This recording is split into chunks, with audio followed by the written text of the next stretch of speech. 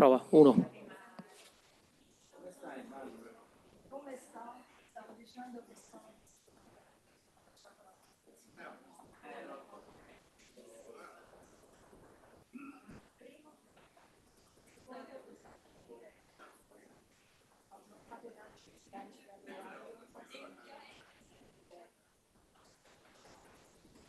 Io sto perso.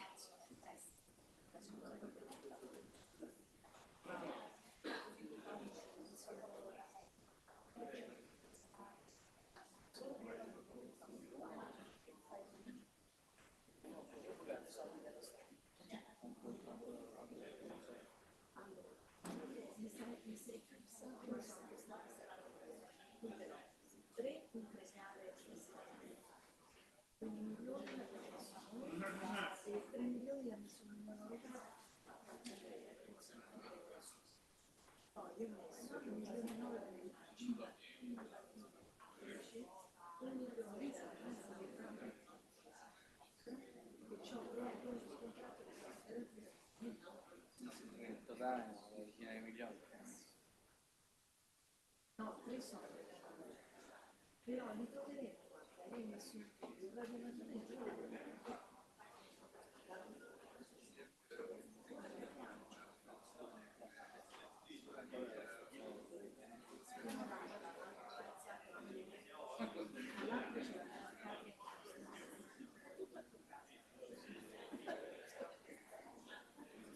Adesso stamattina ho visto l'esame. Io sono stata consultata con chi ha messo le appende che mi Due stanno in giro, i 4 stanno attaccati. però Caio dice che mi fai che tieni tutte le ore almeno fino alla prima, la seconda è la settimana guarda, ho messo in lista tutti, anche da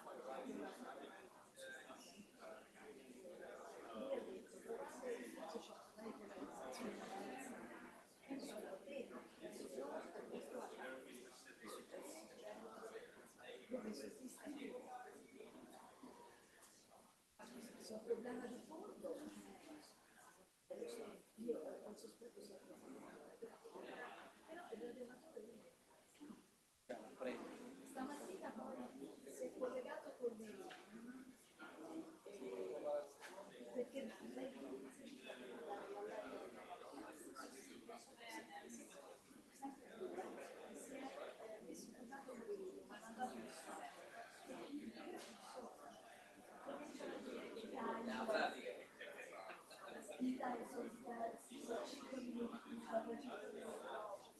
lei cerchiamo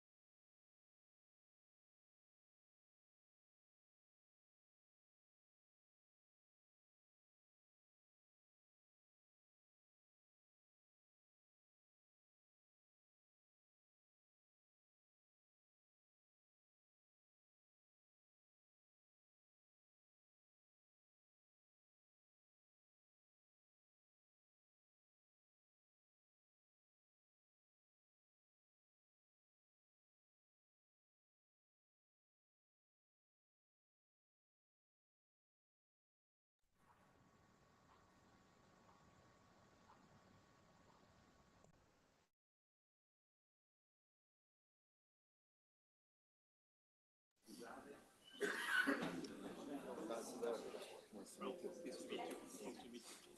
Great to I'm have you. the Italian Navy Chief of Staff. Yes. Nice to meet you. Nice to meet you. I've had some meetings with Lino also. Yeah, absolutely. Fantastic what the Italian Navy does.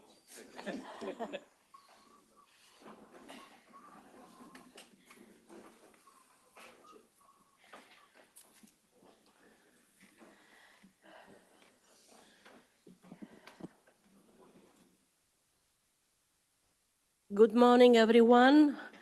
Welcome to this year's edition of Arctic Connections. I am most delighted to be with you here. And I have, first of all, to bring the apologies of our president, my colleague and friend, Ambassador Riccardo Sessa, who was not very well this morning. But it's a great opportunity for me, and I would like to welcome all the panelists of this introductory session. Allow me to start by reading the message that we just received from our Minister of Foreign Affairs and Vice President of the Council of Ministers, Mr. Antonio Tajani. I would like to thank the Italian Society for International Organization, its President, Ambassador Riccardo Sessa, as well as the Embassy of Norway, and extend a warm greeting to all participants in this important event for discussion and dialogue on the centrality of the Arctic region and our role in the area. In recent years, the Arctic has increasingly emerged as a strategic crossroads, both geopolitically, strategically, and economically. I am thinking of the issue of security within the framework of NATO's engagement, the availability of natural resources, including in the energy sector, the opening of new maritime routes, the impact of climate change and its global consequences. These are issues of strategic importance for growth, which the government has made central to its foreign policy action. For this reason, already in 2012, as Vice President of the European Commission and Commissioner for Industry, I led a delegation to Greenland to conclude an important agreement specifically on raw materials. The goal was simple: to ensure the exploitation of these resources for the European Union and our industry. In recent days, I shared the broader strategic approach to the Arctic region with my Norwegian counterpart, Minister of Foreign Affairs Eide, whom I had the pleasure of meeting here in Rome to strengthen our economic partnership and export. I also expressed our appreciation for the leadership of the current Arctic Council chairmanship, of which Italy is one of the few countries that have been granted observer status. In Norway, we also demonstrated the exceptional experience of the Italian Alpini mountain soldiers, as you know, who last year participated in a major NATO exercise beyond the Arctic Circle in extreme conditions, where our soldiers, thanks to their preparation and ability to operate in difficult mountain environments, upheld the name of Italy. Our century-old history of Arctic exploration, starting with the expeditions of the Duke of the Abruzzi and Umberto Nobile, has enabled Italy to develop a range of scientific competencies that are a point of reference for the international research community. We want Italy to be increasingly present in the Arctic, also to seize the opportunities that are opening up for our businesses in high potential sectors such as infrastructure, energy, defense, the blue economy, logistics, as well as space and connectivity. A unique opportunity will be offered next year by the Arctic Circle Forum to be held in Rome. An occasion that together with Minister Bernini and her administration, we want to seize to consolidate our leadership role in research, scientific cooperation, and strengthening international relations in the Arctic area. count on me, count on the government. Very well, we can now start our session, and you will allow me, asking the permission of my colleagues on the table, to introduce this session on behalf of Ambassador Sessa. It is Mr.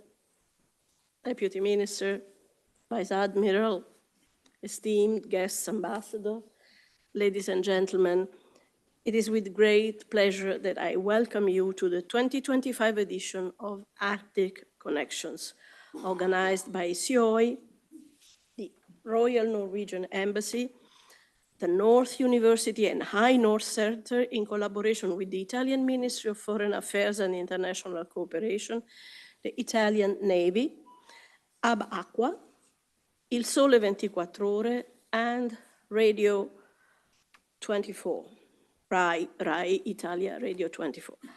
This year's edition is supported by the National Institute of Geophysics and Volcanology, with the partnership of RAI Italia.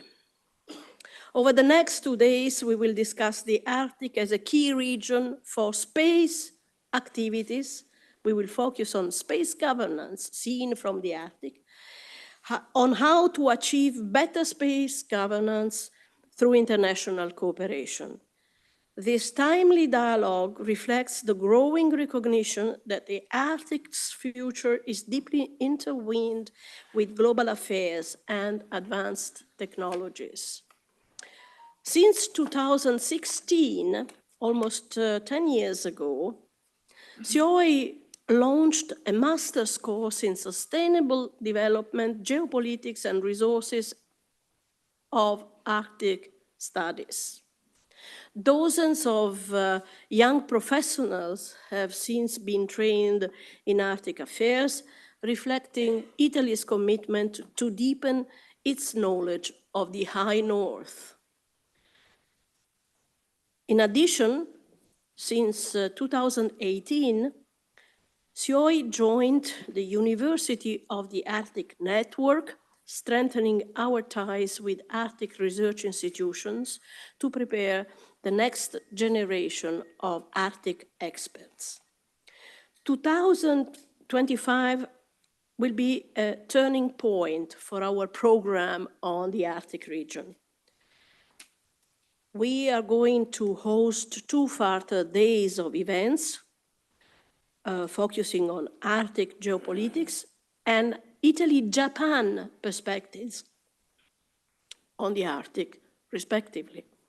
Next week, we will launch the yearly edition of the master's degree in environmental and economic sustainability policies in the Arctic, and we will continue to support Italy's role as an observer in the Arctic Council by participating in leading fora on Arctic affairs, such as the Arctic Circle Rome Forum Polar Dialogue. Finally, this fall, the Society will publish its first editorial product entirely focused on the region, Arctic, the Near North, featuring global experts in the field of Arctic affairs.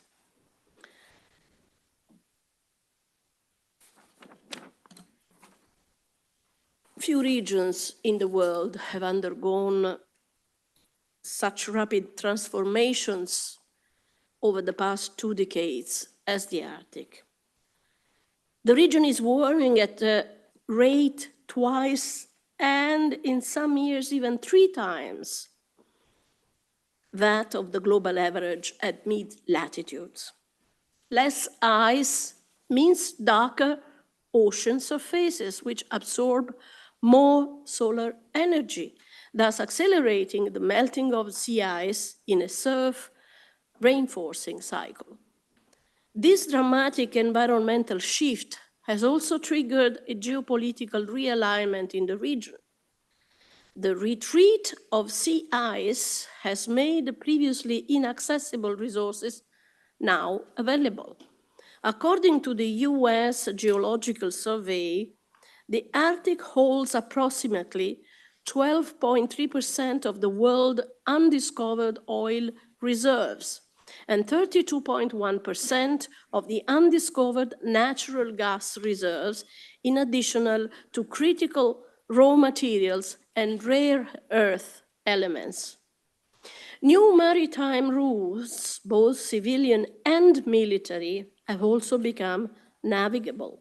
For example, increasingly ice-free summers have made the Northern Sea route along Russia's Arctic coasts more viable for international trade, potentially shortening shipping times between Asia and Europe. Similarly, the prospect of navigable waters across the Northwest Passage in Canada's Arctic is attracting interest. This development means the Arctic is becoming a critical junction for global commerce.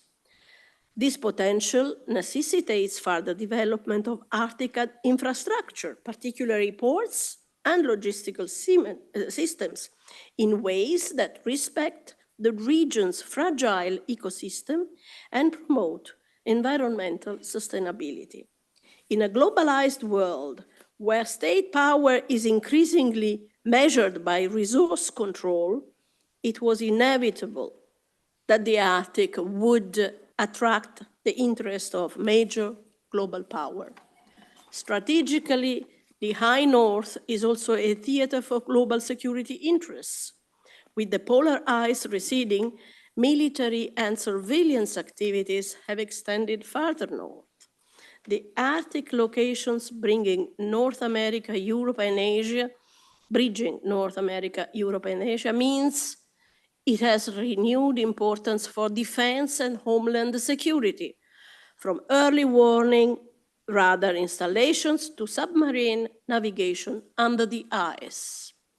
NATO allies increasingly view the Arctic as vital to collective security, a point highlighted by the recent accession of Finland and Sweden to NATO, which effectively turns the entire European Arctic, except Russia, into NATO territory. For the United States, Russia, and China alike, the Arctic is now part of strategic planning. The Norwegian slogan, High North, Low Tension, may be once again in question as the global order continues to shift in unpredictable ways in 2025. More recent and dramatic has been the impact of Russia's war in Ukraine since 2022 on Arctic cooperation, leading to opposing collaborative activities with Russia in the Arctic Council. Activities within the Council were suspending, resulting in the Article 7 format and limiting Russia's ability to exercise soft power within what had previously been a successful venue for international coordination. Under Norway's chairmanship of the Arctic Council, some working level activities have cautiously resumed, but the political relationships remained strained. The war effectively ended the illusion that Arctic cooperation could remain untouched by global conflicts. The era of Arctic exceptionalism has definitely eroded. In parallel, military tension in the Arctic has increased. Russia has expanded its military Arctic infrastructure in recent years, from revamped Soviet-era bases to new icebreakers, and NATO has sharpened its focus on the High North. The swift accession of Sweden and Finland to NATO has further isolated Russia, now the only non-NATO actor in the Arctic strategic landscape, and military interests are heightened. Military interests are heightened in strategic choke points like the waters around the Svalbard Islands. New actors have also emerged in less traditional ways. Beyond the states, we see greater involvement by non-governmental stakeholders, corporations, indigenous people organizations, and even fora like the Arctic Economic Council. Companies in shipping, mining, and energy are staking claims or forming partnerships. For example, European and Asian firms exploring LNG projects in Russia's Arctic, or tech companies looking at trans-Arctic data cables. The Arctic faces multiple risk factors and sources of instability. Into this intricate geopolitical landscape entered the disruptive election of President Donald Trump, whose direct and often abrasive statements, ranging from withdrawal proclamation to annexation proposals, have unsettled long-standing assumptions and historical, cultural, and geopolitical logic, catching both allies and adversaries off guard. Trump's frequent and unpredictable pronouncements on foreign policy raised numerous concerns about their potential implications for the Arctic. His comments on Canada, and particularly on Greenland, are illustrative. Greenland, along with Iceland, has historically served as a strategic linchpin in Washington's strategic bridge since World War I, a role made even more sensitive today as the US seeks to contain China's expanding strategic reach. The Arctic is one of the few arenas where China presence could directly threaten US national security, an issue that lies at the heart of the Trump administration's foreign policy doctrine. Another area of uncertainty in the region is the future of the Atlantic Alliance itself. Trump's intentions for NATO remain unclear, though he appears intent on redefining relations among the United States, Canada, and European allies. As the Arctic has gained increasing importance across multiple domains, underwater, maritime, terrestrial, and space, its strategic value is now widely recognized by governments and military leadership alike. No longer merely a lab for scientific cooperation unaffected by political tension, the Arctic must now be regarded as a region of critical strategic importance. The Arctic geopolitical dynamics are unquestionable. Are unquestionable in a state of transition, let's put it this way.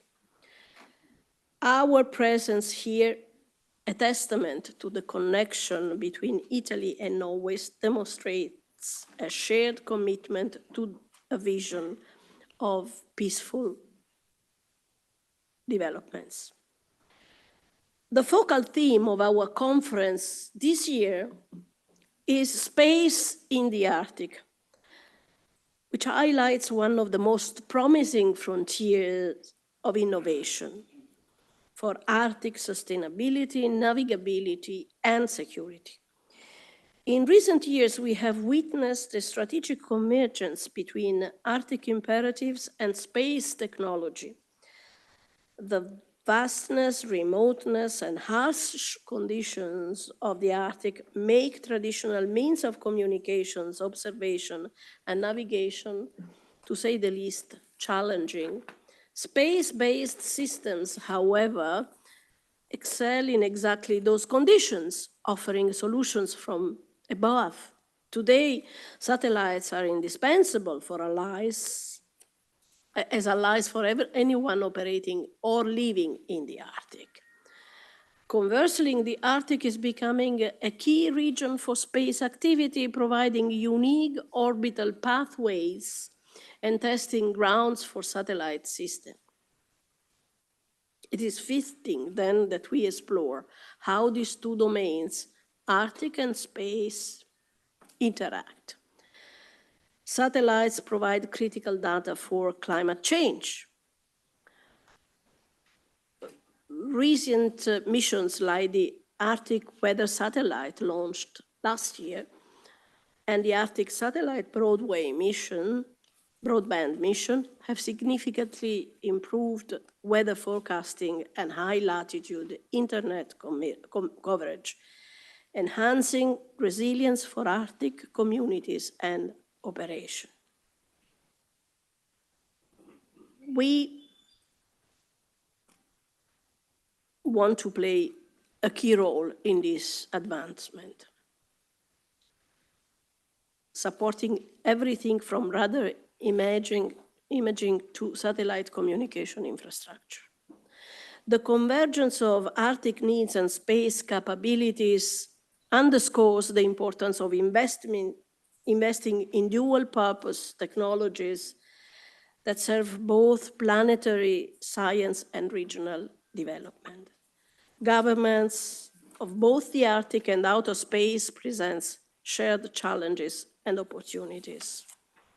Institutions like the Arctic Council and the Outer Space Treaty have long upheld principles of peaceful use, scientific cooperation, and environmental stewardship. But recent geopolitical tensions, especially following Russia's 2022 invasion of Ukraine, have tested this mechanism.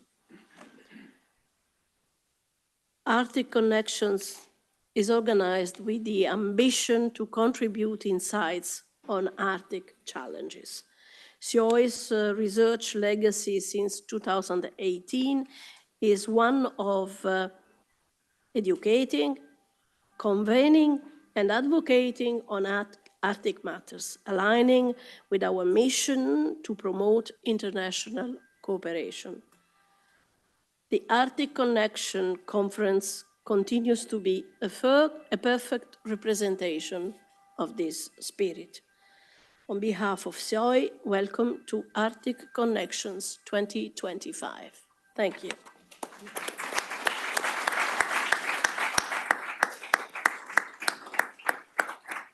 It is now my pleasure to give the floor to Mr. Silli, who is the Undersecretary in our Ministry of Foreign Affairs. Please. Grazie mille. Thank you very much. Thank you very much for giving me the floor. It's a pity that the Ambassador Sessa is not with us.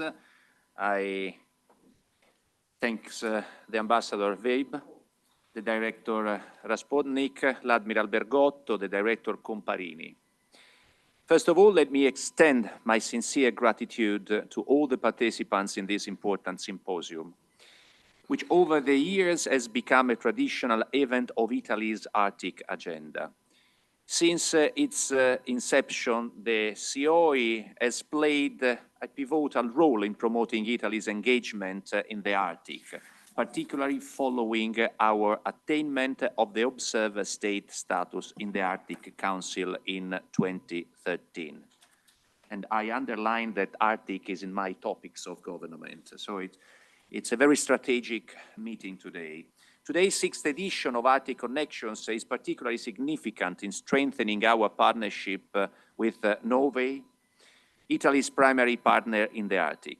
Our two countries share an extensive portfolio of joint initiatives in the field of scientific research, business, and education. We should continue to explore new avenues for collaboration in these and other fields. Italy's commitment to the Arctic is deeply rooted in history. It dates back in 1899, when the Duke of Abruzzi, as you said, led the first expedition and the pioneering missions of Umberto Nobile in 1926 and 1928. Next year, we will jointly celebrate the centenary of the Italy-Norway Polar Expedition, led by Umberto Nobile and Roald Amundsen, an enduring symbol of international cooperation in Arctic exploration. In 1990, the University of Rome, in collaboration with the ENEA, launched the research activities at the Thule High Arctic Atmospheric Observatory in Greenland. In 1997, the National Research Council of Italy, the CNR, established the Dirigibile Italia Arctic Station in the Svalbard Islands, marking Italy's first permanent presence in the region. Italy's approach to Arctic affairs is inspired by key principles and values: respect for the sovereignty of the Arctic states and the applicable international legal framework, particularly the law of the sea, the promotion and safeguarding of the indigenous tradition and cultures, responsible economic development with the active participation of the business community, the protection of the marine environment and the safety of navigation. Consistent with these principles, Italy remains deeply engaged in the work of the Arctic Council. Today's event is an important piece of the Italian engagement towards the Arctic, strongly based on international, bilateral, and multilateral collaboration. I want to say in a complementary way, because collaboration is the base of foreign affairs politics, and it's the base to look to the future, especially in a very strategic area like the Arctic is. Mindful of the sovereign prerogatives of the Arctic states, we believe that increasingly important to find the right ways to include the contribution of non-Arctic states in the dialogue on multiple aspects of the Arctic. Italian companies are interested in the Arctic, and their technological expertise is a significant asset to support the sustainable development of the region. In the Arctic, we are looking at growing economic activities and opportunities for business in a variety of sectors like infrastructure, development, energy, defense, minerals, and rare earths, the blue economy, merchant shipping, as well as space industry, the theme of Arctic Connection 2025. Nowadays, we cannot forget the Arctic is now in a very fluid and dynamic phase. The region is definitely losing the character of static immutability, and it had in the past. The increasing accessibility of the Arctic Ocean is reshaping strategic and economic landscapes, opening new prospects for maritime navigation, resource extractions, and fisheries. At the same time, the Arctic is no longer an isolated frontier. It's increasingly influenced by global geopolitical dynamics. In the light of these developments, Italy's forthcoming Arctic strategy will address emerging global challenges, particularly in the realms of security and economic policy. The interconnected nature of Arctic issues call for a comprehensive and coordinated approach to effectively address them. In the early 2026, the Italian Ministry of Foreign Affairs and International Cooperation, in collaboration with the Ministry of Universities and Research, will host the Arctic Circle Forum in Rome. This will mark a significant milestone in Italy's Arctic diplomacy and further underscore the importance of the topics we will explore during these 2 days of discussions. I am confident that the strategic significance of the Arctic, combined with our enduring friendship and concrete cooperation with Norway, will continue to inspire our collective efforts in the near future. I deeply thank you all and wish you a fruitful continuation of the day. Grazie.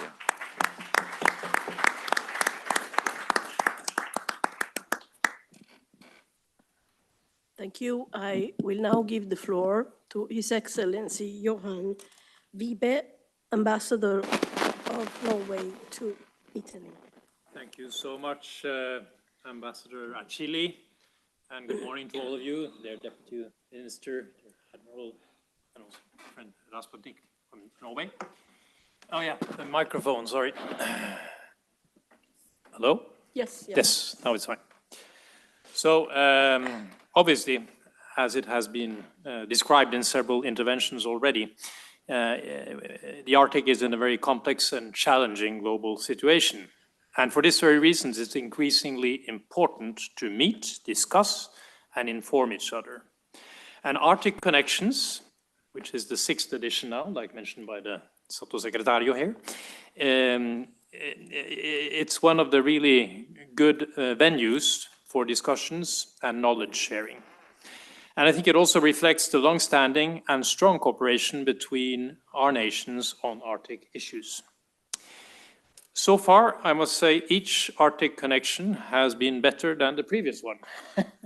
So it's raising quality here. And based on today's program, I'm certain that this will be the case this time as well. And I would therefore also propose a short applause there to SIOI, Nord University, Fridtjof Nansen Institute, and all the other contributors for making this possible.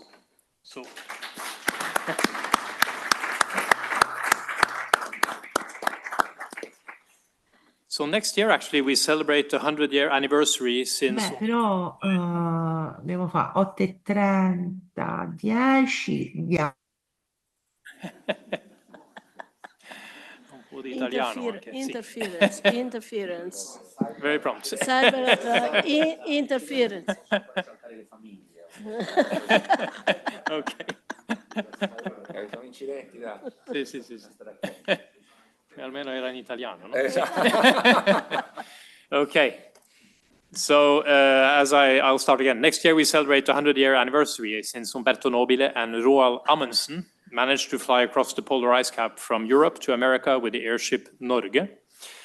This is still today regarded as an incredible achievement and is one of the first great examples of the strong Italo-Norwegian Arctic collaboration. A collaboration that is now also reaching a much more remote and unexplored area, namely space, which is the main topic of this year's Arctic Connections. Indeed, the Norwegian High North is a prime strategic and geographical location for space activities.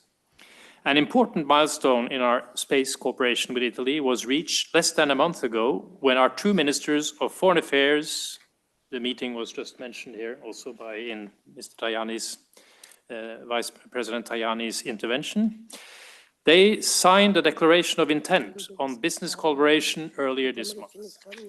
And in the declaration of intent, space is identified as one of the 5 strategic areas of cooperation between our two countries. Italy and Norway have strong space industries and important contributors to ESA. Norway joined ESA as a full member at the same time as Italy in 1987.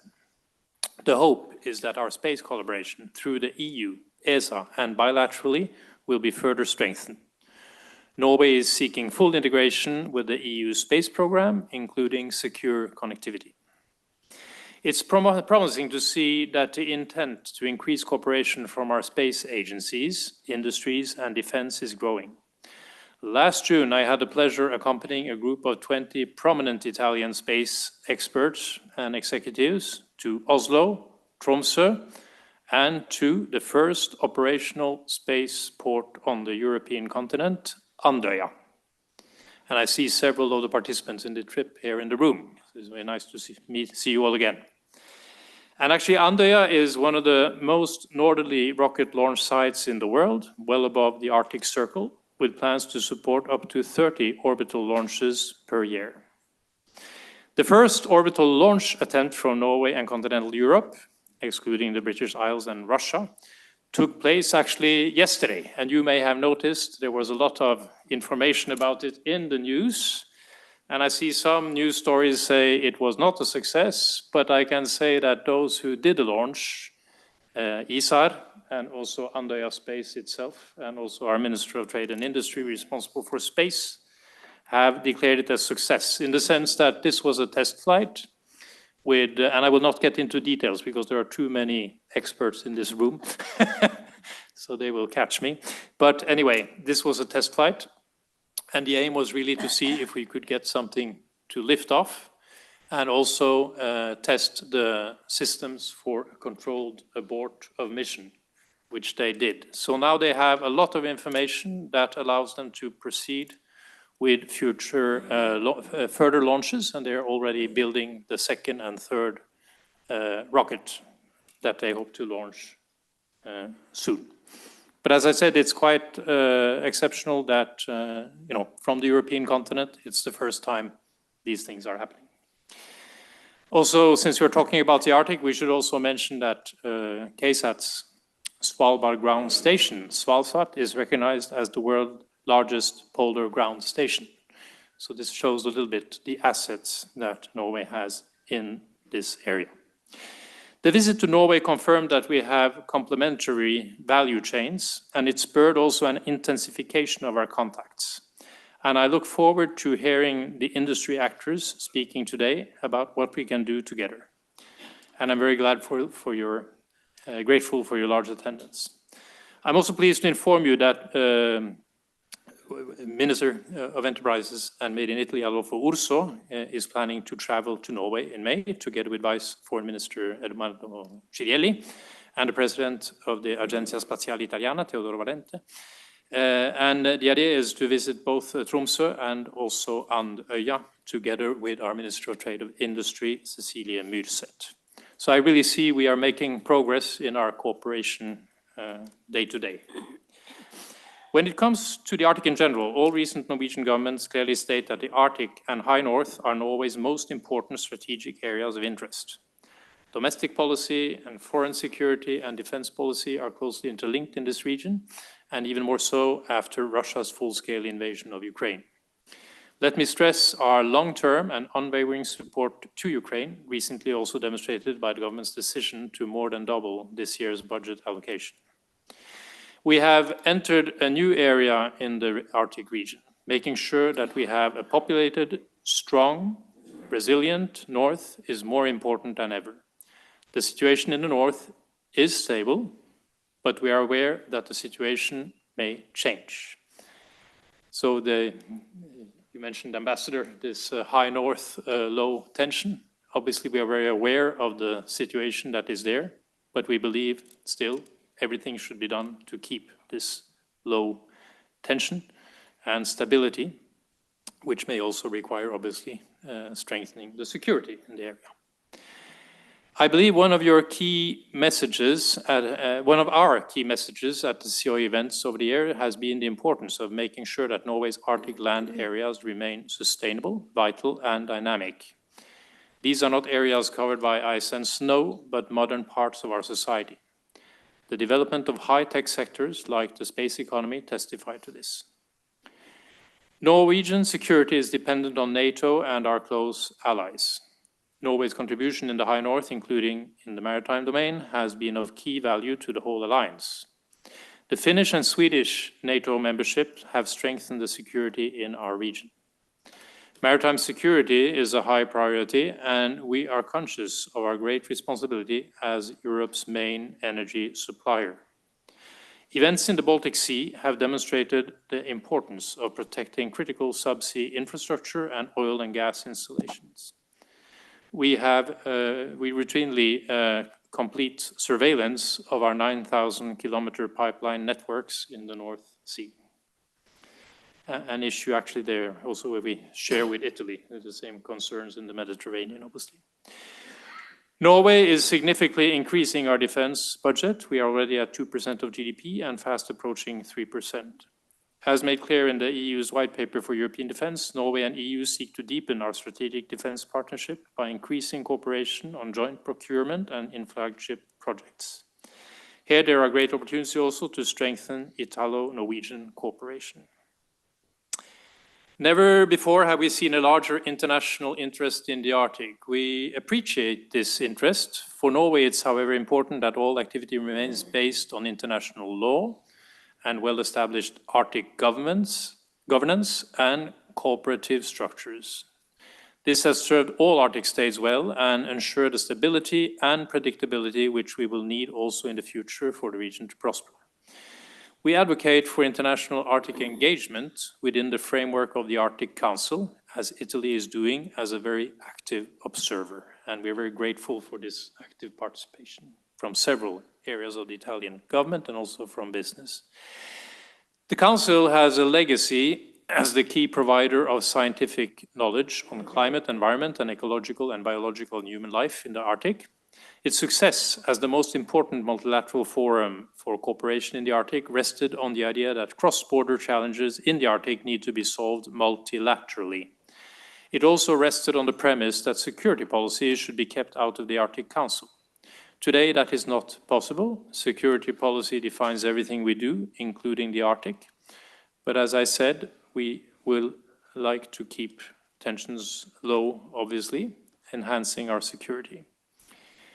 When Norway took over the chairship of the Arctic Council from Russia in May of last year, we knew that this would be the most difficult, but also the most important in the history of the Arctic Council. We set two ambitious goals for our chairship.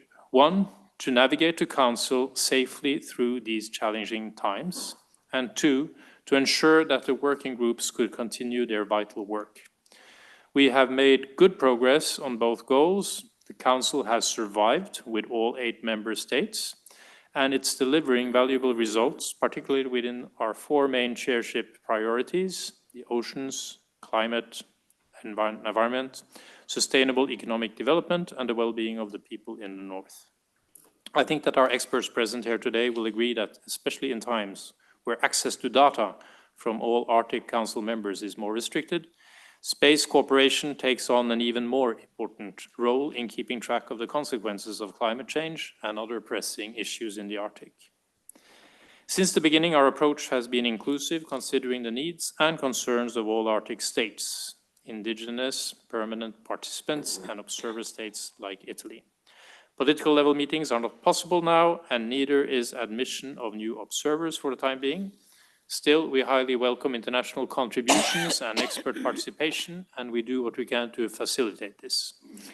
We will do our utmost to secure a smooth transition to the Kingdom of Denmark when they take over the chairship in May, and support them all the way. And talking about Denmark, in recent months, Greenland has received a lot of attention. And as we all know, Greenland is part of the Kingdom of Denmark, or Riksfællesskapet, as they say in Denmark, and has wide-ranging autonomy. When it comes to Greenland, Norway fully supports the statement given by the Danish authorities. Respect for national sovereignty and territorial integrity are fundamental principles of international law. This has also been expressed by the European Council, by President Costa, and allied and European unity on this issue is fundamental. Allow me to quote Foreign Minister Espen Barth Eide's declaration this weekend. He said, "Norway gives its full support to the Kingdom of Denmark. Mutual respect for territorial integrity and sovereignty is the fundamental principle of international law. Arctic security must be enhanced. As NATO allies, we should shoulder the responsibility for Arctic security together." So, I would like to conclude by saying that despite the many challenges, there are great opportunities in the Arctic, opportunities that we wish to explore together with Italy. And the space sector is one great example of this, and an area where both Norway and Italy have a lot to offer. I look forward to today's discussion, and thank you so much for your attention. Thank you.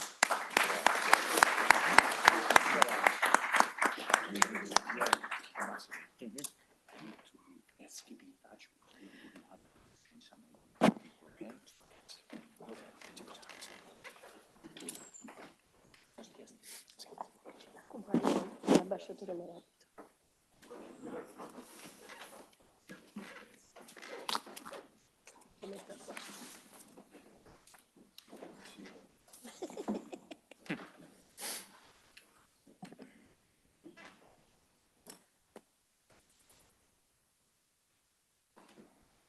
I now give the floor to Rear Admiral Giuseppe Beruti Bergotto, Deputy Chief of Staff of the Italian Navy. Thank you very much. Distinguished guests, I would like to express my deepest gratitude and the appreciation to Ambassador Rassili. Thank you very much for inviting me here. Today is very important for me to be here and to explain what the Italian Navy is doing in the Arctic And I would like to underline the connection between Arctic Sea and Mediterranean Sea.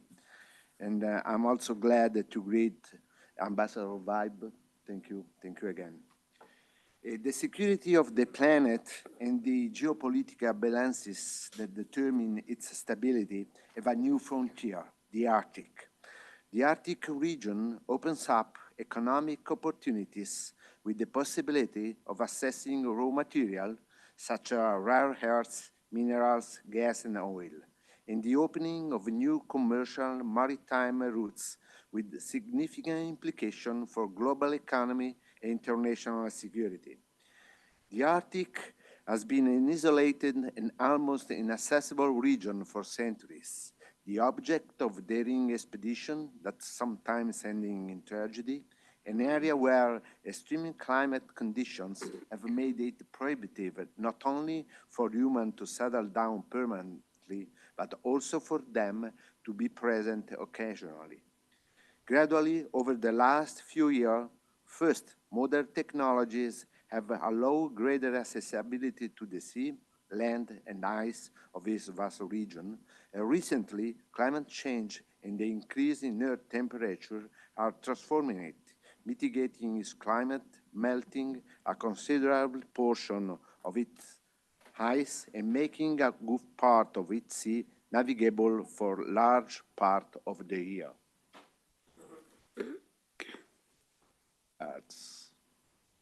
You can go ahead, please. The Mediterranean, despite only 2% of the world sea surface, accounts for 20% of global maritime traffic. A connector between the east and the west of the world, the Mare Nostrum connects 3 continents and is considered a medium ocean. So far is the fastest passage between the Atlantic and the Pacific through the Indian Ocean. The current contest and the recent years' crisis have raised the issue of its strategic centrality. The effect of the crisis in the Red Sea reverberate in the Mediterranean Sea. First of all, the reduction of 60% in maritime traffic via Suez Canal, with a consequent reduction in the activity of Italian and Mediterranean ports. However, the Mediterranean Sea remains a crucial maritime exchange route for European Union. It serves as a strategic node for commercial and industrial development, facilitating trade between European ports and those in India, China, South Korea, and Japan.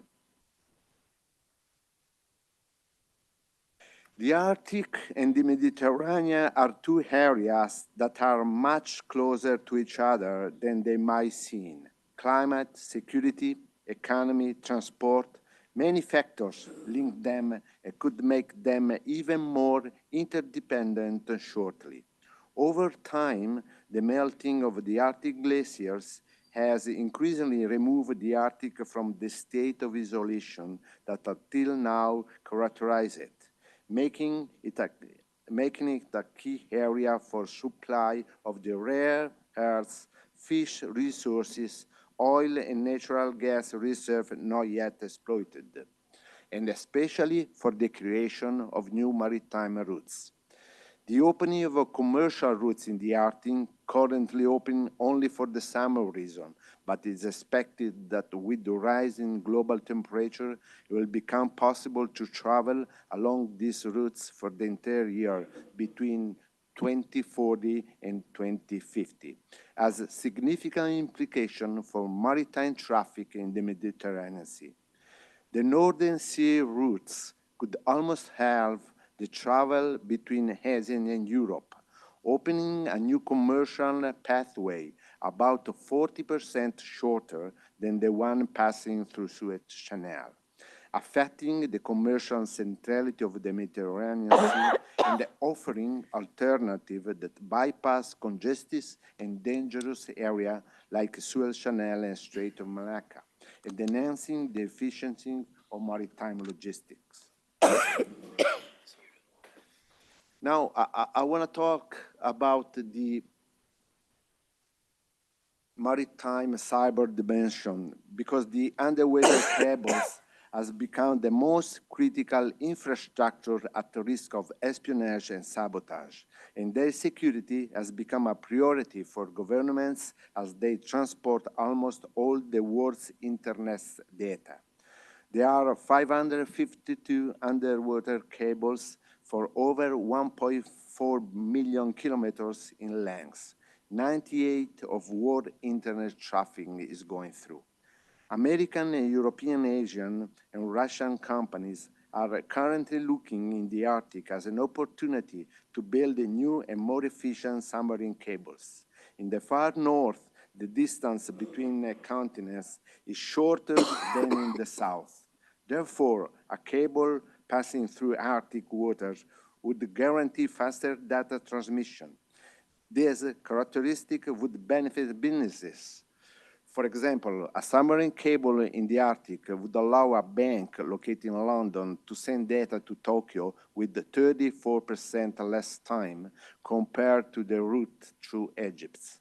Beyond the business world, considering the relevance of the Arctic in the context of competition between nations, the possession of submarine cables in this area would also guarantee an intelligence and strategic advantage for governments. They would be able to manage and intercept, if they want, large amounts of data more easily. Thanks to the cable, they would be able to project influence in the world through the provision of connectivity services. The Italian Navy in the Arctic Sea. This is an important program that is going on since the 2017. It's a multi-year initiative for monitoring and research in the Arctic waters. Activities include the seabed mapping, sampling of chemical physical parameters of water and the seabed, and the definition of new meteorological forecasting models. The campaign also aimed to develop advanced technologies for safe navigation in polar waters in collaboration with the National Satellite Program Cosmos SkyMed, with the goals of ensure safety and free and more detailed mapping in the Arctic sea floor. Here, it's the map of the last 7-year activity in the Arctic. And in conclusion, in this contest, the role of the Navy is protecting the national interest at sea, ensuring the defense and maritime security of the nation, safeguarding and protecting the sea line of communication and the strategic infrastructure. As all of this in the full awareness that an unsafe sea is an expensive sea. Thank you very much for the attention.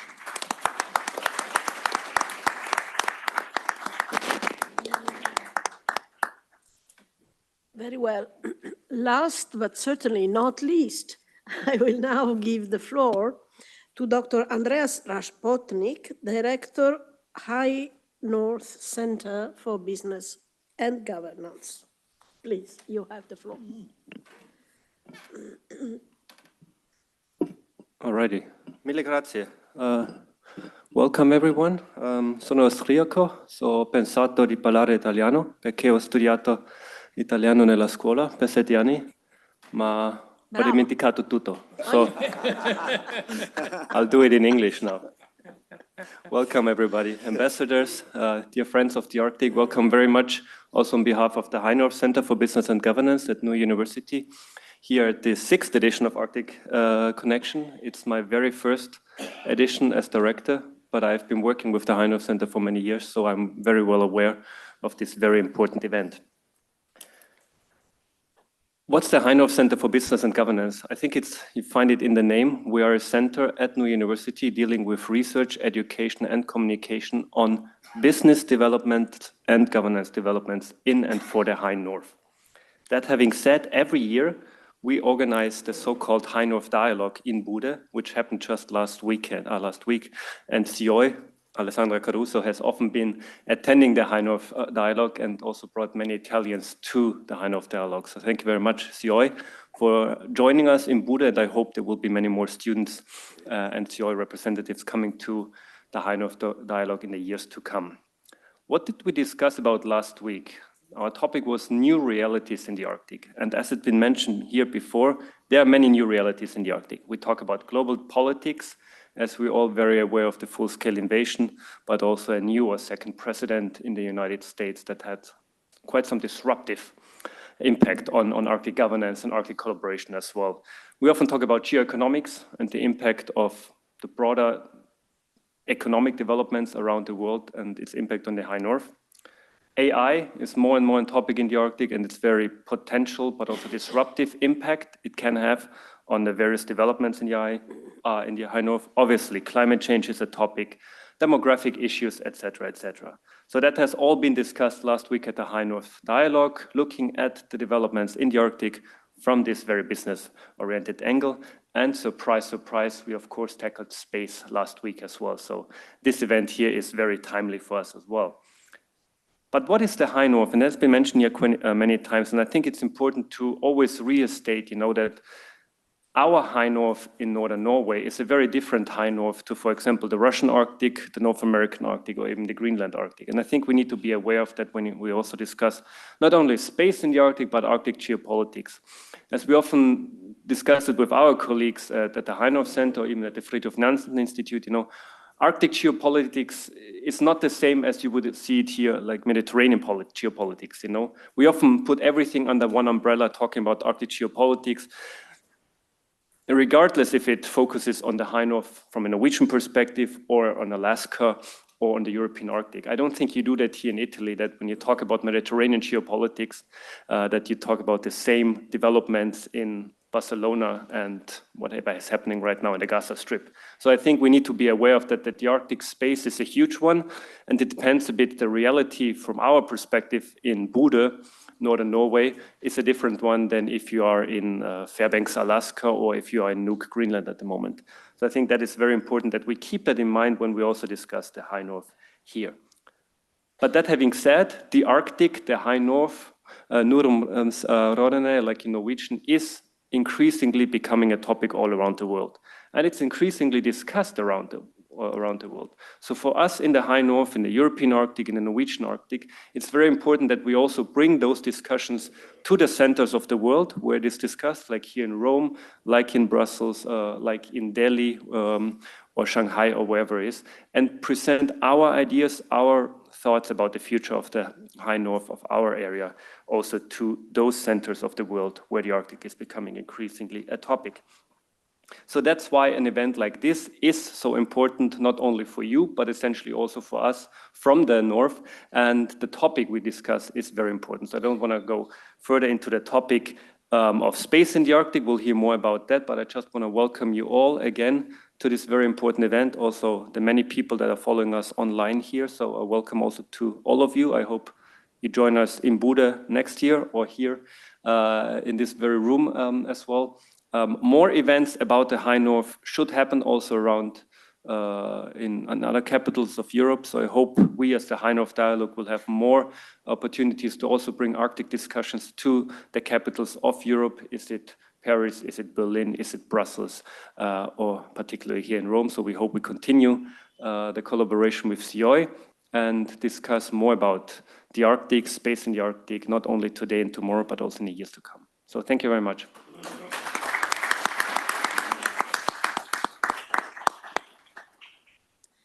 Very well. And now we can start the substantial session with the keynote speech by Mr. Massimo Comparini, Managing Director of the Space Business Unit of Leonardo.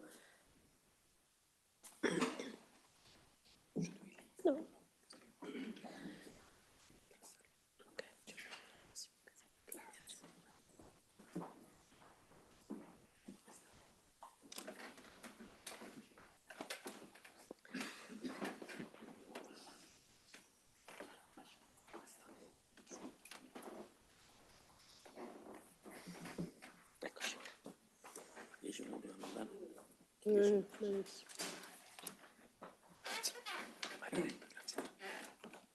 Thank you for the nice invitation and this important. Thank you for the nice invitation for this important event and good morning. A lot has been already said about the strategic importance of the Arctic, so I will give just a short reflection in the general terms about the impact of the interconnection between the Arctic region and space technologies, and then just few highlights from an industrial perspective and from what we think in the bilateral cooperation with the region and of course with Norway. We are actively discussing also with the help of the Ambassador Vibe here and our ambassador in Oslo. It's a fact that, as has been said in the last couple of decades, the environmental, social, economic, and strategic importance of the Arctic region has largely increased. That's a consequence of the climate change, already said, ice melting, the opening of the Arctic to exploitation of its resources, which include not only fisheries, oil, gas, minerals, and rare earths, but also an environment which is already attracting and will do in the coming years more tourism, and of course, impact from the global shipping routes that are shorter in the region. The natural and the economic changes strongly impact the region. And at the same time, and we cannot choose, let's say, a more specific time for an event like that, the raising tension in the geopolitical context, and even, let's call debates among powers traditional allied, with the heightening of geopolitical interest, military activities are increased. As a global warming is expected to continue for decades, we may expect that those trends will continue, both from the environmental and from geopolitical perspective. So it's very relevant in this context to reflect how, first of all, the European space capability can benefit the Arctic and how the Arctic can secure space infrastructure and services. And to address how politically actions for the Arctic and for space identify what are the specific Arctic region user needs, survey the present and the future space capabilities. Capabilities that are all over the 4 domains, and during the day we will see a snapshot of a number of them on the space infrastructure and services, Earth observation and global monitoring, satellite navigation, satellite communication, and also space situation awareness. And of course, all the synergies across those 4 domains.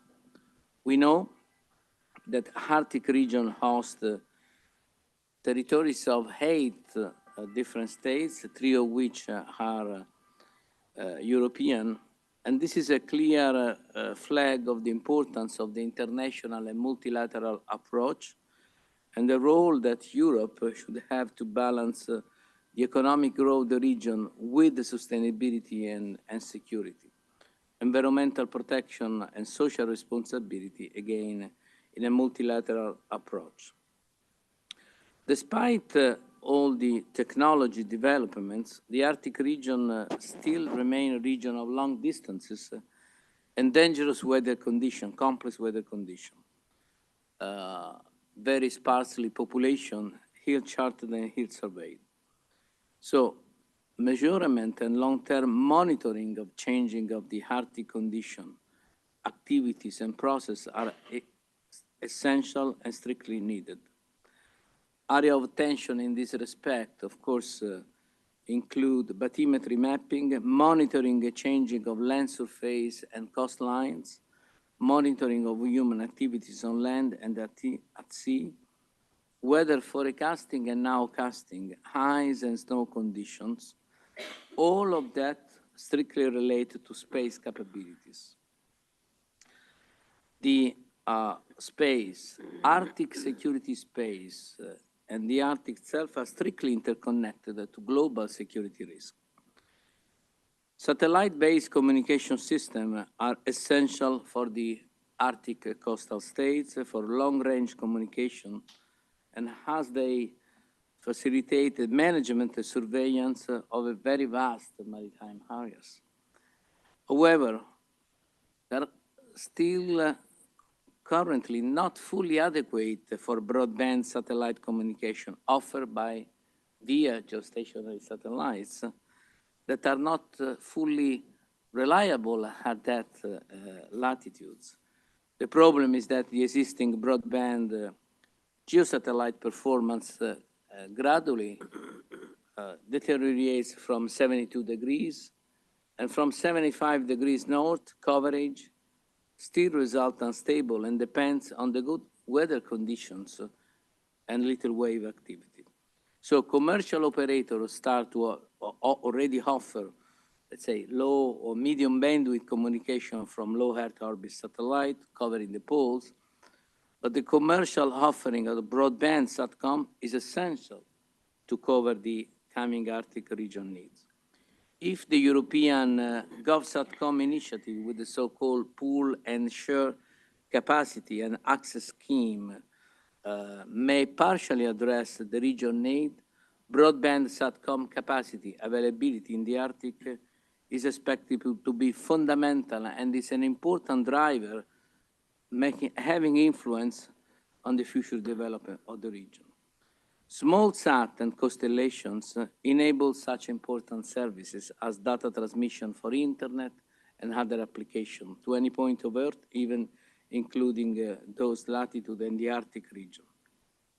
Global communication constellation and mega constellation like Starlink, which is quite popular in the last weeks in the public debate, and I'm personally ambassador called for a number of interviews to explain why Starlink, what Europe is doing, and those kind of things, with thousands of satellites in near Earth orbit, is one of the early birds in this rapid growing market. It would be particularly relevant, so back to my many interviews, in the design and deployment of a sovereign European constellation, so-called IRIS², take properly into account the Arctic region needs and the technical requirements to avoid, from European perspective, a US-based technology monopoly in this context. Beyond commercial services, the US military has pushed for an enhanced communication capability in the high latitude.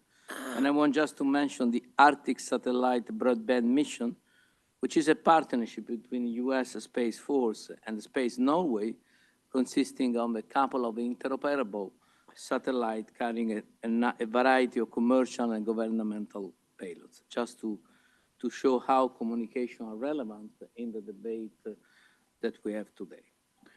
Polar orbiting Earth observation satellites are particularly useful and important for observing, mapping, and for surveillance mission in the Arctic because they allow a satellite to pass over the entire surface of the planet, of course, beneath the orbital path. As a polar satellite orbits converge at the poles, they provide more and frequent coverage at the northern latitude than they do closer to the equator. Earth observation Copernicus program still to reflect on the impact of European space policy, provide a large amount of useful data over the Arctic. The Copernicus services transform satellite data in products like maps of vegetation, sea ice, air quality, shipping presence, and disaster risk and impact of disaster recovery.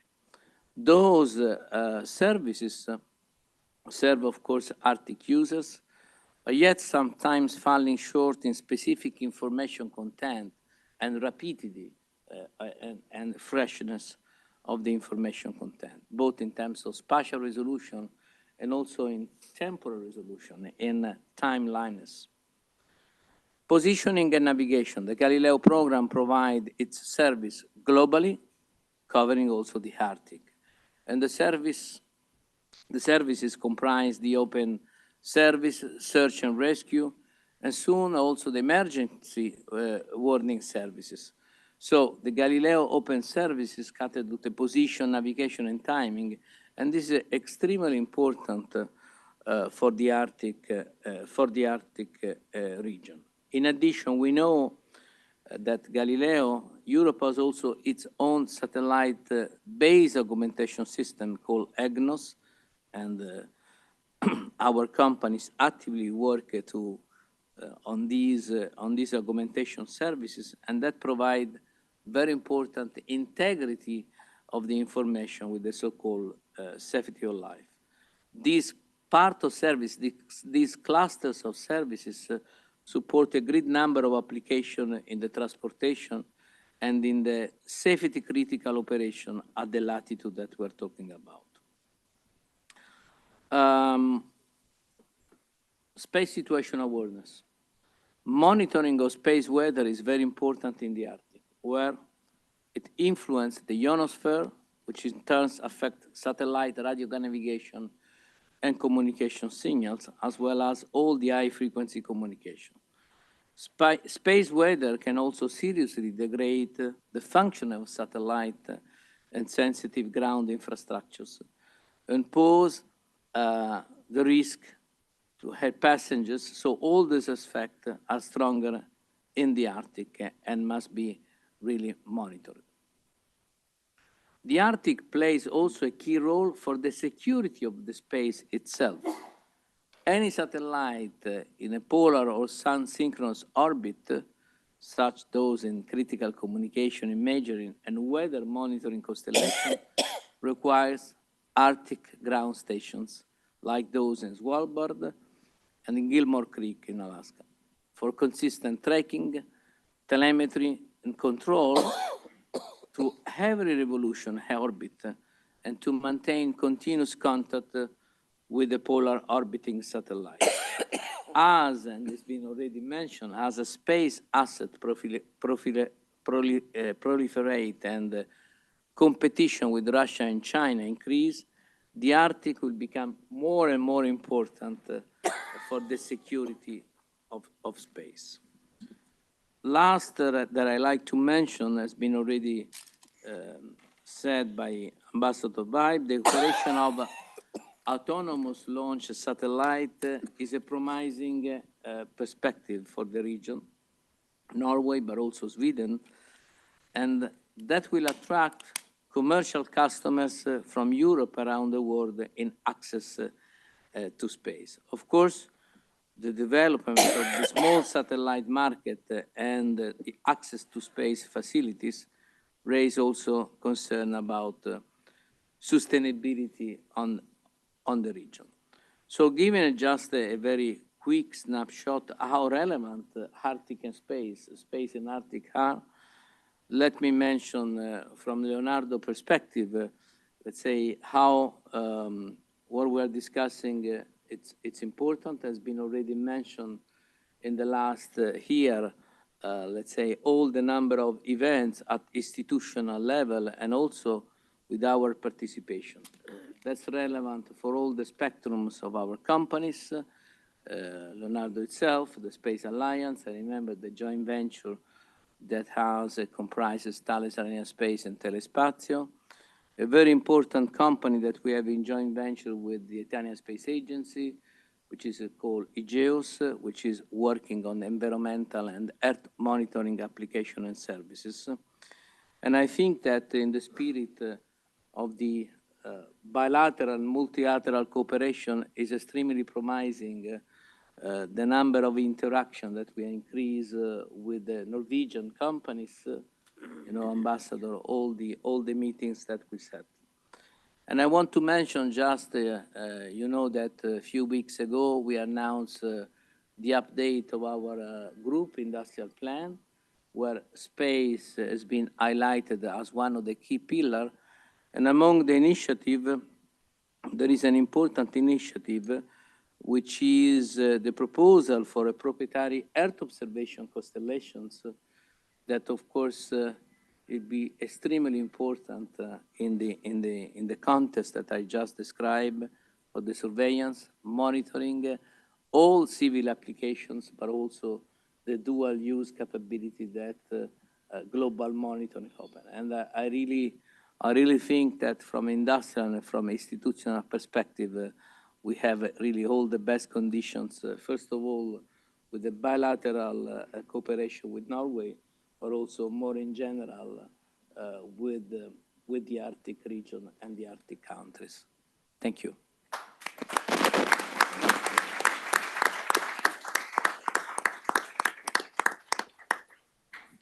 Very well, we will now leave the floor for the first panel to start discussing emerging opportunities and threats to space, cooperation and security in the Arctic. The moderator will be Trine Jonassen, Editor-in-Chief, High North Sea. We leave the floor to them. Thank you.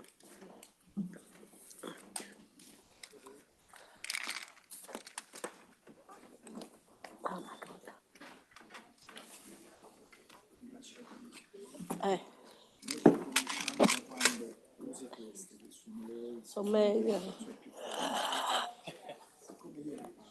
Sì, sì, c'è.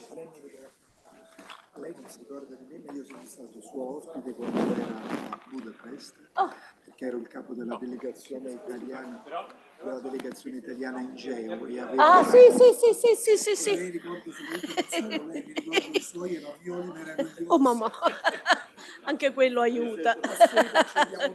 Sì.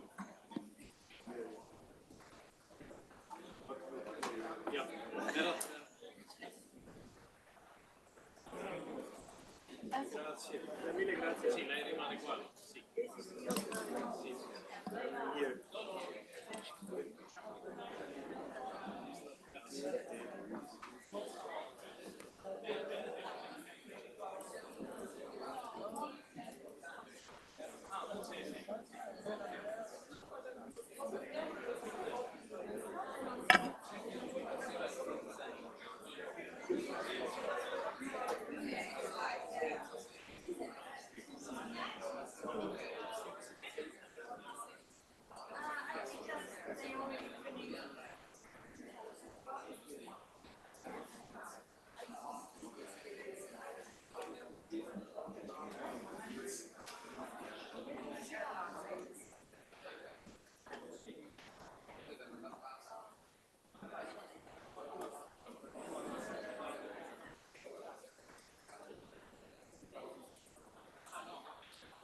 We're sharing the microphone, yeah? Yes, sure.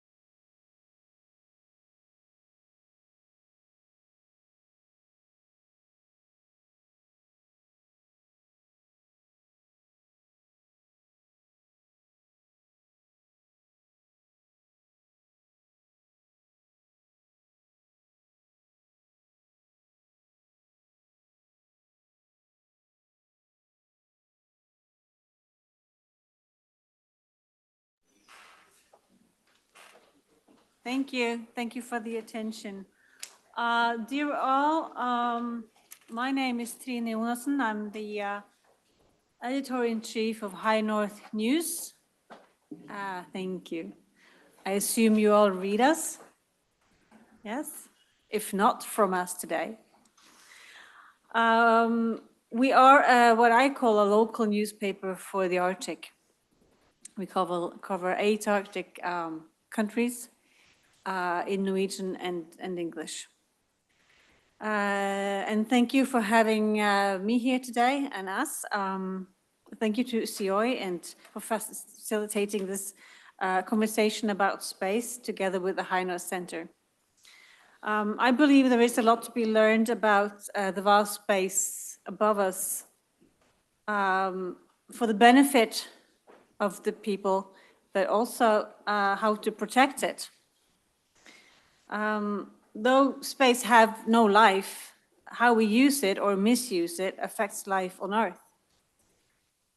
From about 2,000 satellites, and for the experts in the room, these are round numbers that I got, in 2015 to 12,000 satellites spinning above us today. It represents a significant increase, and it goes very fast. Space is called the new frontiers, and new space is the term used to describe commercialization of space. And then there is the security. Space is one of NATO's 5 domains where the alliance work with the new space, the commercial suppliers. Intelligence, surveillance, and reconnaissance. And we also know now that satellites are critical.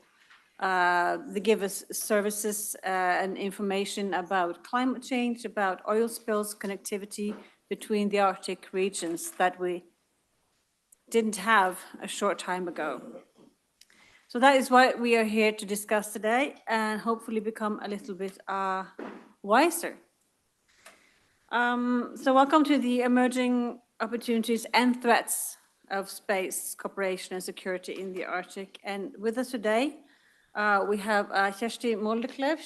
I'm sorry if this is wrong because my script is different of how you sit. Kjersti Moldeklev. You're Norwegian, Senior Space System Advisor at the Norwegian Space Agency. We have Mr. Gianpiero Di Paolo here, Deputy CEO, Senior Vice President Observation, Exploration and Navigation Domain at Thales Alenia Space in Italy. We have Ms. Barbara Negri. She's Head of Human Flight and Scientific Experimentation Office of Italian Space Agency at the bottom there. Hello. And Mr. Andreas Rasputnik, how we all now know. Yeah. Director of the High North Center of Business and Governance in Bodø, Norway. We come from the same city. And I would like to start with Kjersti. It's a little bit strange for me to not see my panel. Usually I see you. But I need this mic, so I have to sit here. Kjersti Moldeklev, we will start with you. Senior Space System Advisor at the Norwegian Space Agency. As a delegate to the European Space Agency and EU Space Program Board, you have now extensive experience in global satellite navigation. I know that you work on national project that spans from satellites communication, microsatellites, Arctic surveillance program called the ASP. And we're going to learn a little bit more about that because you have a presentation. Mm-hmm. Yeah, go ahead with your presentation. Kjersti Moldeklev. I actually have a, I have to switch it on.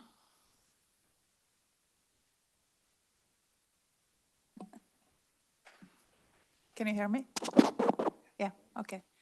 Actually, it's a kind of overlap with what Massima actually just said. You can just go on. I have a background more in space systems, so I try to explain to you why and how space systems are challenging, but also a possibility when being up in the high north. So I don't think we need to say anything about increasing activities in the Arctic here, but one challenge and why space is the reason, or the answer is actually there is a lacking ground infrastructure.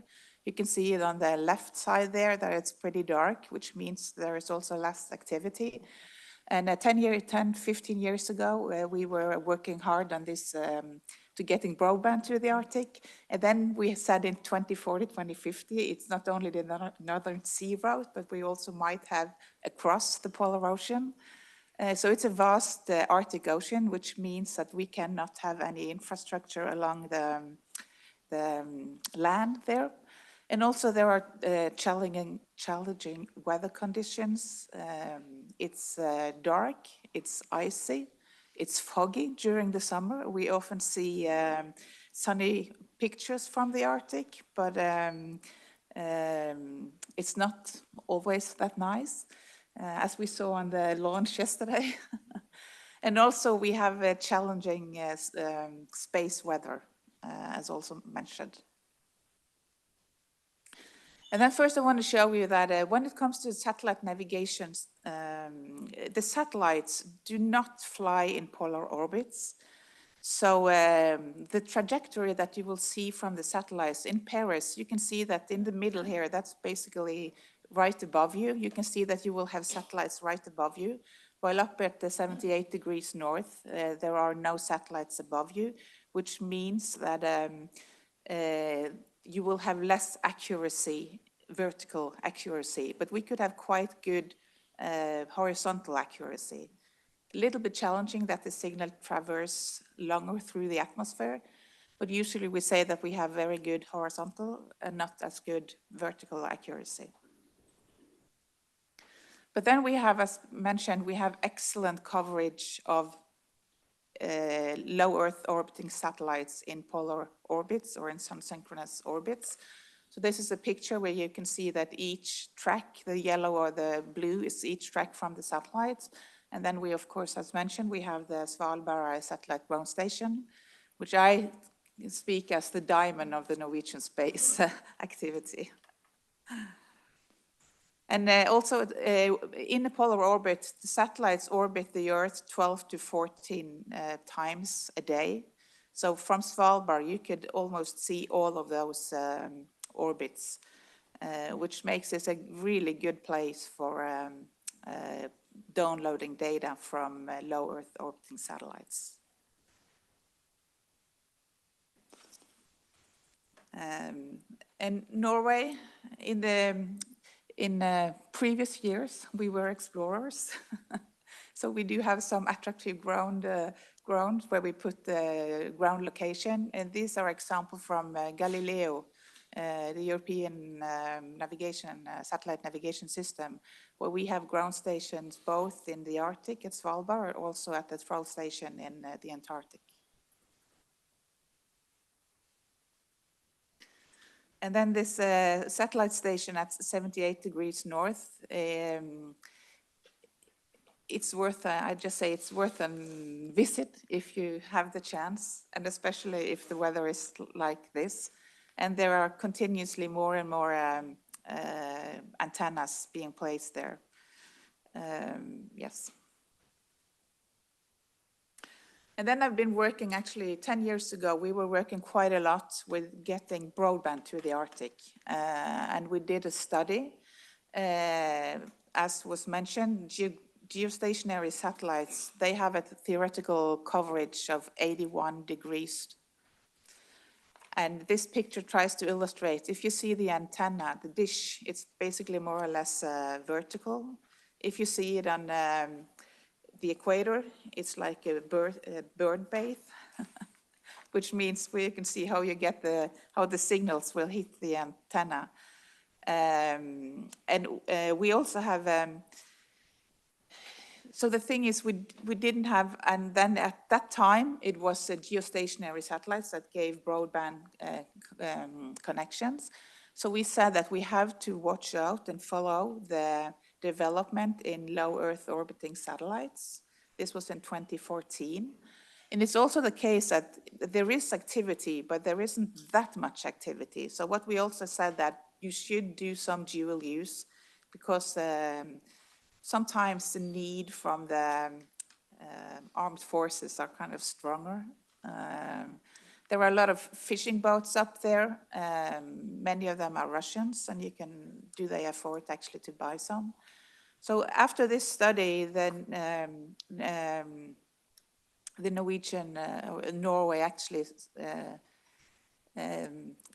went into getting these satellites in a highly elliptical orbit, which kind of spent 16 hours in one orbit, in a highly elliptic orbit, and 10 of those 16 hours you can see the satellite. So there are 2 satellites so that we have continuous coverage up there. And also the picture to the right, kind of maybe difficult to say, it's kind of tried to show the coverage of the satellites. So these are big, big birds. 27 meters wingspan and 2 tons. So that's quite different from what we do at the Norwegian Space Agency. And these are, so it wouldn't be possible if we hadn't been for the armed forces, the Norwegian armed forces and the US Space Force, which also have a payload on, and also the Viasat is the one doing the commercial mass market on the satellites.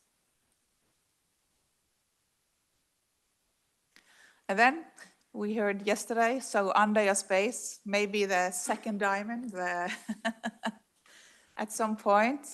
So they started out doing sounding rockets and to micro launchers. And I'm really happy that we got a launch yesterday, and I cross all my fingers that they will succeed and that we'll get the European launch port, spaceport at Andøya.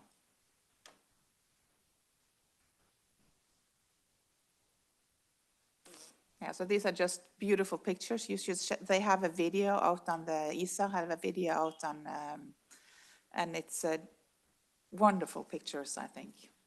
They have been unlucky. That has been quite many days with bad weather, but they have managed to do some video when the weather is nice. So it looks fantastic, I think.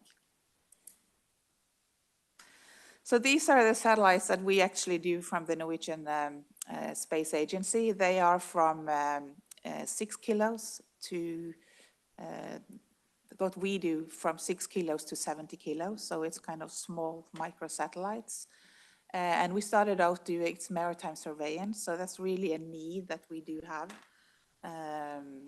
And they fly, to get to launch them, we have actually used launchers from Russia, India, and the US. And you can take the last one. So our ambition, these kind of flies one-on-one. But we do, going forward, we want the satellites to fly in formation so that we can get more out of the satellites when they have a specific places in their orbit and specific orbits. We can have, well, our ambition some years ahead is actually real-time surveillance of the Arctic Ocean. Thank you.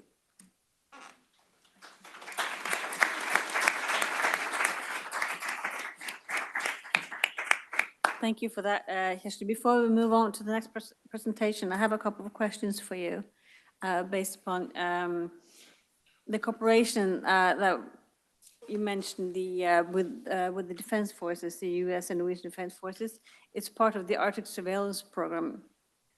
Can you just tell me what are the benefits of this surveillance, this joint program so far, and who else are part of it? So basically, we started 2 years ago cooperating with the armed forces, the Coastal Administration, and the Defense Research Establishment. We saw that we all had activities within space, and that if we combine our forces, we may get more done. And we do actually what we say it's under national control. So we're not doing all that we need to survey the Arctic Ocean, but we do as a minimum what we think we need in both peace, conflict, and war times. Space has been quite popular, and we see that there aren't too many people. I mean, resources, getting people to work with this is hard. So I think by combining forces, we hopefully get more done, so 1 and 1 can be more than 2.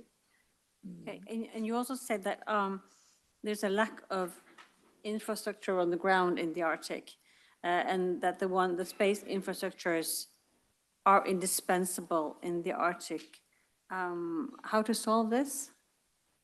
So basically, I think as I presented, it's really hard to do terrestrial stuff there if we want to survey the ocean. And so we do have to have space infrastructure. And of course, being up there, we either have to have low Earth orbiting satellites, which usually we do surveillance from, or communication from the highly elliptical orbit satellites. And it's tough conditions, so being up in space, I mean, they all have the same conditions.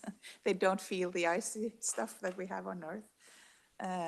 And also, even I saw the Northern Sea route, even if it's basically not above 70, but I mean, they don't have infrastructure along all the way going east. So it's kind of also a paradox that if we get less ice, we actually probably will have more ice navigation. And ice navigation needs communication, satellite navigation, and also monitoring to see where the icebergs are. So space is definitely an important answer to having more activities up in the north.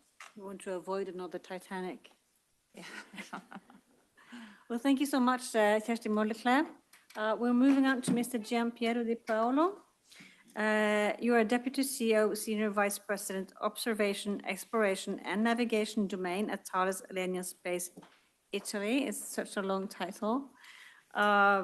You work with navigation and observation domain. You lead multi-million euro programs such as Copernicus, which is you're going to talk about shortly, and the Earth observation component of the European Union, the EU space program, as well as the Galileo. Yes. Yes. You also work with Europe's Civil Global Satellite Navigation constellation, and you will tell us a little bit more about what is happening in the Arctic region due to climate change and the need for satellite technology in that regard. Thank you for being here, and I believe you have a presentation as well. Go ahead. Okay, thank you. And thank you, everybody, thank you, Siori, for having given me this opportunity to talk and to share with you these moments. You know, many things, important things have been already said, but I want to reiterate how much is important the Arctic region. The Arctic region represents one of the most fascinating and at the same time delicate environments in our world.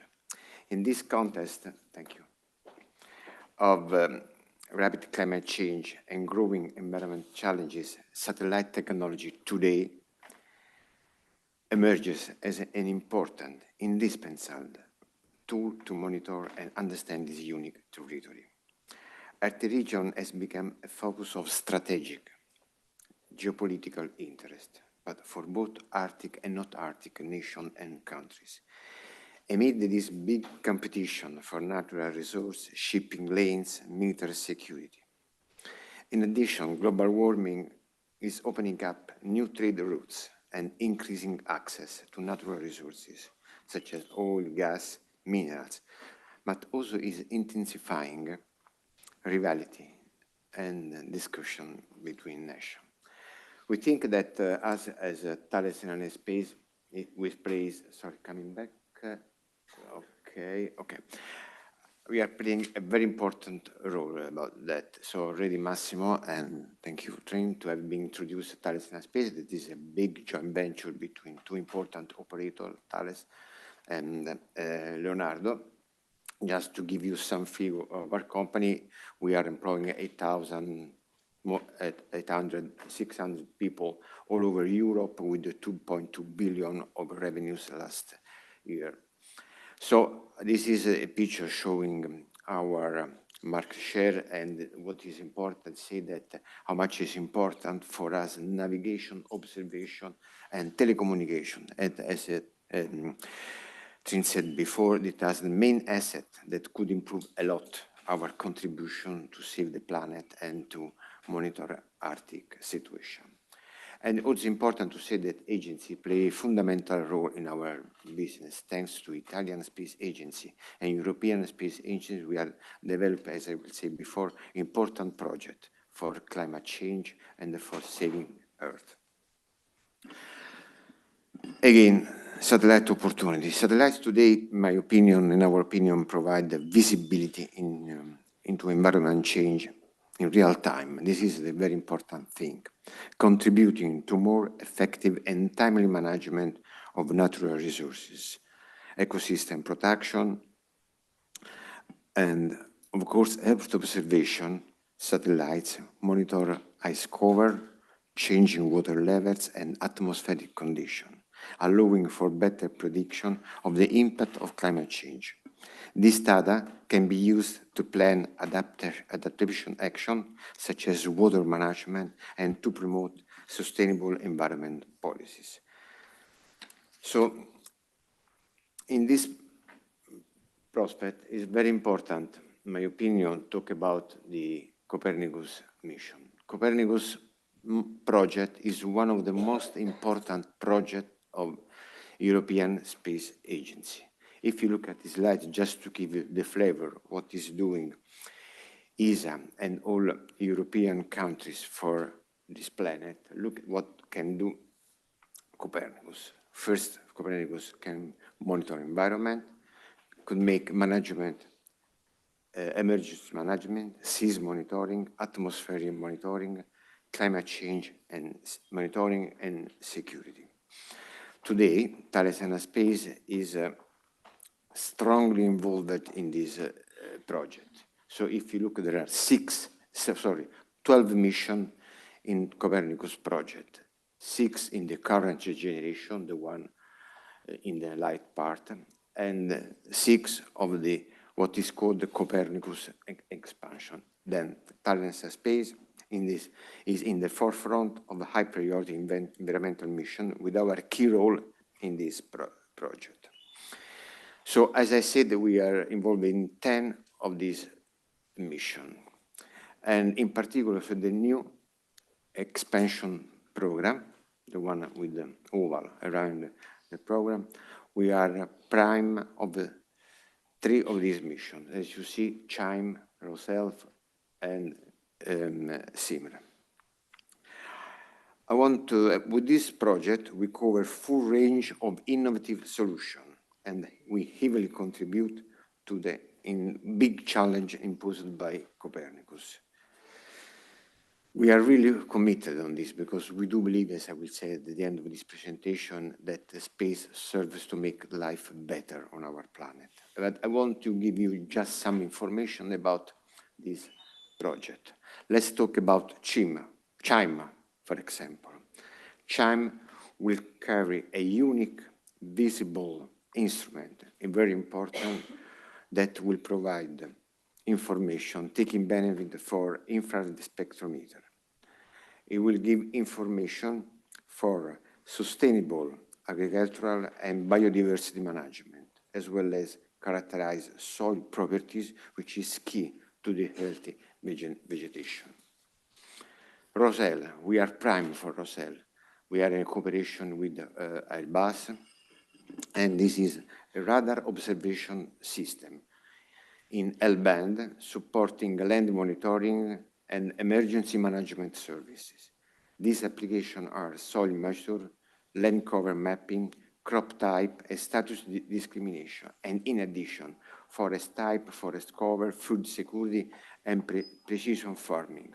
So this is a really important contribution, how we have to see and improve the agriculture on the earth. So let's talk about CO2M, a very important mission, which we provide as Thales Space, a very important instrument. And this type of instrument will measure atmospheric carbon dioxide produced by human activity. This measurement will reduce the current uncertainties in estimate of emission of carbon dioxide produced by combustion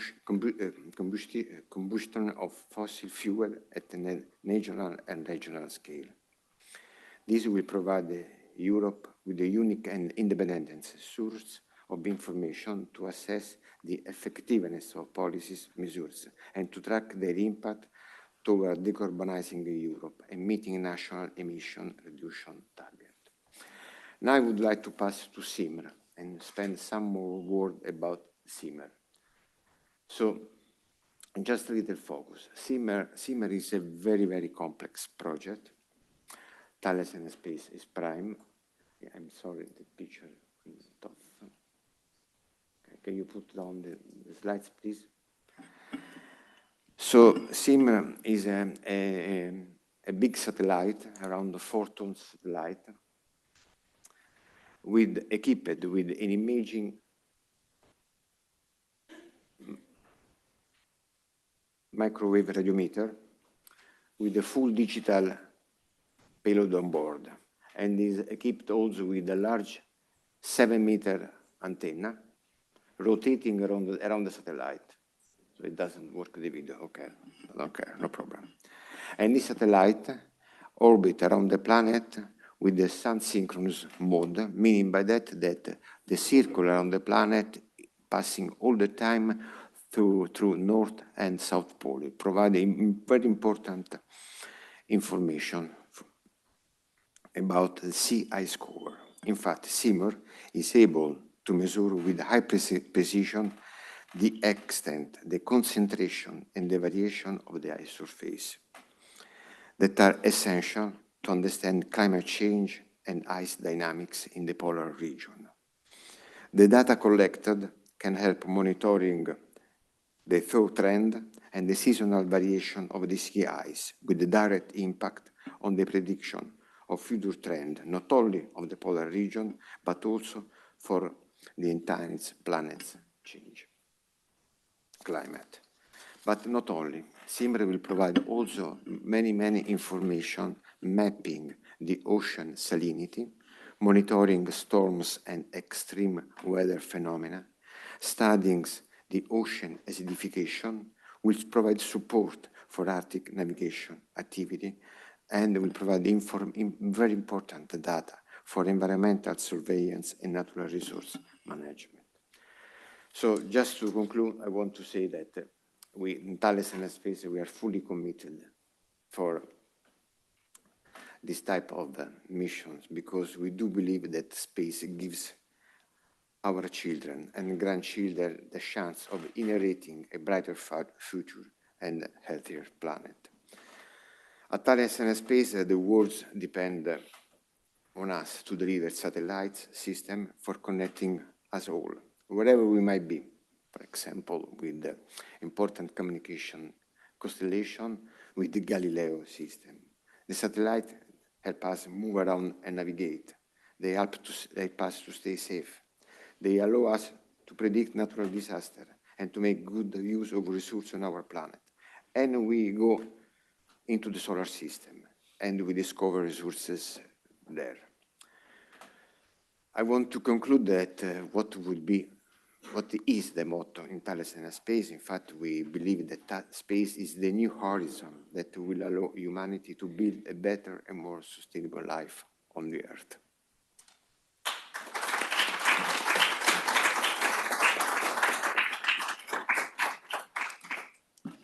Thank you for that.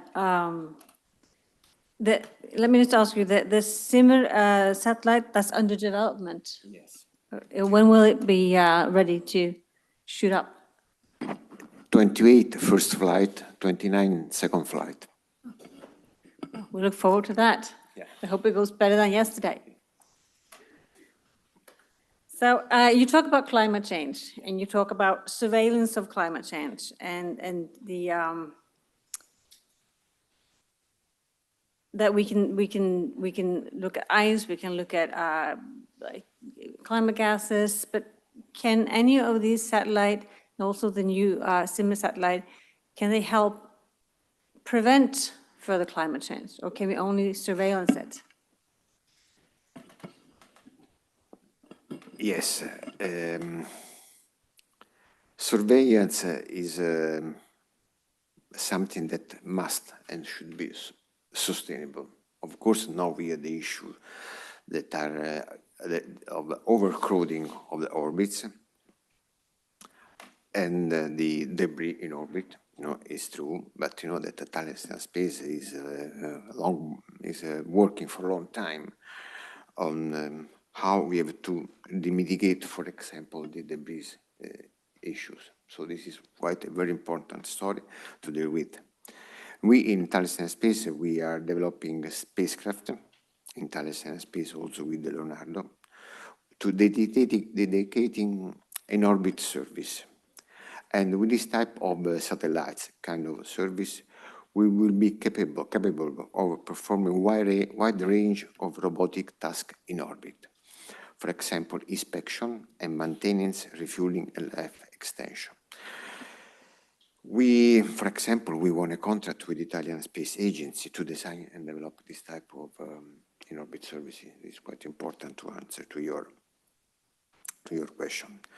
The development of this space infrastructure today, satellite basis is generally positive to sustain the development of the Arctic and could resolve a lot in terms of connectivity on the Arctic, my view.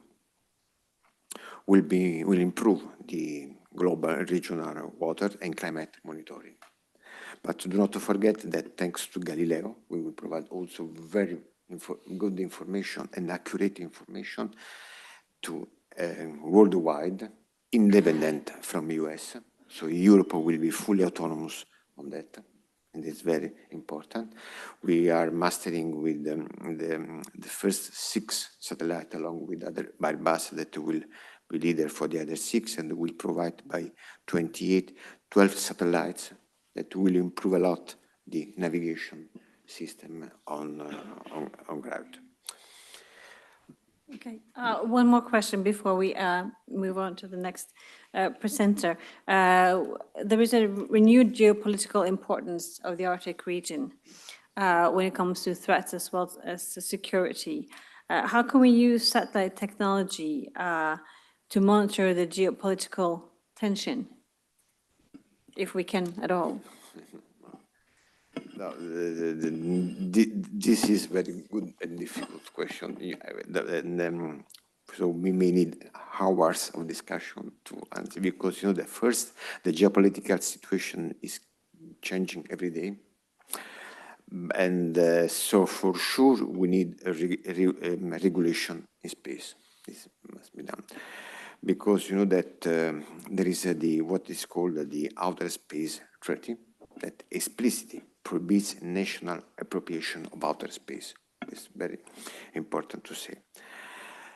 So, but it's also true that there has been the Treaty of 60 during mid-to the system that saying that the space is owns to nobody, and it's not true that the first that put the flags on arriving in space is the owner of the space.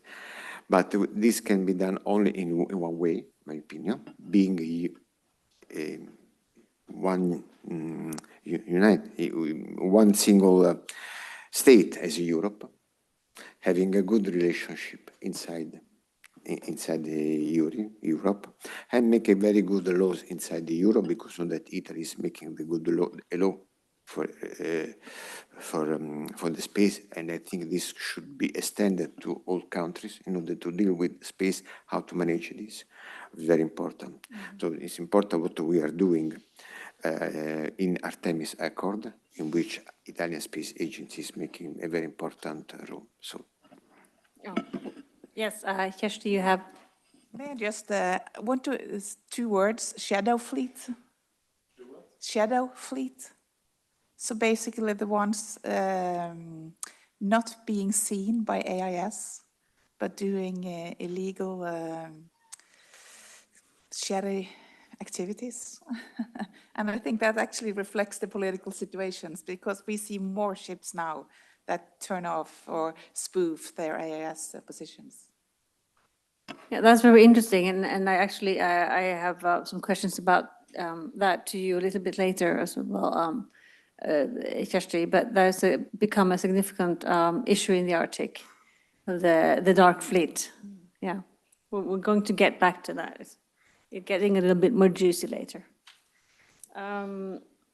Ms. Barbara Negri, at the end there. Your background is in the field of science and innovative technologies for space. Since 2022, Barbara has been appointed the head of Human Flight and Scientific Experimentation Office of the Italian Space Agency. She is responsible for programs for the development of science satellites and payloads, space technologies, ground stations, and scientific experiments on board the ISS or stratospheric balloons. Also responsible for scientific missions to explore and study the universe, and for human flight and experimentation of microgravity. You have brought a presentation to illustrate some of the scientific activities of interest to the Italian Space Agency to be carried out in the Arctic. Go ahead with your presentation. Thank you.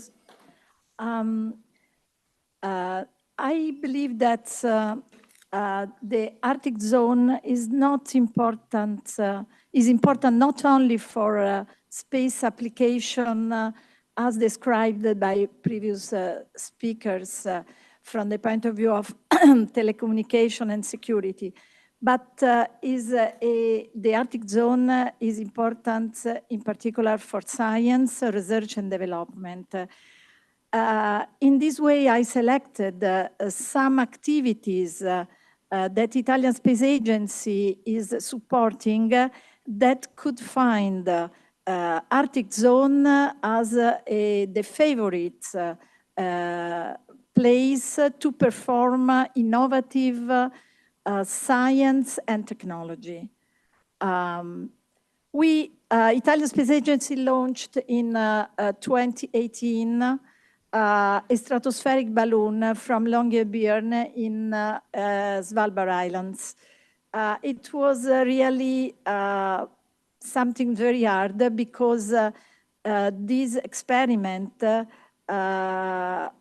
had on board a telescope more than 2.5 meters with a detector in microwave, a large gondola, and the weight was about 2 tons. The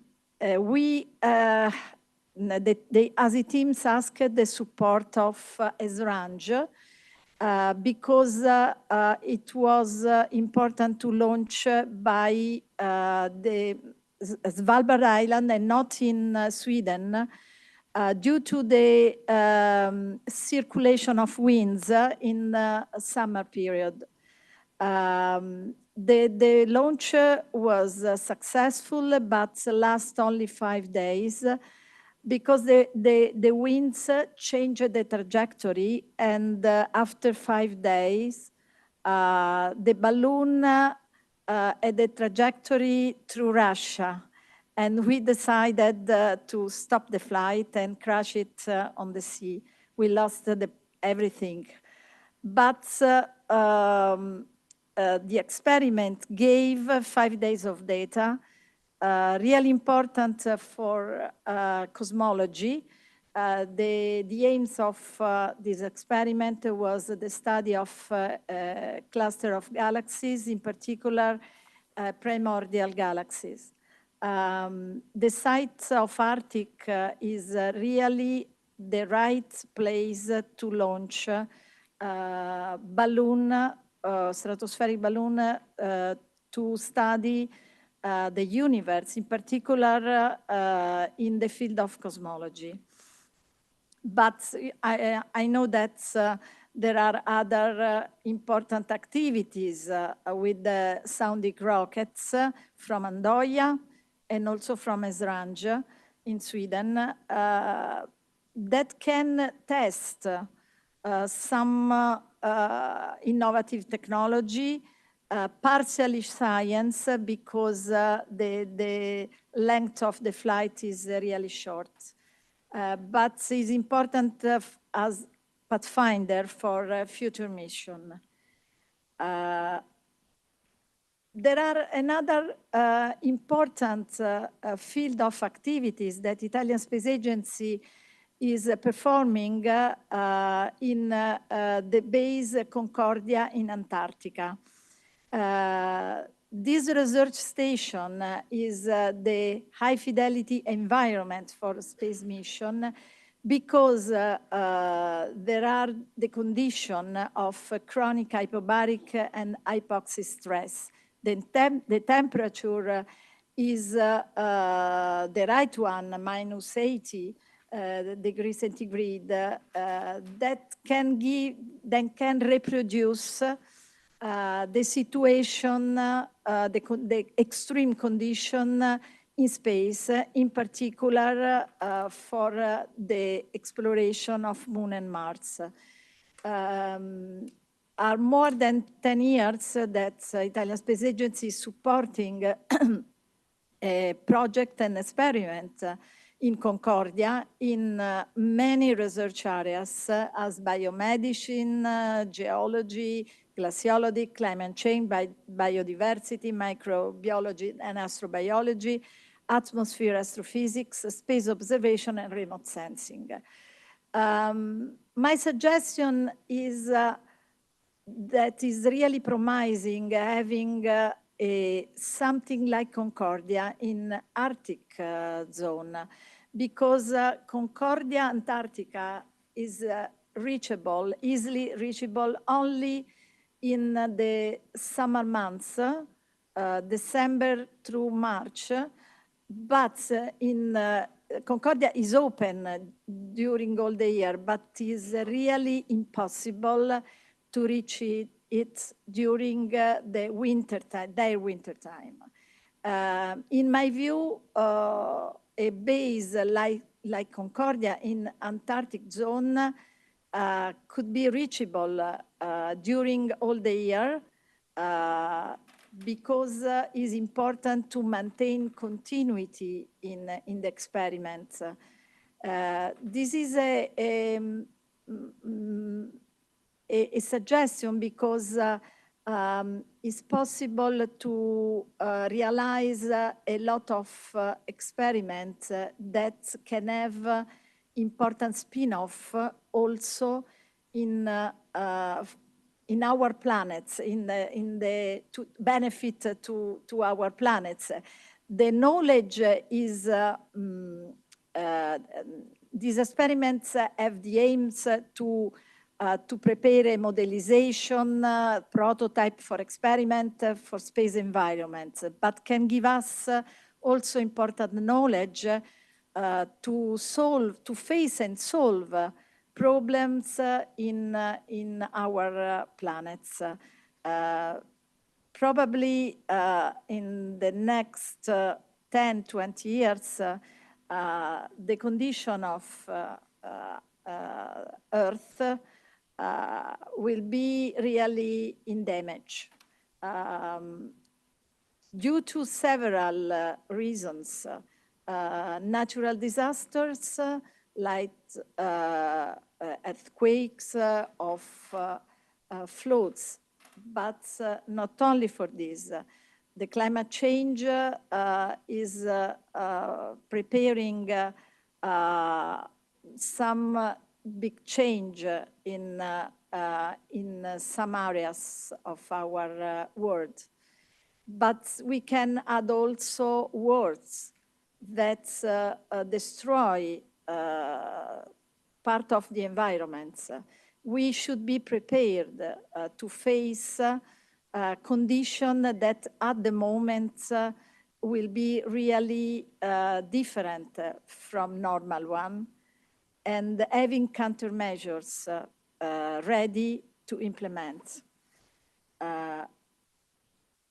One of this area that Italian Space Agency supports a lot about from 20 years from now is the food production in extreme environments. It's really important to study the possibility to realize vertical farms with the hydroponic condition, soilless, that can give nutrition to astronauts when there will be operative a permanent base on the moon. To do this, we have experiments on board of International Space Station, but not only, to reproduce an environment based on isolation, confinement, and low temperature. There are experiments installed in Antarctica. EDEN-IS is an experiment with the participation of scientific institution, Italian scientific institution, installed in the German base in Antarctica. It's a small one, it's very small base. It's completely automated, autonomous, and there is a circular because there is a recycling of the waste. MIG project is another interesting project that is not at the moment installed in Arctic zone, in Antarctica or in some zone. Is a project from Ministry of Defense for production of microgreen to support the diet of military personnel in remote areas or in extreme environment due to war or natural disaster like earthquake. Norvik is a very interesting experiment supported by Canadian Space Agency in the Arctic, managed by the community of Inuit. They live in a very extreme condition, -40 degrees, and is not possible to receive for the most of the year fresh vegetables or vegetable of good quality. And for this reason, starting from 2019, the Canadian Space Agency invested in 3 containers that have inside the vertical farms, hydroponic, to produce fresh vegetables. The experiment is going well and is very promising also for a future utilization in space. Another important aspect of science in Arctic zone should be the reproduction of extreme condition for a training of astronaut, not only, but also to understand the impact of hostile environments in human being physiology and psychology. The NASA and Roscosmos, they have a training facility, NASA in Antarctica, in McMurdo, the American base in Antarctica. And Roscosmos has a training base in Siberia, Arctic. ESA, the European Space Agency, has no this kind of training. They choose to training the astronaut, European astronaut, they choose isolated environment, maybe in the Alps, not in highest condition. That is important for the moon. having a facility, European facility, that can reproduce partially the condition that the astronauts will face in a permanent base on the moon, in my view, is something very promising. In particular, having a facility in Arctic zone can give Europe autonomous activities to train the astronaut, but also to understand the impact of situation in life in extreme condition, like isolation and confinement, how this difficult condition can impact in the psychology of the astronauts. We understood on board of space station that the psychological stress can induce a weakness in immunitary systems and also in microbiota, intestinal microbiota that is strictly connected to immunitary systems.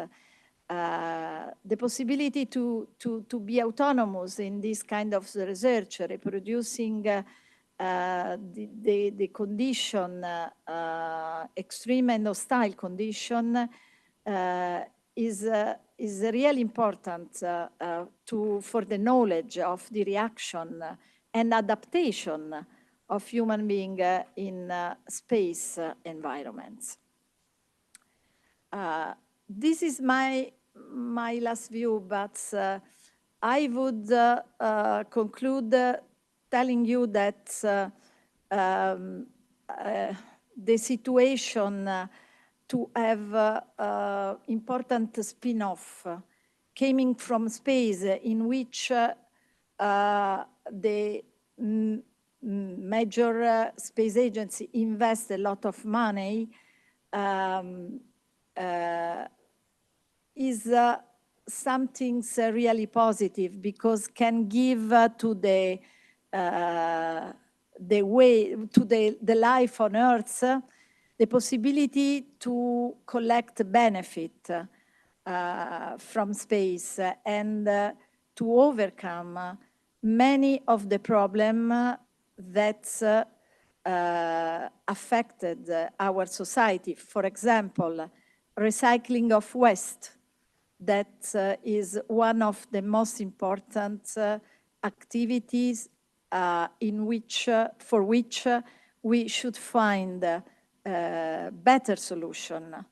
The second is understand the connection between face extreme difficult situation in probably not in extreme environment, but to face something that can produce big stress, and which kind of countermeasures could be implemented to permit a better health in our society. The third important spin-off, probably the most important, is having the possibility to produce food in not only in extreme condition, but to give nutrition to a population that in 50 years will become 10 billion of human beings. Space is strictly connection to the benefit of Earth. This is my message to you.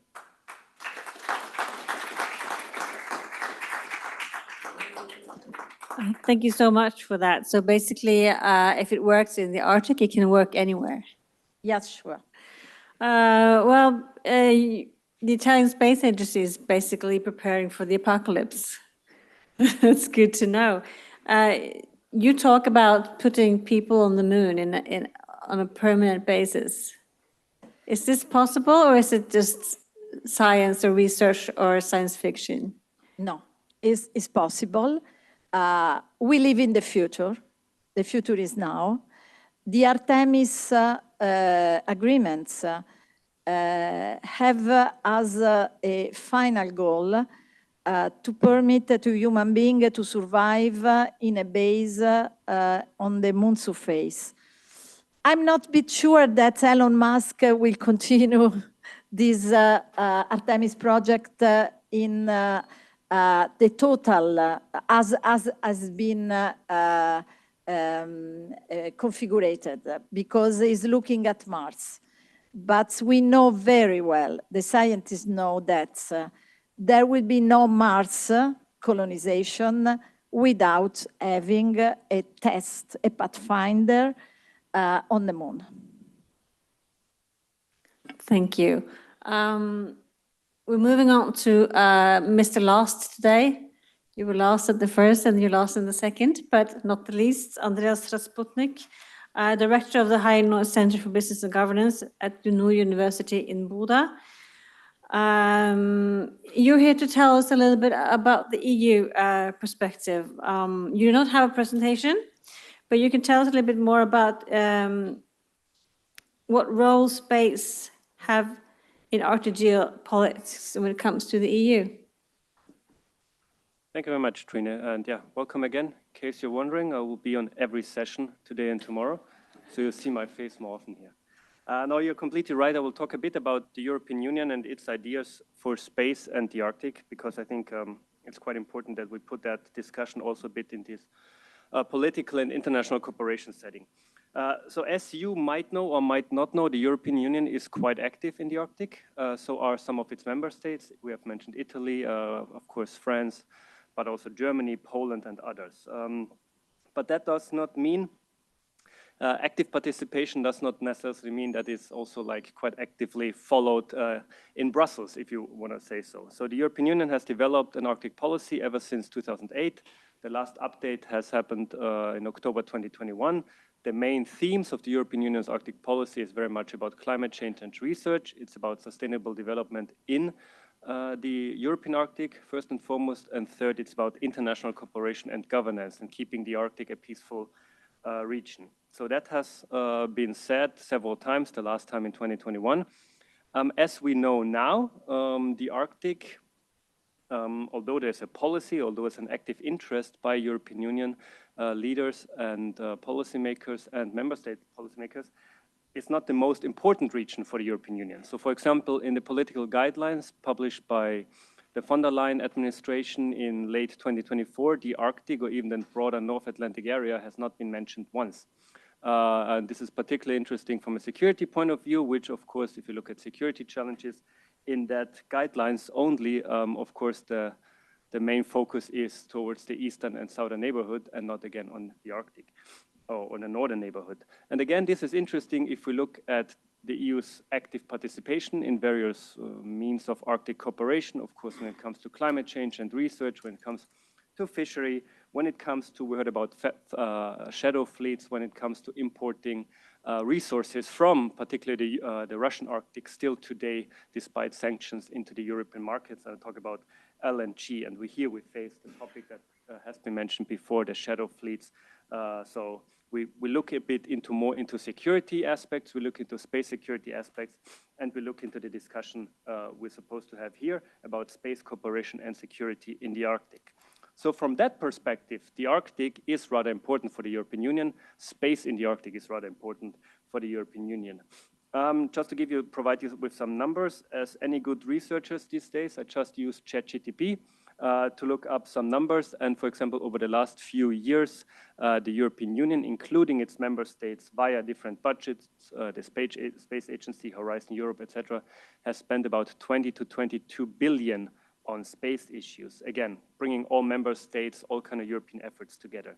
So space is key for the European Union in many ways. We've heard about space infrastructure, which is key. We heard about already Galileo, Copernicus, and I guess some of you, maybe all of you, know the advantages Galileo provides, Copernicus provides, in comparison to maybe other international efforts like GLONASS by the Russians or GPS by the Americans. So in that regard, Galileo, Copernicus, and all the infrastructure spendings are rather important for the European Union from a broader security perspective. What do I mean here by that? I, of course, talk a lot about the strategic autonomy discussions we have been heard from European leaders over the past few months and year.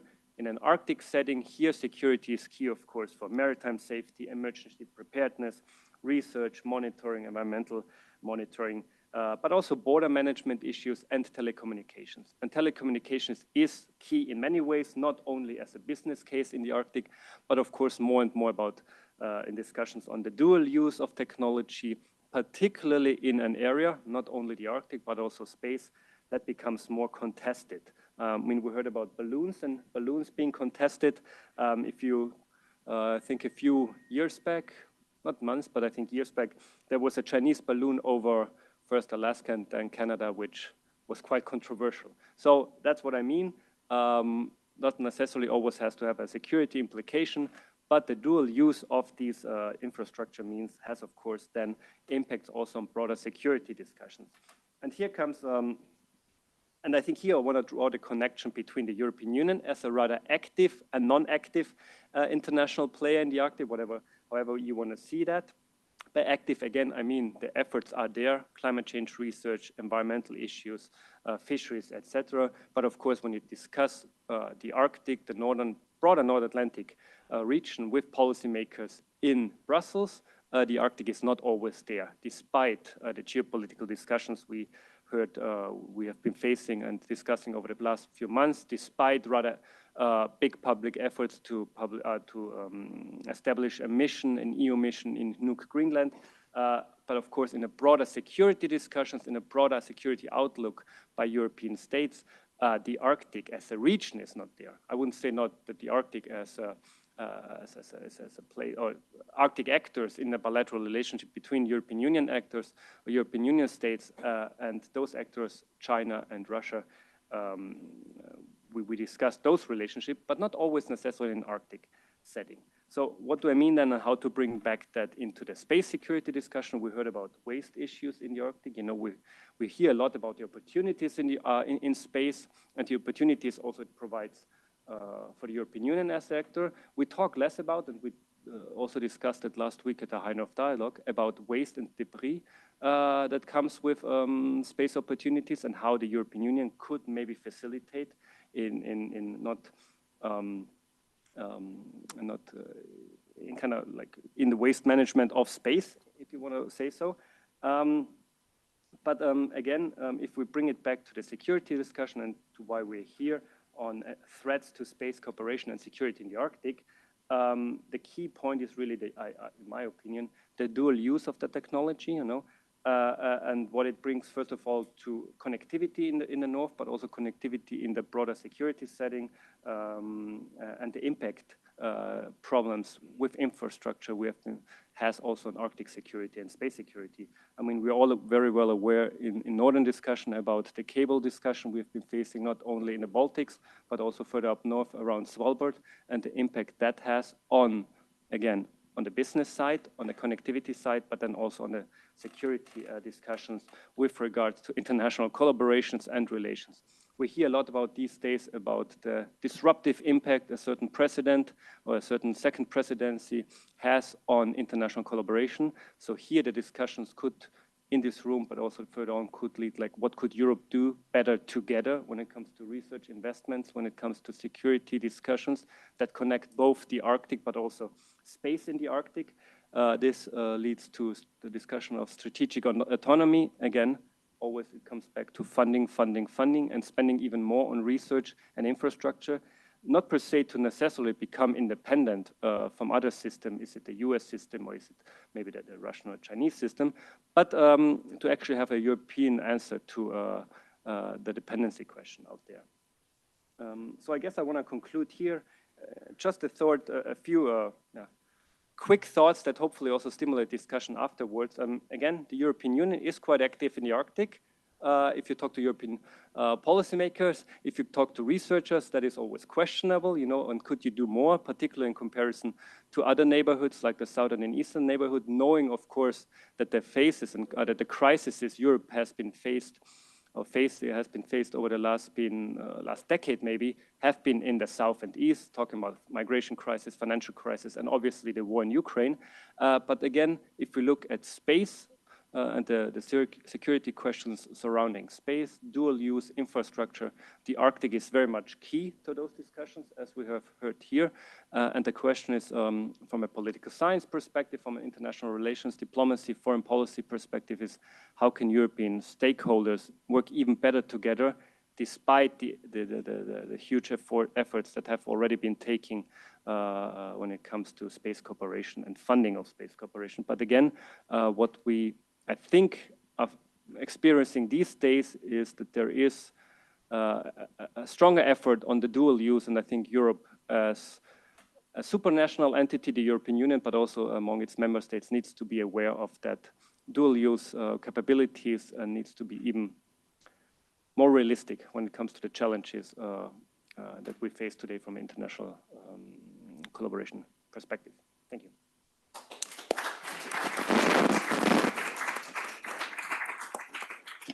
Thank you, Andreas. We start off a little bit late, and I've kind of lost track of time. So, Alexandra, if you can let me know when I'm out of time. Yeah? Okay, thank you, because I have no timer. And I want to leave some room for questions. I see there are some online, but we'll discuss another topic before we move on to questions. I want to circle back to the shadow fleet, the Russian shadow fleet, the dark fleet of not only the Arctic Ocean, but we're here to discuss the Arctic, of course. Kersti Molde-Klev, I'll start with you. The space program has satellite maritime surveillance to locate ships via AIS, Automatic Identification System. And this includes the shadow fleet, right? What you call non-corporate ships, the ships that has turned off their AIS signal. How do you locate these ships, or is it hard to find them? How does the system do that? I can actually give an example on where they didn't turn off their AIS. But in most cases, we do see the ships using AIS. And in this case, it was a ship going in circles. So basically, they didn't turn off their AIS, they spoofed it. So they sent wrong positions. Then at the same time, you could then use other sensors from satellites to see that this ship probably went further northeast to do some. And actually, it was an LNG tanker. Where did it start going in circles? Where? It was up, I won't say the details, but it was up in the Barents Sea and going east and then back again south, delivering their cargo. Yeah. So what do you do when you observe this? What's the next step? So basically, it's kind of interesting because this was from the coastal administration, so it was the civil authorities, but they don't have anything they can do towards these ships. That's basically the case. But it's kind of interesting that they knew that they should turn off their AIS. They spoofed it, and that's something that we see more and more often.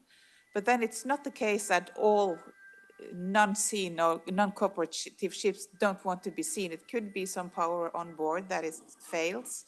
It is also one thing that is not really often talked about. It's the case that if you jam your GPS, because the AIS technology depends on location, because the ship transmits their location, but it also depends on GPS for synchronizing the communication towards the satellite. So if your GPS is jammed, you might not be able to transmit, or they don't be able to receive your AIS messages.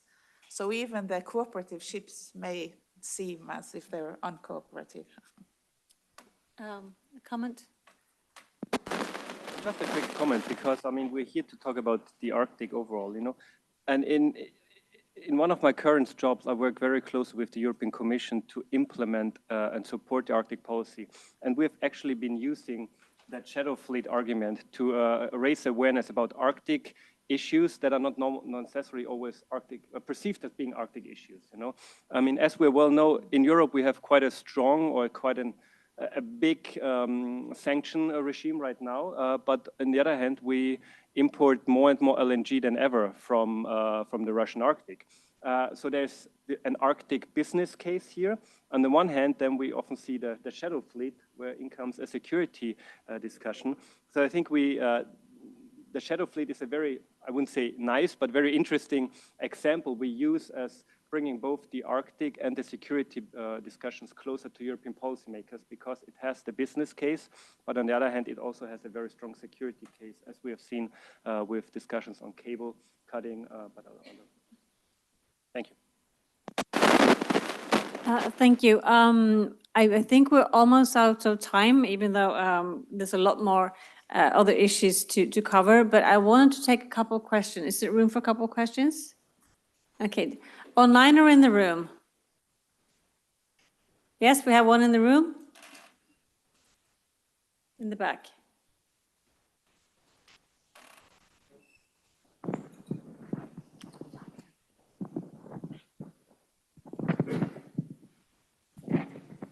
So thank you for the enthralling presentation. And I excuse myself if this question may sound a bit slow-witted.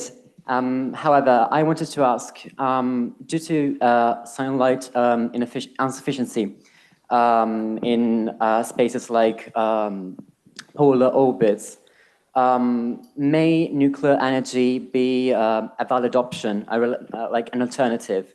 Like, for example, radioisotope thermoelectrical generators, or RTGs, work with the electricity generated by the natural decay of isotopes, typically uranium-238. And I was asking myself if, for example, Norway and Italy may work together with their expertise, like, for example, Flania and INFN, the Natural Institute of Physics, and the Norwegian expertise for example, miniatures, RTGs, or nuclear batteries to use in Arctic spaces. Thank you. Anyone on nuclear energy? Good question. I can answer for the use of nuclear energy on the moon. At the moment, on the moon is the only kind of energy available. There are studies more or less in different countries. Italy is invested in 2 projects, one with INEA regarding the nuclear reactors at the isotope for the moon, and the second in a system with laser that collect energy in orbit and then send the energy to the soil, to the ground of the moon. The problem is that the moon has a very extreme condition also for what concern the illumination. 14 days in which there is the sun, and 14 days the night of the moon without the sun. And at the moment, nothing can, there is no apparatus battery that can collect in only 14 days the energy necessary to supply in the 14 days of nights. Thank you. We'll do one more and then we say thank you. Yes.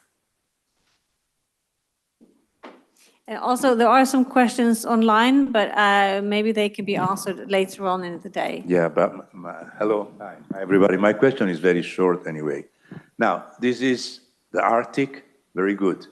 EU, very good. Everything you want. But I mean, the actors, the big actors now in this very changing geopolitical moment are China, Russia, United States. So you have your own programs, but how do you deal with this changing situation?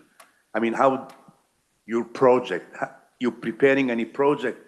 Suppose that tomorrow the United States begins to deal again with Russia and discuss space exploration with Russia. Just an hypothesis, right? Are you ready to do that? Would you like to do that? Because I mean, I don't think it's a good politics to have a balloon flying from Longyearbyen everywhere, and then you have to ditch it in the sea because it's just flying over Russia. So do you have any plans? Are you prepared to this very changing geopolitical situation? Thank you. Yes. Okay, very short, yes, we do have this plan, and the only answer is acting as Europe, as a single actor. The only way, we have to prepare a very good ministerial for space, pushing nations to give their strong contribution, confirming the budget we had in 2022 and increasing, because we need space, as I said, not only to make space in Europe, but also to make the European stronger. And this is the only way to answer to the challenge we have from US and China.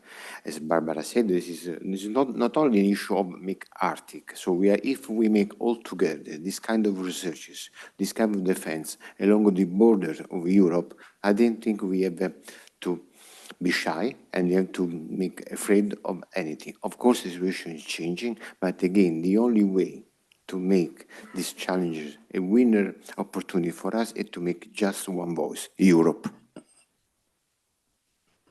Thank you. Well, this is Arctic Connection, so I trust that you will connect with the experts on this panel throughout the day to answer all your other questions. Thank you very much for being here, and thank you for having us.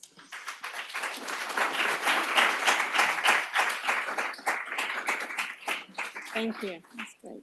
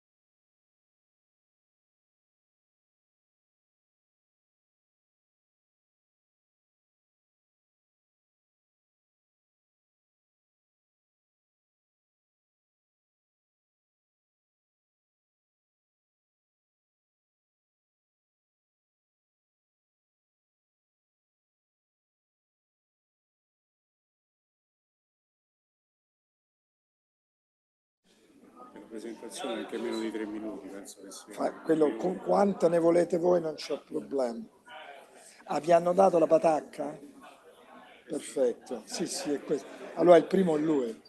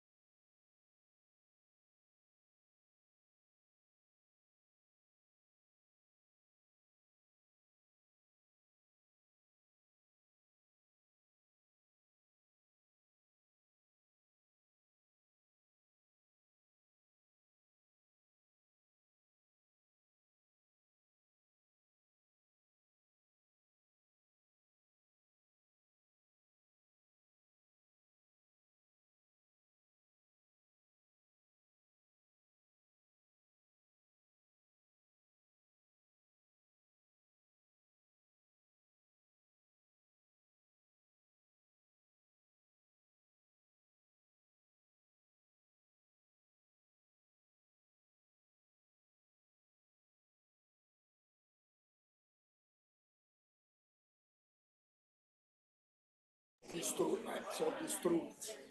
Li capisco.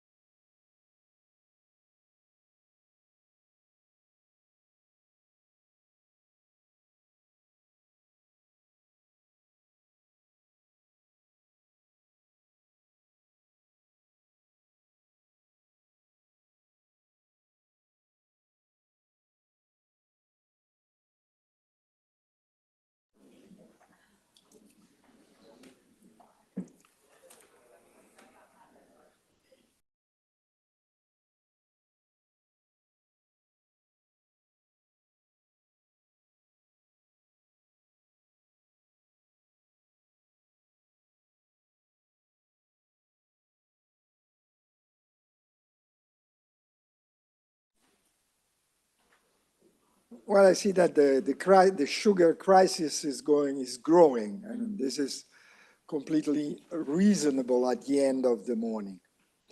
Good morning to everyone. I'm Ezio Bussoletti. I will coordinate this part. I promised to maintain 1 hour as it in the program, which means that you have to suffer 60 more minutes. I will be very short in the introduction.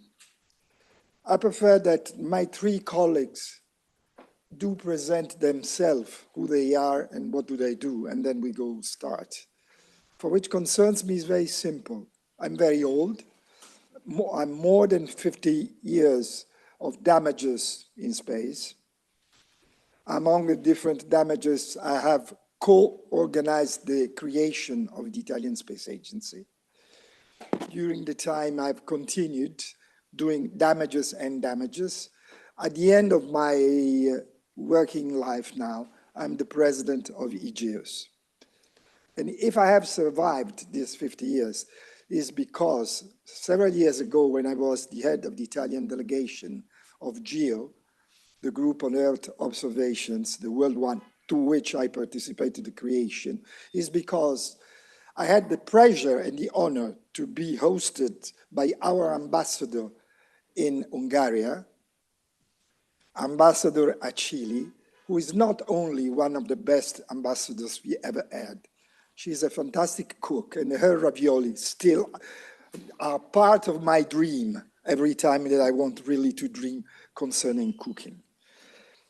Doing to more serious things, I just introduced, first of all, Einstein Sedberg, after him, Antonio Ceccarelli, and finally, Angelo Fontana. It's really up to you to say who you are, what do you do? Okay, so I start? Yeah, Can you hear me? Fine? Yes, okay. First I need to say that my name is Einstein. I'm not as intelligent to deserve the name Einstein. Nobody's perfect. So anyway, my background is in engineering, did electrical engineering at Herod-Watt University in Edinburgh. Then I did a Master of Business Administration at the ES Business School, just a nice short ferry ride across the ocean here in Barcelona. And I've worked in space for all of my career in Norway. So perhaps you can bring up the presentation for... Let's first okay. introduce the other two. Yeah. So, good morning to everybody. My name is Antonio Ceccarelli. I work in Telespazio. As introduced, I work in Telespazio in the SATCOM division. That is one of the three divisions of Telespazio. The other two are the geoinformation and satellite operation. So in the SATCOM field, I work from 38 years. I have managed several SATCOM network for commercial and for military use. Our company is a dual company, work both in the military and the commercial area, with a cross-fertilization between these two areas.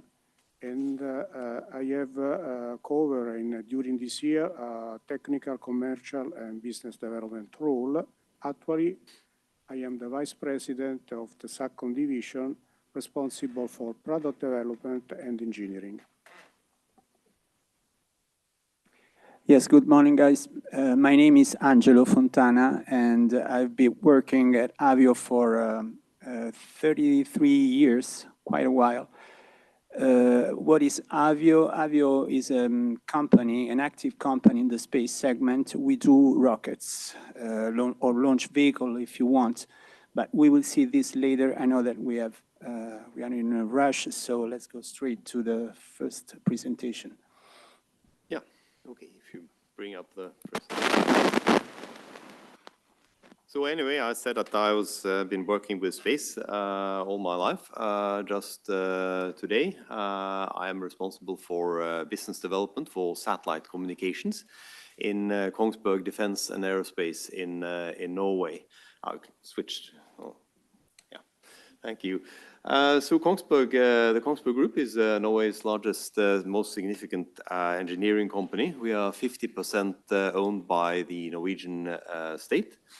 We are number one in Norway for defense.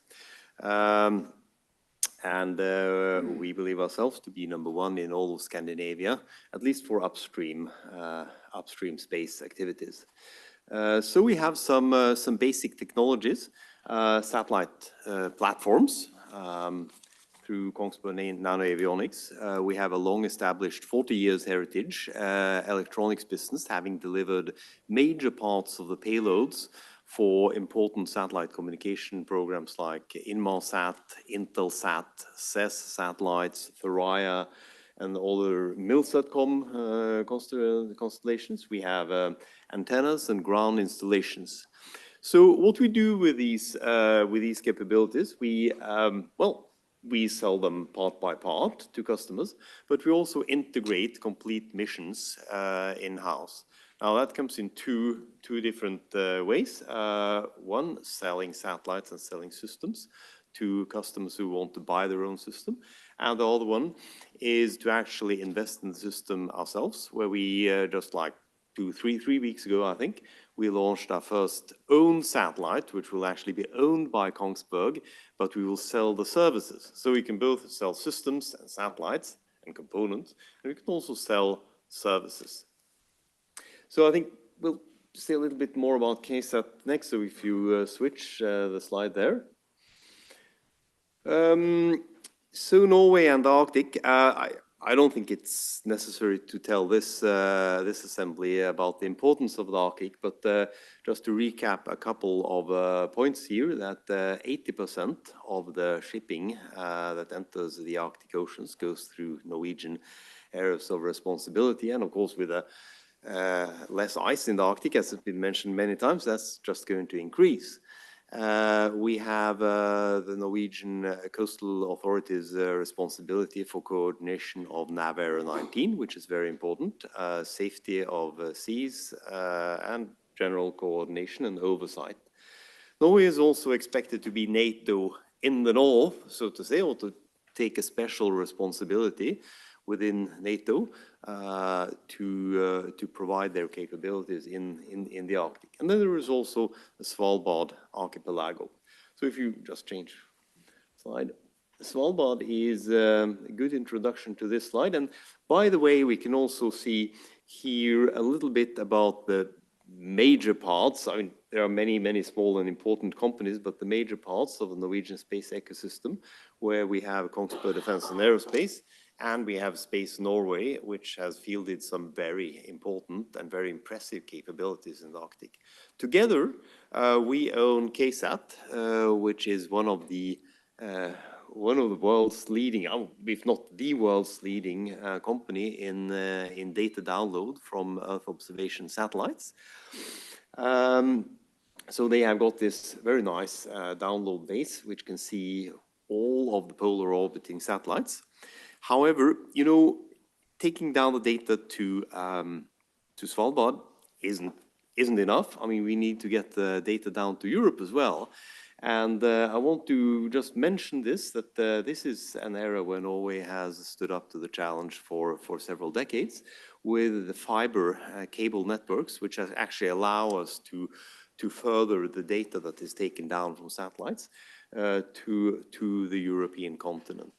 And as I said, they've been in operation for several decades. So just last month, there was an announcement by the Norwegian government that we are now building a new fiber network to take over from the existing one, and also including the island of Jan Mayen. So anyway, as Kjersti Moldeklev of the Space Center said, well, these fixed points in the Arctic are of course important, but most of the Arctic is sea and ice, and that means that a fixed point isn't enough. You need to have something that can cover all of the area, and then this is when we come to satellite communication. Also we see a little bit here on the picture here, we see the coverage from geostationary satellites. I would say that this is the absolute ultimate coverage, and in a practical sense, you will not get that coverage that far north. So about to the middle of Norway, I would say, is where people mostly regard that you have a reliable connection at all times. So that's geostationary satellites. So if you look to the picture to the right there, this is actually a plot of the Starlink satellites, because many people say LEO. Okay, what about LEO? So what you can see is all the lights from the Starlink satellites, they are basically at lesser latitudes. And of course, that means that is actually where most of the businesses. And, you know, low Earth orbit could be good for covering the Arctic, but there isn't all that much business. And I would say that's also a very good comment by Mr. Rospotnik, that what you do in the Arctic, in order to make it economically viable, it has to be dual use.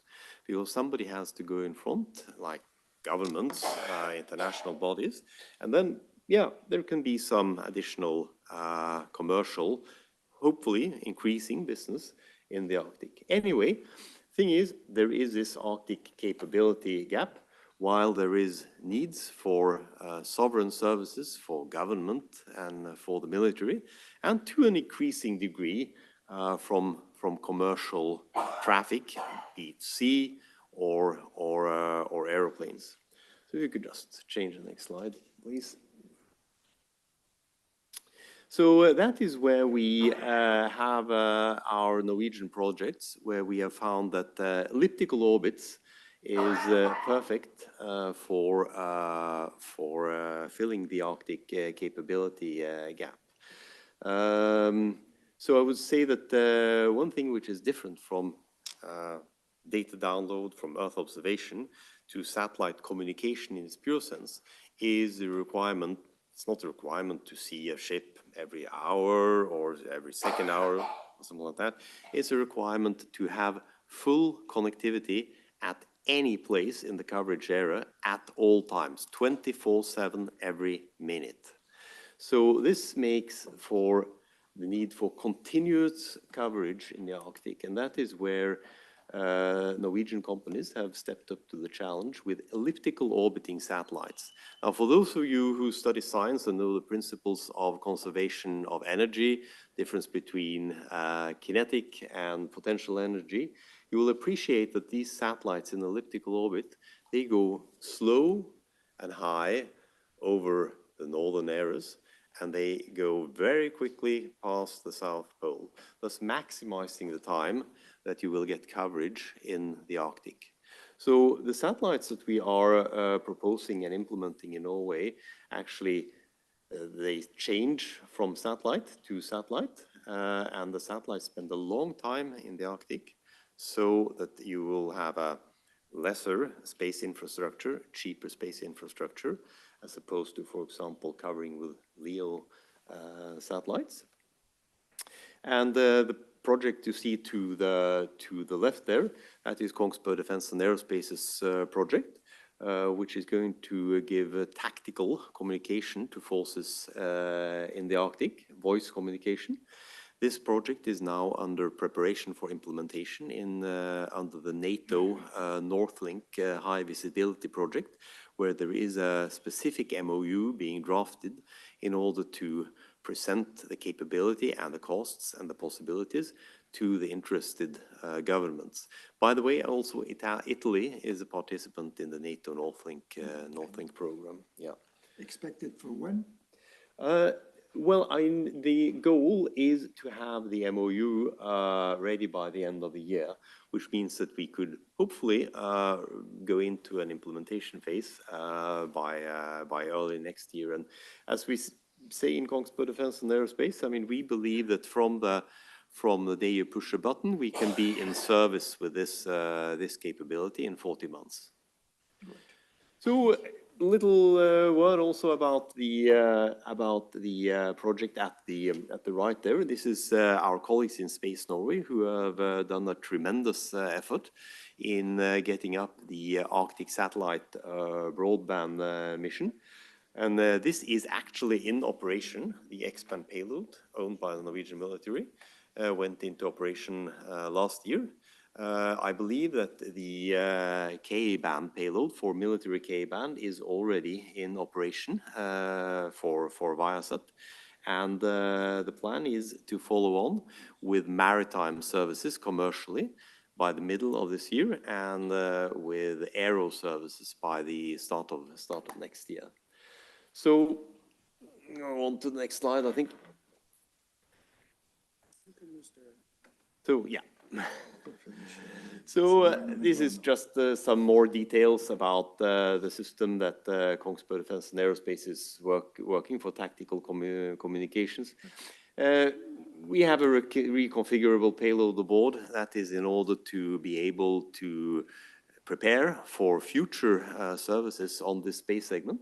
But I think it's important also to understand that the satellite constellations that we are proposing, they have a payload giving a certain service, but the satellite constellation and the concept is really a concept which is perfect for all types of coverage in the Arctic, where you need 24/7 coverage. So you could, for the next constellation, you could put other payloads on it. For example, For example, the L-band service that Inmarsat, the traditional Inmarsat service, could be perfectly fill the gap with a constellation of satellites like this. So basically the concept that we are now developing, and that Space Norway has already proven, is a perfect concept for whatever you want to do in the Arctic. So I think just a second before question. Can we have an idea of the dimension of the satellites?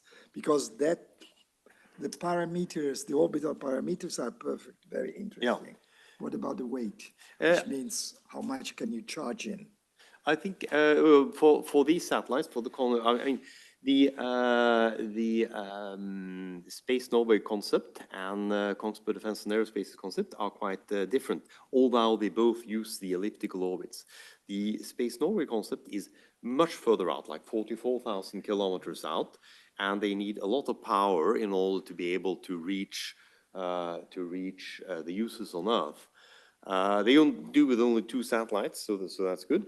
But they need to be large satellites, so they are about, I think, Kjersti Molleklev mentioned about 2 tons, and that's also what I've heard. However, let's appreciate that they've got broadband payloads. They are far out. Broadband needs a lot of power. They have not got only one payload. They got the X-band payload for the Norwegian Ministry of Defense. They got the K-band payload for Viasat, and they got the American DoD payload. So they are large satellites.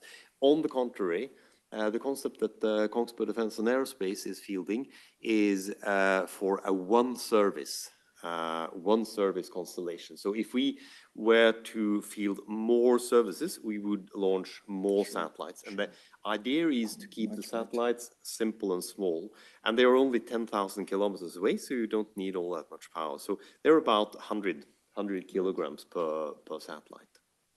So I think if you just change the last slide, I didn't intend to say very much more, but I mean, just to recall the title of this panel, the Arctic Communication Infrastructure, Challenges and Prospects for Development and Transpolar Coverage for Security Forecasting and Economy. So I would say that actually they are not only prospects anymore. I mean, they are actual services being delivered that you can pick up the terminal and actually use.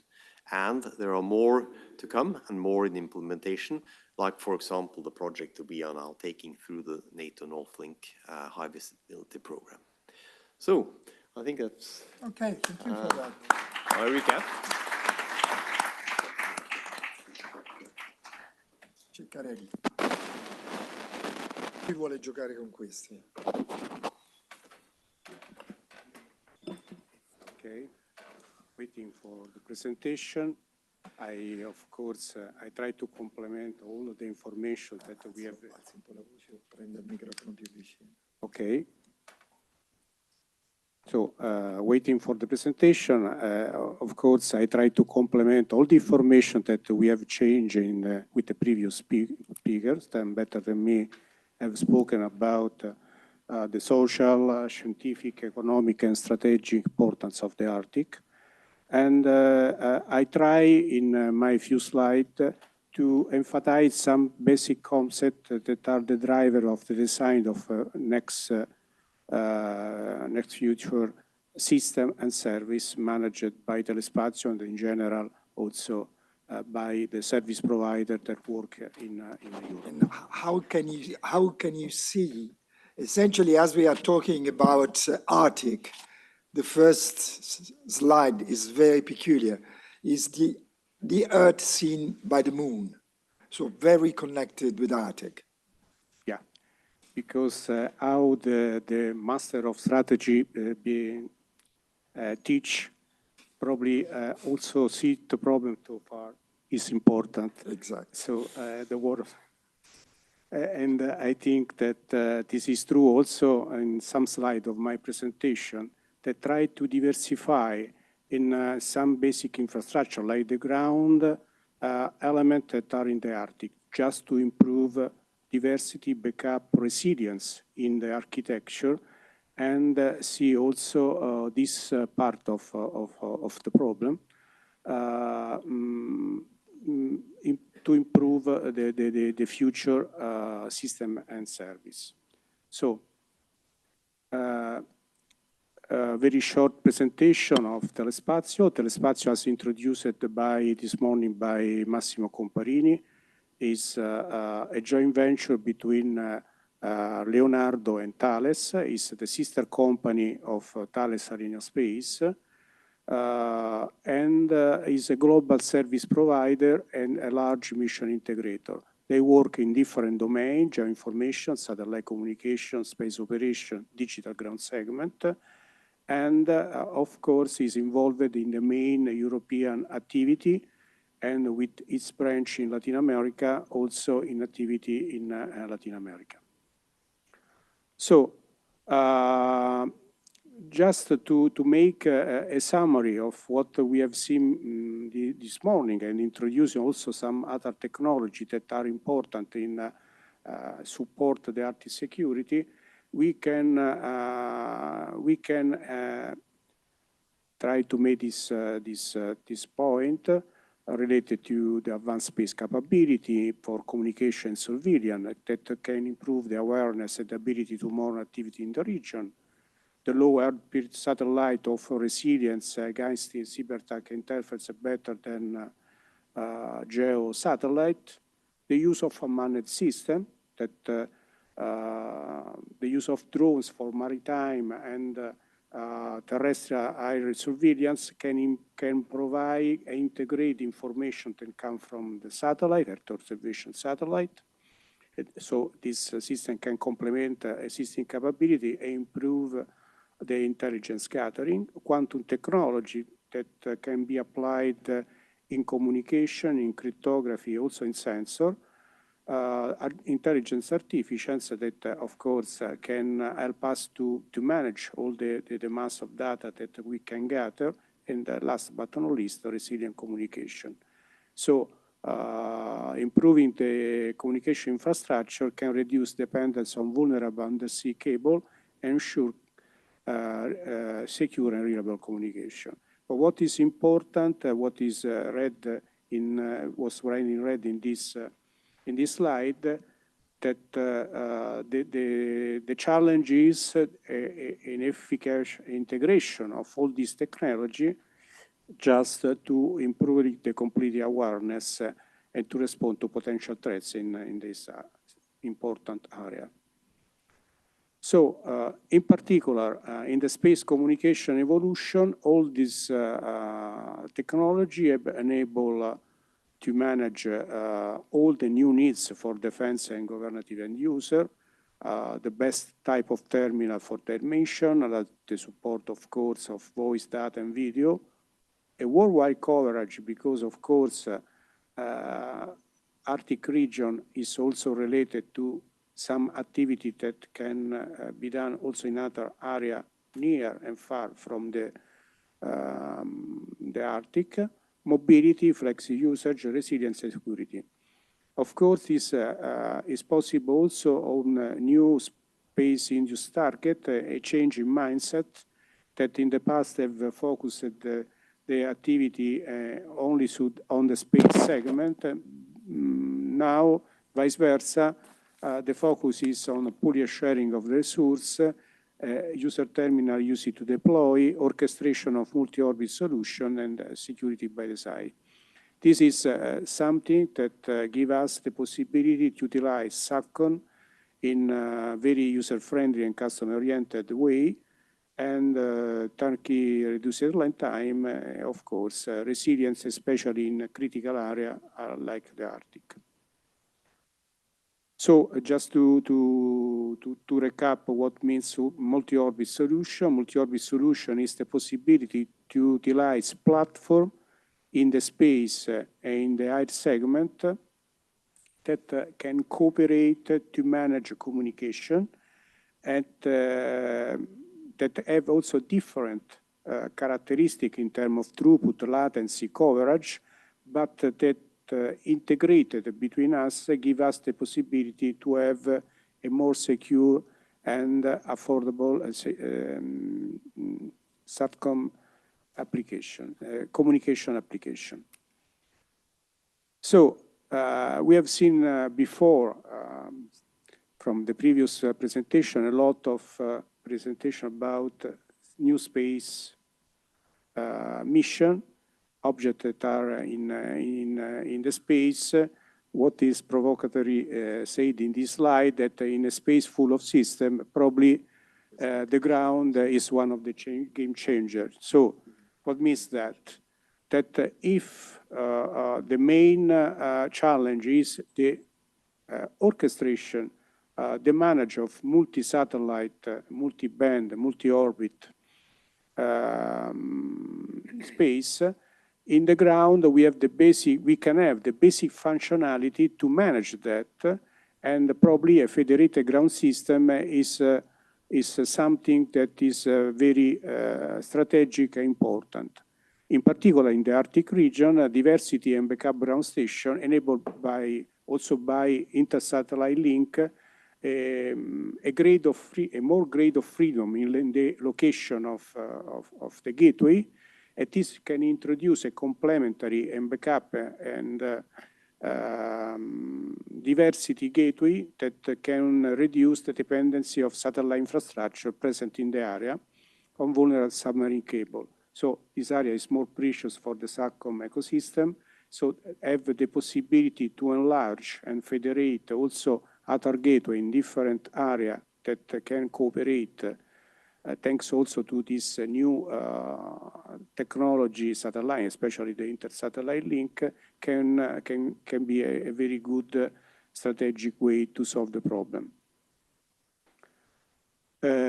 Of course, the service that we have spoken before also from the colleague on Kongsberg, now are based on all these orbit and multiband satellite, and give us to the platform to manage every segment, aerial, maritime, aero, and give us also the possibility to manage in the next future also multi-orbit antenna, software-defined radio waveform, so something that able to us to manage very critical mission end-to-end service.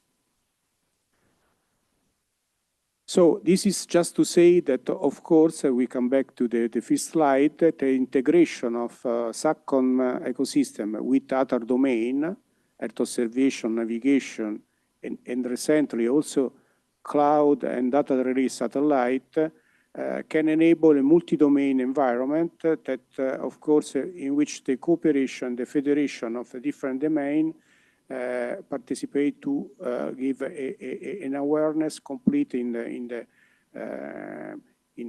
operative area, and in the managing, of course, all the surveillance activity in the Arctic region. So I go very fast. The last slide is just in the last slide. This is just a presentation of a project that we are managing with Defense, together with Defense with Leonardo, that try to move, as introduced here, introduce some basic functionality of the infrastructure, like cloud or data relay in orbit, just to introduce an additional resilience and backup of basic functions that are in the ground. So the combination of the domain with the different solution and the combination and the federated ground is the key message of this few slides as important action to do and to cooperate also from Italy, European country, and of course with the Norwegian colleague. So I leave the floor. Probably if there are some space with the second round of questions, we can also present our company. Just a question to the organizer, Alessandra. I see that people are trying fastly to take pictures, which normally are very bad. For which concern us, we can provide directly presentations. so you can directly keep this presentation free for everybody. So you avoid to stay like that, okay? Angelo. Thank you, Professor. So let's talk about rockets now. If someone in the audience is wondering what rockets have got to do with Arctic connections, well, today I'm here just to show you the strong relationship that we have with not Arctic as the ground, as the soil, but with the orbits related to the polar and sun-synchronous orbit. So if, I can move this directly. So don't worry, I've got one slide for each point of the agenda. To get you to that point, what I want to do is, first of all, to show you what a rocket is all about. It's not an easy task in a couple of slides, but before talking about the relationship between our rocket, you will see what this rocket is. I want you to know some basic elements of this, just to explain then what an orbit is all about, and then how we serve this specific kind of orbits. On the left-hand side of the slide, you have my company in a nutshell. So very rapidly, we have more than 100 years of heritage, not in space, of course, because space dates back to the early 60s, early 70s for us, when we started our participation in the Ariane program, the European Ariane program. We now are 1,500 employees, and this is quite a leap for us, because just before the pandemic outbreak, we were as low as the half of this digit. We generate some 440 million euros in the last year, so much less than what Telespazio showed and Thales above all showed before. But our impressive number is that we have 1.7 billion euros of backlog, split in development activities and commercial and institutional launches. This means that our business is growing, and it's growing faster. I'm here today just to speak about our space business, because we also have a small portion of our business related to defense. I'm not here to talk about that, but we know that this sector is growing even faster than the space one because of the geopolitical situation. On the right-hand side of this slide, you have what our business is all about. So I said before, we do rockets. Not to take humans to space. Nobody in Europe is able to do that. Not yet, I would like to say. We know that the US, Russia, Chinese, and even Indians, as far as I know, have this capability. We don't have this in Europe right now. So we do rockets to take satellites to orbit, which is not that bad, because the business, according to us, is there. You have two types of rockets in this slide. On the left of the image, you have the Ariane 6, belonging to the Ariane family of rockets. It's an ESA-developed launcher, to which we participate doing the solid rocket boosters that lift off the Ariane 6 during a launch. They deliver 90% of the thrust at liftoff. So it's an essential part of this rocket. But on the right-hand side of the image is just another story, because here you have the Vega. Maybe the one in the picture is a Vega C, the evolved configuration of Vega. Why it's just another story? Because for Vega, maybe you don't know, but Italy has the majority of the content, and we do anything for this rocket, because we design, we manufacture, we integrate, and we deliver. We operate the rocket in French Guyana. We deliver to French Guyana. We will see this later. And we operate the rocket. And since the ministerial, it was not the ministerial conference, since a conference at European member states late 2023, now we are also in charge of the commercial operations of the rocket. So we do anything that we can do for this rocket, and it is done mostly here in Italy. So what a rocket is all about, in a nutshell, of course, because you see on the left-hand side, in the middle, you have a real image of our rocket. It's 38 meters tall, and it is on its launch pad in French Guiana. It's just behind it. And on the left-hand side, you see a mock-up of this rocket. It is split in stages because as the launch progresses, of course, we have to get rid of inert mass. That is why this mass is fall down in the ocean. This was mass that contained propellant inside.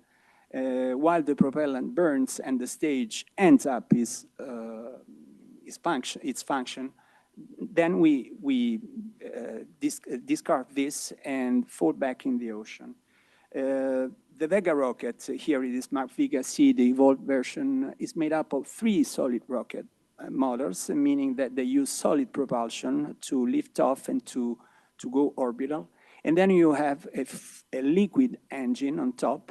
Believe it or not, it's an Ukrainian engine. Now we have got funds from the Italian Space Agency to switch to a full Italian liquid engine. And then you have the payload fairing, inside which we put our payloads. In the 4 bullets, I reported some highlights related to Vega. I said before that we do anything we can do for this rocket.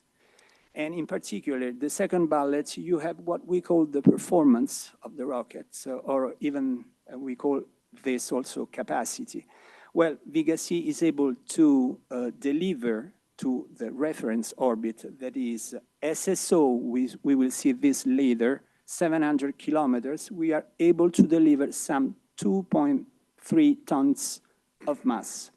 And it's quite a leap compared to the original Vega, which was able to deliver just 1.4 tons in low Earth, at the same reference orbit, sorry. We lift off from French Guiana, not from Andoya. Sorry about that, maybe one day. But our spaceport is located in French Guiana, and this is a European regulation that states that at any ESA-developed launcher must lift up from French Guiana. We have our base there. We run 3 companies in French Guiana, and this is the spaceport that we use. For those of you who don't know, French Guiana is located 4 degrees south, oh my gosh, south or north of the equator, compared to, so it's a perfect site to launch from if we target equatorial orbits, also mid-inclination orbits, but also if we want to go polar or SSO. Let me say that maybe French Guiana, I lived there 4 years, by the way, is the, to my view, the most wonderful place from which we can launch rockets. For sure, the more effective and efficient way. Well, the last bullet I wrote that that place, once again, is well suited to launch to any inclination, not only polar SSO, that is the reason why we came here today, but also to the equator and mid-inclination. I don't know how many of you have got the chance in your life to see a rocket launch live. This is something that I strongly recommend because it's emotional, I can swear. And I've got 1 minute video here. You can find this online. Credits to ESA. I don't know if you're able to reproduce this. Yes, you can. Okay. Or we are not the audio. This is, I can comment this while, this is the rockets on the launch pad. This is an onboard camera, and this is liftoff, right? You see the rocket going up on the sky. We are excited here because it is the Vega C maiden flight. A maiden flight is the first launch of its type, right? If I remember well, here the speaker is announcing a particular moment in the launch, that is the dynamic pressure reaching its maximum. It's very critical for the launcher. You see the payload fairing half going back to Earth, and this is a stage that is falling back in the sea. Don't worry, each mission is controlled by the navigation system. And now you will see, this is an animation, but this is for real. You see a satellite being developed, being delivered to its final orbit. So, okay. Let's talk about orbits right now before going to the point. I need you to know, maybe many of you already know what a polar orbit and what an SSO is all about.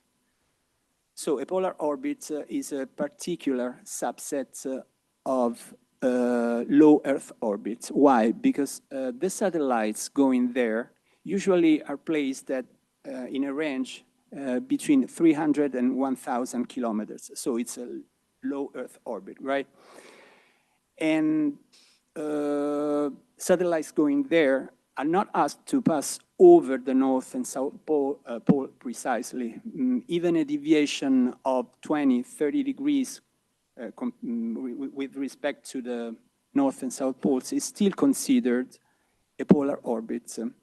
Then we have a particular polar orbit, that is the SSO. The acronym stands for Sun Synchronous Orbit. What does that mean? It means that a satellite going SSO passes over the same location on the Earth, the same spot on the Earth, each day at the same local time. And this gives the opportunity for customers going there to compare consistent images. What does consistent mean in this case? Consistent meaning, for example, at the same lighting conditions. And this is particularly important for customers who want to, for example, investigate how weather patterns emerge, for example, or I can say to predict extreme events, or you can monitor emergencies like fires, like floodings, all that stuff, right? But also, and above all, I would say to accumulate data to study trends over a long period. So in that way, you have all the data you need to study some critical issues like, it has already been said this morning, like deforestation, ice melting, or the raising of water in the sea. All that stuff is very, can be studied very effectively if you have a satellite in SSO. And this brings me directly to the point. Just to explain what this slide is all about, what we have in this slide, you have two sizes of launchers. First of all, you have the Vega and the Vega C, the latest version, the more powerful version. Of course, the tallest one is the Vega C, right? And then you have a color code. I don't know if you're able, yes, it is shown on the screen. You have, let's say, a light brown to highlight SSO orbits, which is a particular kind of polar orbits in light blue.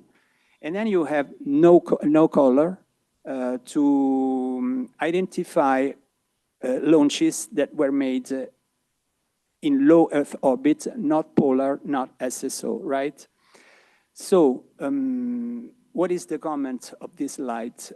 In 12 years of exploitation of Vega, our maiden flight dates back in early 2012. So I'd rather say in 13 years of exploitation. We carried out 25 flights, right? We carried 120 1 satellites to orbit, including small satellites and the big ones. For us, big means 2 tons of, you saw this before. And we delivered totally some 25 tons of mass. And you can see from this slide that even the following one is useful to show that out of the 25 tons of mass that we delivered to orbit, 20 were in polar orbits, especially for SSO and for the reasons that way I was mentioning before. And you see this, you have a decade in the 2 pies, the 2 chart pies. You see this, the first 5 years of the decade and the last 5 years. You see that this trend is increasing because more and more customers are asking to go SSO. That is why for us, having a launcher able to deliver satellites in this orbit is much important, and having a launch and a launch site, of course.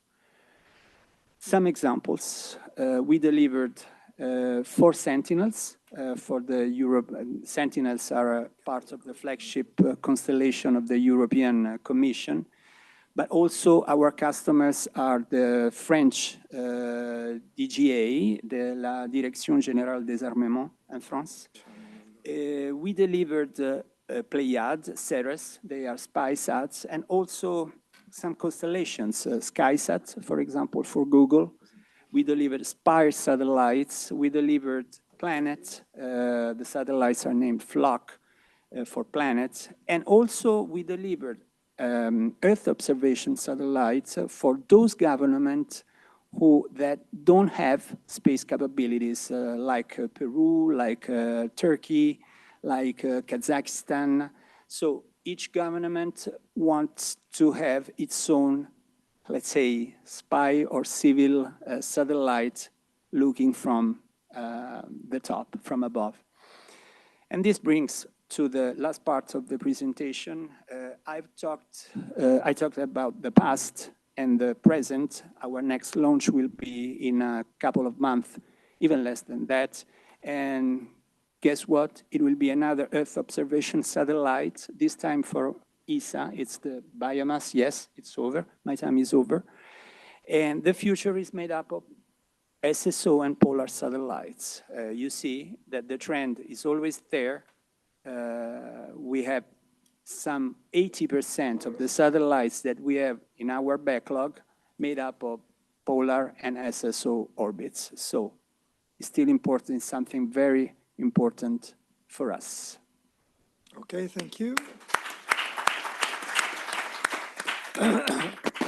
We have now 3 seconds, exactly 3 seconds to the telespazio last survival.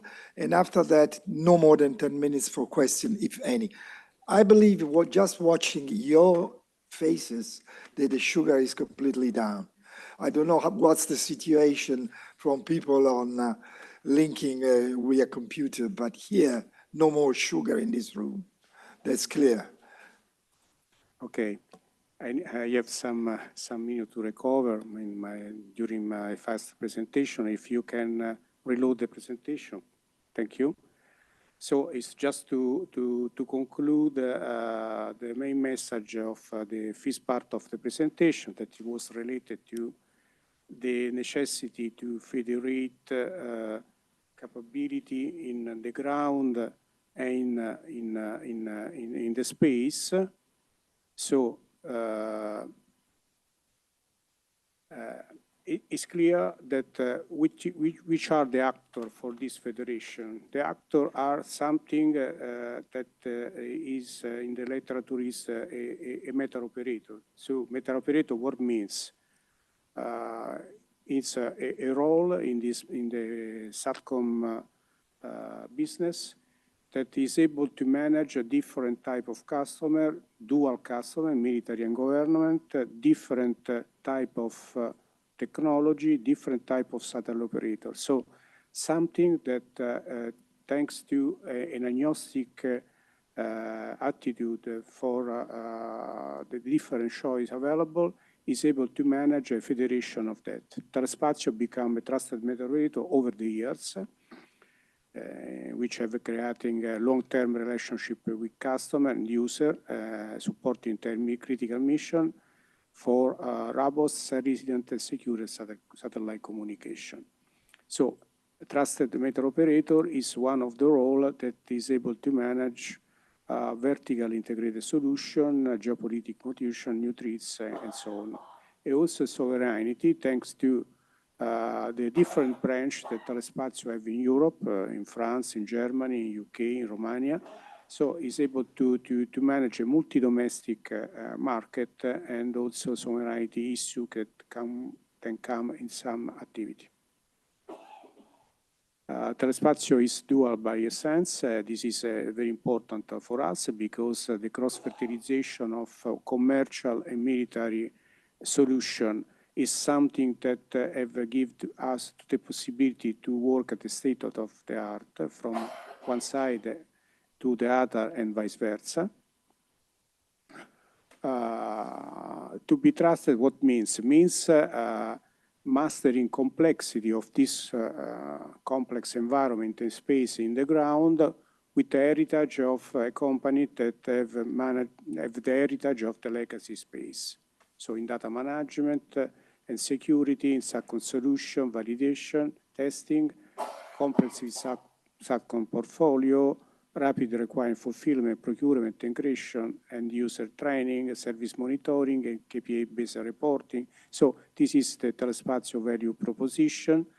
And you can see here the capability to work into all the value chain of the SATCOM system and service, from the anchoring to the end user terminal, to the capacity, and to build an end-to-end, a true end-to-end service. So this is just a conclusion, and I finish my presentation here. Thank you. Okay, thank you. I don't know if you arrived to survive a few more minutes, but let's see. Is there, first of all, any question in the room? Sugar is too low, I'm afraid. Anyone is risking for a question, okay, I can understand. Anyone? Yeah, please. Yep. From whom they ask if, in your opinion, there are any plans of Russia... First of all, the question is to whom? It's just a general question. It's not addressed to anyone in particular, by Antonio Luca Gullotti. And he asks if there are any plans of Russia and China to place satellites in the Arctic orbit as well as Kongsberg, and if so, is it possible a coexistence with Norwegian satellites? Well, I think that I think that there is not only plans, but I mean there is reality. Exactly. Because, for example, these elliptic orbits, one of the orbits that have been used before is what is called the Molnia orbit. And that means, I believe in Russian, it means lightning. So you can see that the Russians have actually been pioneers in using some of these orbits, and they have got satellites up there. And frankly speaking, I don't know what is the life of these satellites now, whether they are operating services there. But I have no doubt that they will try to place, try to meet the Western build-up of space capabilities. I mean, I think they will do that as far as their economy allows. But for what I say, coexistence, I cannot see any problem with that. But of course, there is always the risk that they have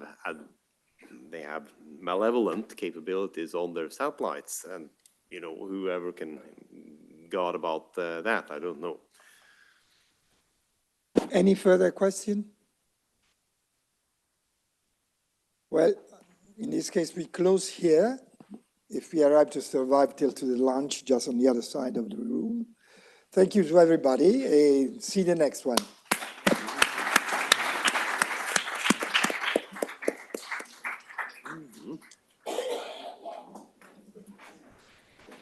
E se la mia ambasciatrice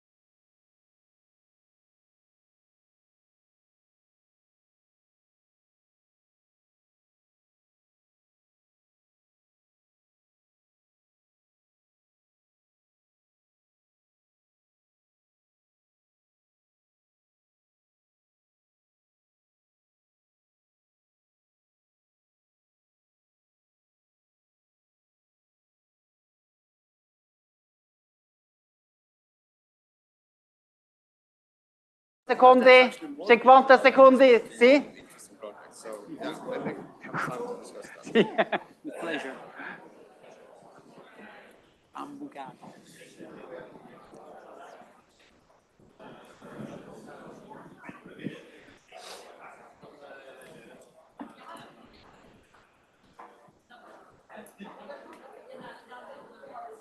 you heard about Center for Planetary Habitability? No. So that is one of those, really fundamental ones from geophysics as a foundation, and studies, what does it actually take? Quanti sono And they use that like online? Sì, online. So they're both 70. Of course. 74, sì. So that's both experts. Iniziamo tra 30 secondi.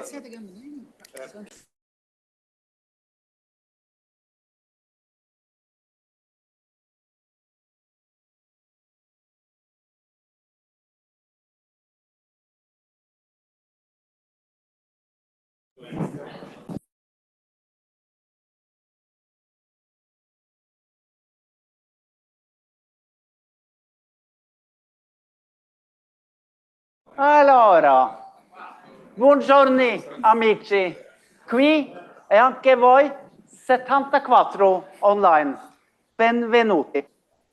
È sempre un piacere essere qui alla Palazzetto Venezia per Arctic Connections. La domanda principale per questa sezione è: what does space have to do with a sustainable future in the Arctic? The answer is everything. Almost everything, as this great panel will tell you the next 60 minutes. A sustainable future in the Arctic is dependent on the space sector. My name is Bård Borch Michaelsen. I represent the High North Center at Nord University and also UiT, the Arctic University of Norway. And we've got a great panel that will shed light on the subject from their different perspectives. From the left, Ingegnere Filippo. Yes. Britti, Head of Applications and Prototyping Innovation on Sensors, Algorithms, Applications and Services. I don't understand nothing. But perhaps I'll understand when you have given your presentation. Ole Dokka, Founder and Executive Director, Spaceport Norway. Luca Spoglie, Research and Vice President, European Space Weather and Space Climate Association. And the lady, Therese Christiansen, Director, People and Organizations, KSAT, Tromsø. The panel will be organized in this way. First, each of the speakers will give short presentations. After the presentations, there will be a dialogue between the speakers on 3 subjects. 1, threats. 2, opportunities. 3, what's their vision for the future? A sustainable future with the space playing a main role. And you will also be invited to give questions or short comments. So then, cominciamo. La parola è sua, Ingegnere Filippo Britti. Thank you very much.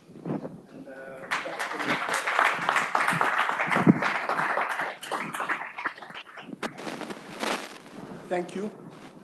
Before I start, I would like to, can you hear me? I would like to thank the organizers for inviting us to this really great event. And I've prepared some slides that they are not of KISAT. It should be EGEOS. EGEOS. I'm sorry.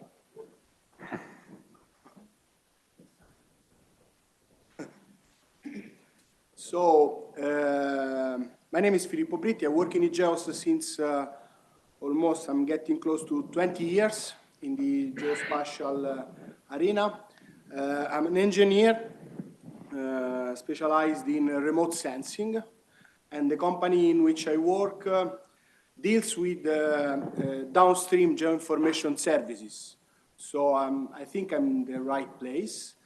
And as was anticipated this morning by Massimo Comparini, we are part of the Leonardo Group, and that's right, that's right. And it doesn't work, so everything is happening. Okay, so we are part of the Leonardo Group, where IGEOS is a joint venture between the Italian Space Agency and Telespazio that was presented in the previous section, that on its own is owned by Leonardo.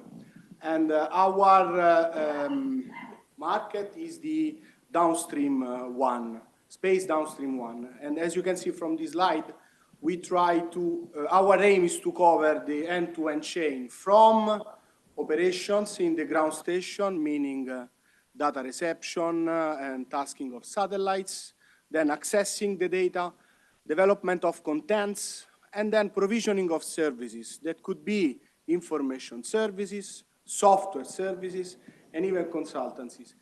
Working with satellite data, we refer usually to ourselves as an agnostic company, meaning that we have our mission, but we can work with almost all the type of georeferenced data, both imagery and information. As was already anticipated this morning, we work with, we are global distributor of Cosmos SkyMed data, that is a dual Italian remote sensing mission. And I have added some slides to show how Cosmos SkyMed constellation can work at high latitude.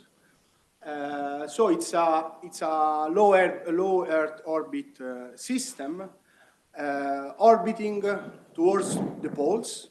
And this means that, as was presented, I think more than once this morning, all the orbits of the satellites, they go towards the North and the South Pole. And this means that we have a bigger time window for collection. As you can see here, the green and blue boxes, they show the time window each day in which it is possible to collect data. And think that Cosmos SkyMed, in the worst condition, that is the opposite, so the equatorial belt, we have at least from 2 to 4 opportunities of collection every day, everywhere. And so going towards north, it means that we can have more than 5, 6, even 8 every day in those time window. And thanks to this great capability, we established since years really a great collaboration, even with also with Norway companies like KSAT, which we are collaborating in different fields since many years.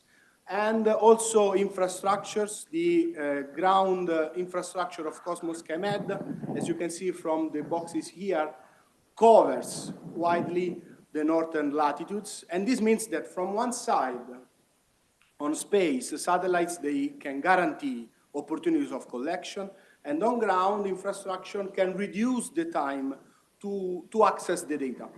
So this was really a brief presentation. Then I prepared really last 3 slides to show our legacy on the Arctic area. We started really many years ago on developing our capability to monitor and assess northern areas. We saw this morning many pictures of orbits around the North Pole. On the top left side, you have an image of the North Pole, meaning that Cosmos SkyMed can reach that latitude.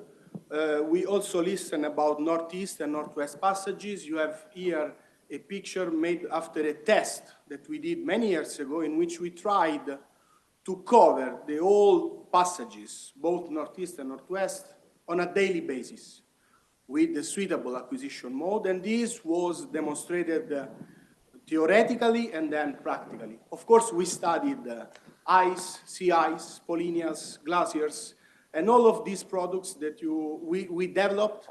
Then we worked in order to make them close to operational. And this was done through R&D project. Here you have some slides coming from the ARCOS project that was co-founded by EU Horizon 2020 program, through which we set up a web platform to alert potential end users, and then to provide them with analytics, so concerning marine traffic, sea ice distribution, and potential anomalous activities.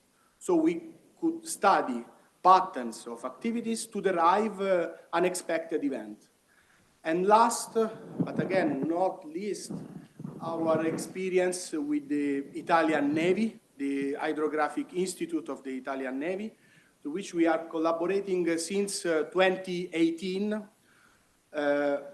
during the I-North campaigns that are performed every summer.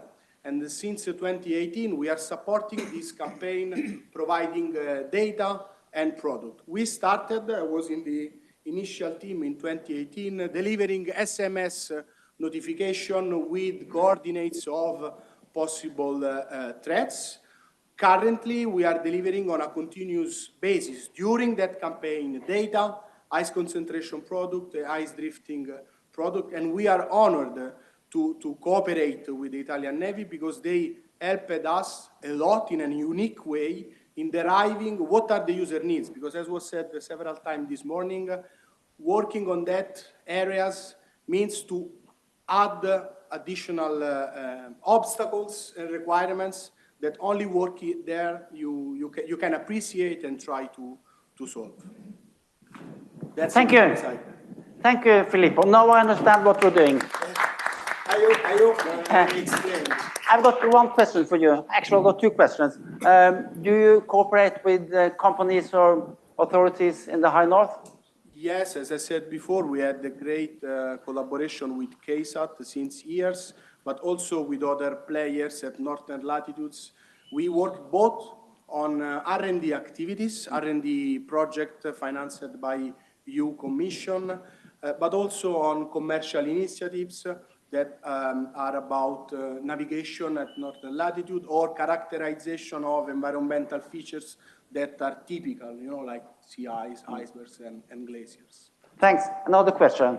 As you know, the Arctic is getting hotter in many ways, and it's not possible to read an Italian newspaper these days without reading something about the Arctic. Yesterday, La Repubblica had one page about the Arctic. There was actually something about the space, and I have to ask you because I think the journalist was a little bit imprecise, which journalists always are. It says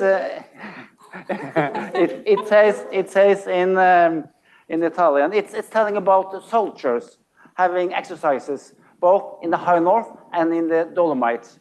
And it says that hanno testato tutti gli strumenti, incluse la trasmissione via satellite. Lì la curvatura terrestre rende le comunicazioni molto difficili. Lì, where's Lee? Is it in the Dolomites or is it in the High North? Where is communication difficult? Yes, we should ask to the journalist actually, where it was referring. You don't know? Honestly, you know, even if there is someone stating that the Earth is flat, unfortunately, this is not true. So we have problem of communication almost everywhere. When there are complex orography scenarios, what I think it was referring to is the lack of infrastructures that makes things really harder. But I see that there is. Okay, you're responsible. Probably the journalist in Saudi just if about for the geopolitics.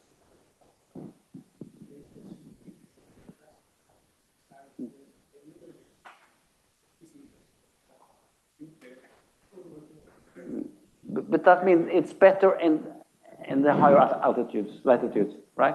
So it's better to do these things in the Arctic than in Val di Fiamme. It's right in a bad word, but it's right in a bad word. But I think that at the end, the means of this phrase is this. So when we have high latitude, the geostationary satellite is difficult to point because he expects a very low elevation, 5-4 degrees. Vice versa, the lower orbit communication especially in the north, in the polar orbit, cover the North Pole very well. Okay. For example, OneWeb constellation, that is a 90-degree orbit, have a lot of satellite in North Pole, much more than in the other part of the world. And it also has to do with infrastructure. We'll come back to that. Thank you. Thank you a lot. The next speaker is Ole Dokka. The screen and the floor are yours. Thank you. We'll see what happens with the screen. I can start by telling you a little bit about why I'm actually working with space, because that's not my background. I have a background from the Army as an officer, and 20 years as an innovation strategist and different directorships in large corporations, until I, in 2015, decided I cannot work with oil and gas anymore. I need to find something else. So I was kind of narrowing it down to two different domains, space and artificial intelligence. I chose space. So that's the short story about Spaceport Norway, which is really a brand and a platform that I work on. And today I will talk a little bit of why we do that and what Spaceport Norway is, and also tell a little bit about what we have as future plans, because I think there's a lot of people in this room, and Angelo left in the break. I would love to talk more to him, but we can catch up later on that. So the foundation that I kind of built everything on is that space is essential for absolutely everything. It's not about going to the moon or going to Mars, and that is super exciting and interesting, of course. It is. But we really depend on space in order to keep ourselves secure. And also I saw that this is actually relevant for all the business segments that is concerned with security, with the digitalization or digital transformation, and of course the biggest kind of bear in the room, climate change. Even if we now live in a time where we actually don't really discuss climate change as much anymore, it's not going away. And we know that because we can actually measure it. And the reason we can measure it is more or less because of space. Over 50% of what UN define as the essential climate variables is dependent on space remote sensing in order to actually understand what's going on. So this was kind of my personal journey into this, and I was saying, holy, we need to do more of this. And that's why I work with Spaceport Norway. I still think that this is also something that is convertible to business opportunities, and as long as we kind of develop new technology, new services that people actually understand how to make the most out of, climate is going to be a big driver for how we do things going forward. Also, there's a business side to this. Since I started this new point of my career with space-oriented activities, our industry has almost doubled in size. And that is not because of me, of course, but it's a lucky coincidence, and I think this is going to continue. So I see it's still a small business segment in Norway if you compare it to oil and gas or the defense sector, which we are really strong in, or in the fish industries, but it's growing. Year by year, it's growth, and you have new companies coming up and surfacing, specializing into different parts of this value chain. And we now can say that we actually have a full space value chain because we regard Isar Aerospace as kind of Norwegian. They were launched yesterday. There's also a big, of course, a global shift, and depending on what bank and what investor kind of you believe in, the number to the right, which I see is a little bit skewed compared to how it looks on my screen, but it says $1,600 billion, and some says 1.8, and it's actually trillion, so sorry for that. So it's huge, the potential that is for the growth of the space industry. And of course, very little of this is about what regular people call space. I mean, like 5-6% is launch industry. The rest is telecommunication, Earth observation, business services based on data from satellites. That is where you have the growth. So when we dare to actually think about, when we're going back to the moon, I think some here discussed this morning, nobody dares to actually estimate what kind of industry will that kind of start. So this is only terrestrial needs and needs that we actually have already. And as several have mentioned today, we had the first launch from Andøya yesterday. And if you take a look at this picture, I know that the contrast is not that big on the screen, but it was really a spectacular event for like 18 seconds. But it was the start of something that is significant. And that means that we have now the first operational spaceport on the European soil, and I think that is very exciting going forward. There's a lot of opportunities to develop that more, and hopefully the next launch will get longer than 18 seconds. It was actually 25, but it looked good in 18. And tonight, we actually launched the first Norwegian astronaut to space as well. So Jannicke Mikkelsen, the lady the second from the left, is Norwegian and is vehicle commander on the Fram 2 mission. That is a very private financed mission. So it's not really a regular kind of astronaut, trained astronauts that's going to space. It's kind of a space tourist category, but still, it's a Norwegian woman that's going to space for the first time, and it's happening actually tonight. So the point of actually bringing that up is that a lot of stuff is going on, and Norway is on the move. And since I started building this in 2016 and had the first conference in 2017, we have become the largest space business arena in the Nordics. And we are continuously looking, to not necessarily grow in volume, but grow in quality and grow in substance. So we can actually say that, when people come to these different events or then use this platform for something, they can actually get something of value back. That is what's driving Spaceport Norway. And last, I'm soon ready with all this self-promotion. We have also started to sponsor students more or less systematically the last 7 years, actually. So now we are supporting students all over the country. And from next year, we will also start to support European students. This is my next big hurdle and my last slide.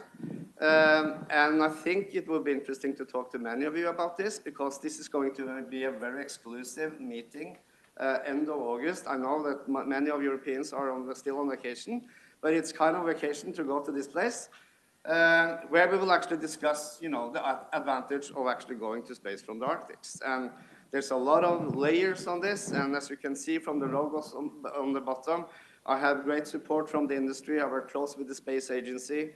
I work, of course, closely with the Andøya Space, but the most important thing is everybody else that will come there to really, be able to facilitate those meetings and those dialogues that takes us to the future. Thank you very much. Thank you, Ole. There are lots of students here. They are studying the Arctic or space, or are going to be ambassadors in Moscow or something. What should they do if they want to be sponsored by you? They should just reach out and take contact. Today? Today, or whenever you have the time. It's easy to find the websites and social channels, so just do that. Because we are building a program now that will be beneficial for European students. And what about going to Andøya Advantage? That is also possible, but for this summit in August, I expect that will be a little bit harder. It's low capacity. What do you know about cooperation between Norwegian and Italian companies and businesses? I think that is very, from what I hear, because I work very close with the Norwegian Space Agency, and they are telling me that, Italy is very important for us.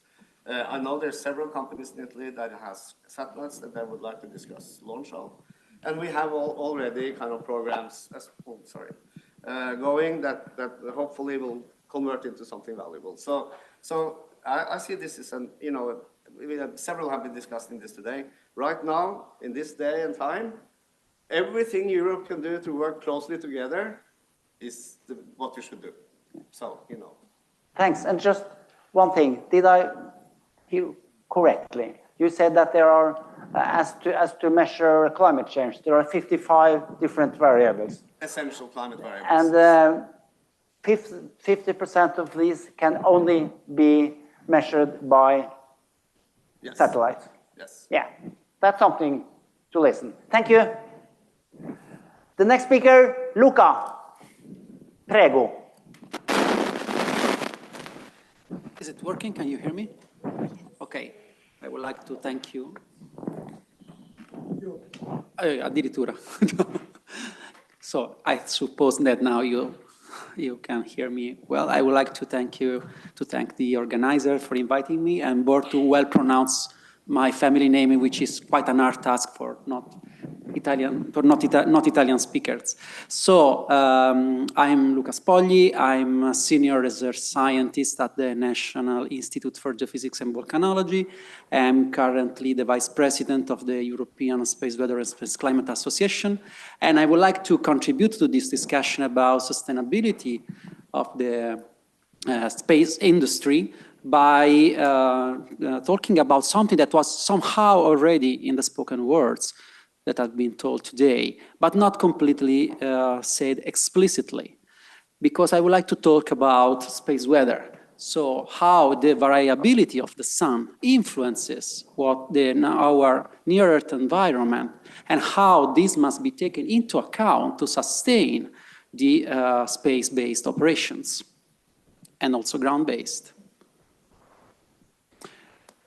So this very famous picture from ESA, for those who are familiar with space weather, summarize all the effect due to the variability of the sun, which is beyond light and heating, which are in the electromagnetic and plasma part of the solar activity, to which Arctic, both poles are very susceptible. And as you may see here, there are a plethora of effects that must be taken into account when, for instance, solar storms occur.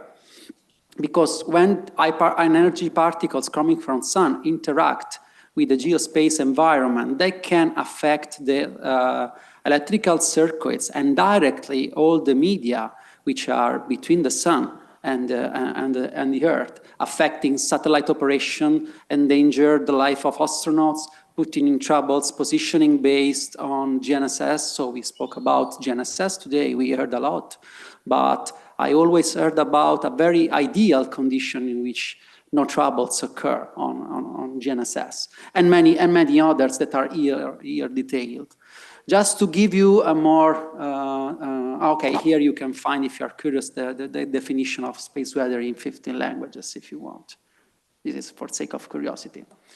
So, as we know very well, Arctic relies heavily on assets which are exposed to space weather threats, and for a significant range of critical functions. So, as I mentioned, there is navigation, in which GNSS are fundamental, for instance, for shipping, aviation, and resource management in the Arctic. Of course, there is Earth observation, because most of the people here already talk about the importance of the proper Earth observation for many applications, including the understanding of climate change. And again, Copernicus program here is vital, of course. And power grids are susceptible to space weather event, and pipelines for oil and gas, and communications. We have probably have a reply about the question for by the journalists, about the journalists. So maybe it's also referring to the trans-horizon communication on HF band, which are seriously threatened by space weather events in the high latitude sector. And of course, Arctic is of paramount importance for the scientific research for many applications, from biology to climate, for space physics, and so on.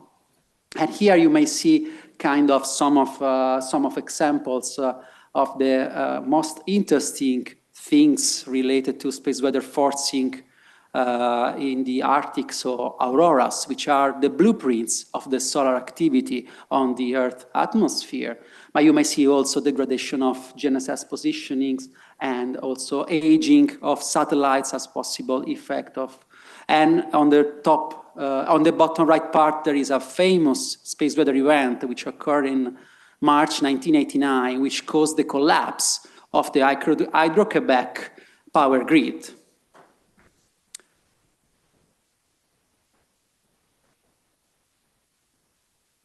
Sorry, it's probably. There is also a recent notable case of how space weather changed the practical life. For instance, in October 2024, there was a big solar storm, one of the biggest of the current solar cycle. And here you may see how, by looking at the route from Hong Kong to New York, the top was the original planned route, while it has been moved toward lower latitude to avoid possible GNSS and radio communication outages, which may have affected the route. And this is the reason why, for instance, that ICAO, so the International Civil Aviation Organization, is the biggest customer up to now of a space weather services. This is a service put in place by 4 global centers, which transform scientific information into advisory that can be read by pilots before and complete the information before taking the decision of taking off or not. Oh, it's always, sorry, it's.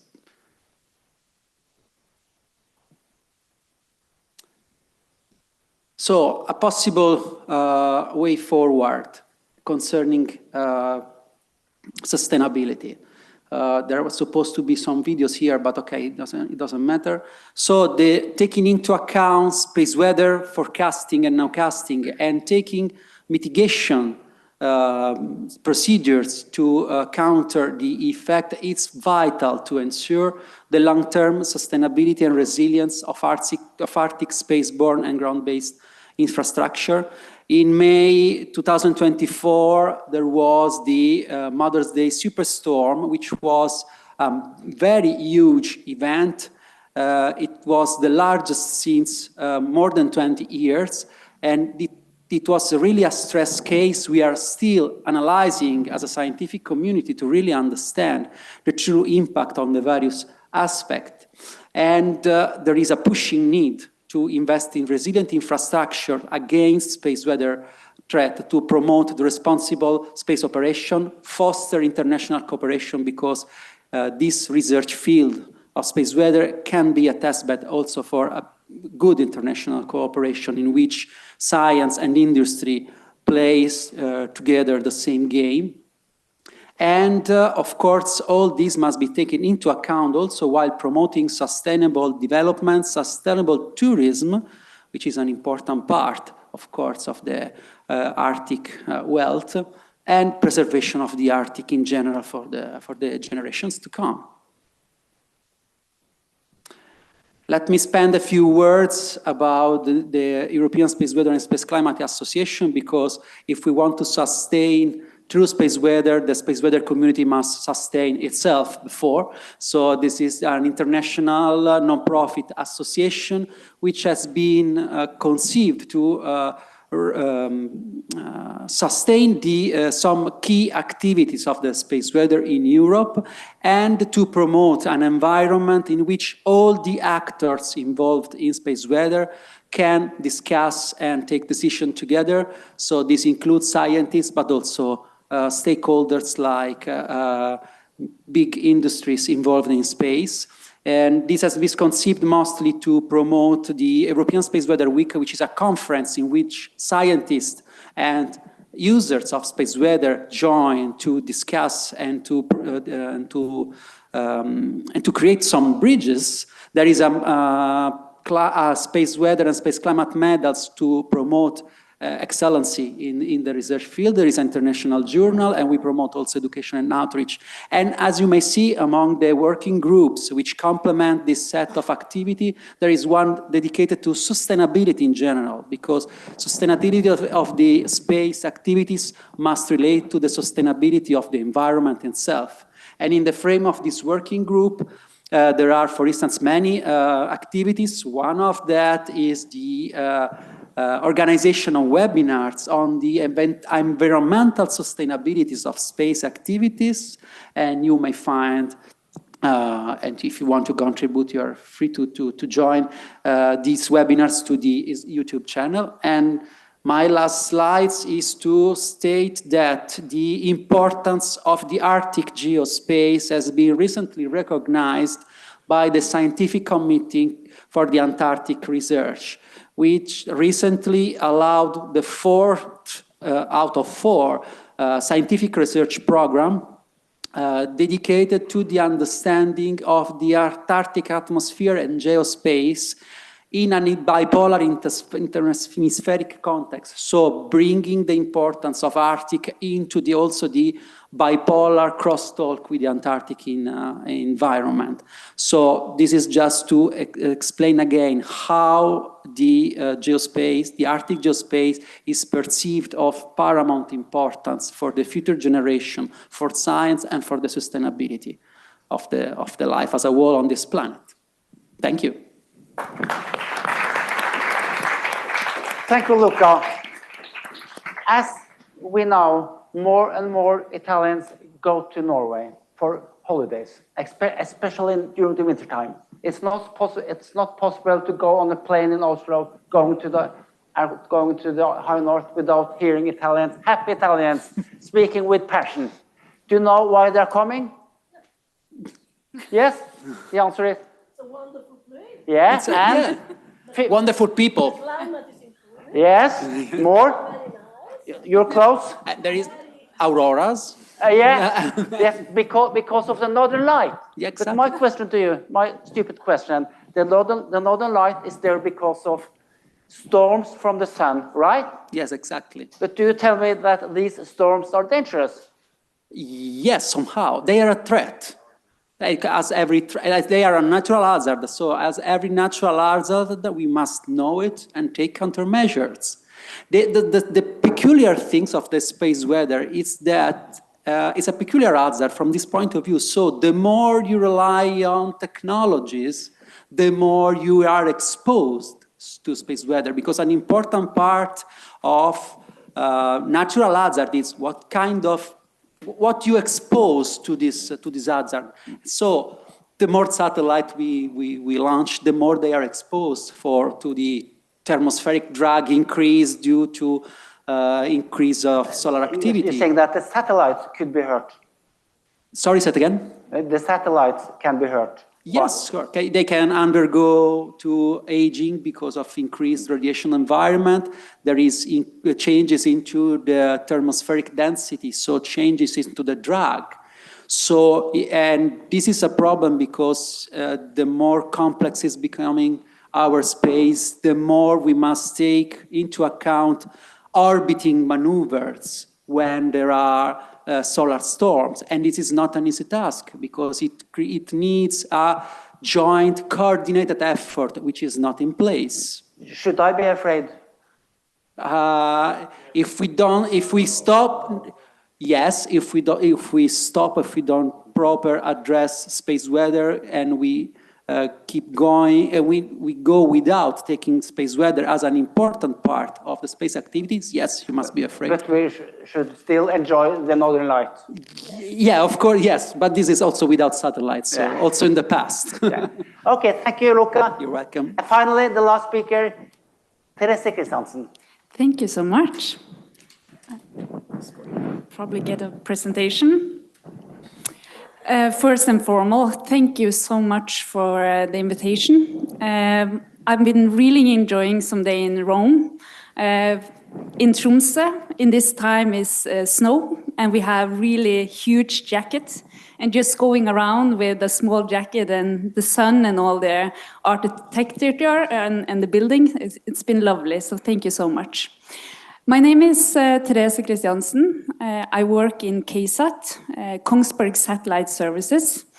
You have heard of KSAT throughout this day as well, so I will tell a little bit more about it, but some of the things that I thought I will talk about, I will leave it behind because you have gotten a lot of information and a lot of that will be the same as we have heard already from the morning throughout this day. Really interesting. So what is KSAT? KSAT is a company who have a really long history. It was founded in 1967. So Norway, in the higher north, have a long history of talking with space.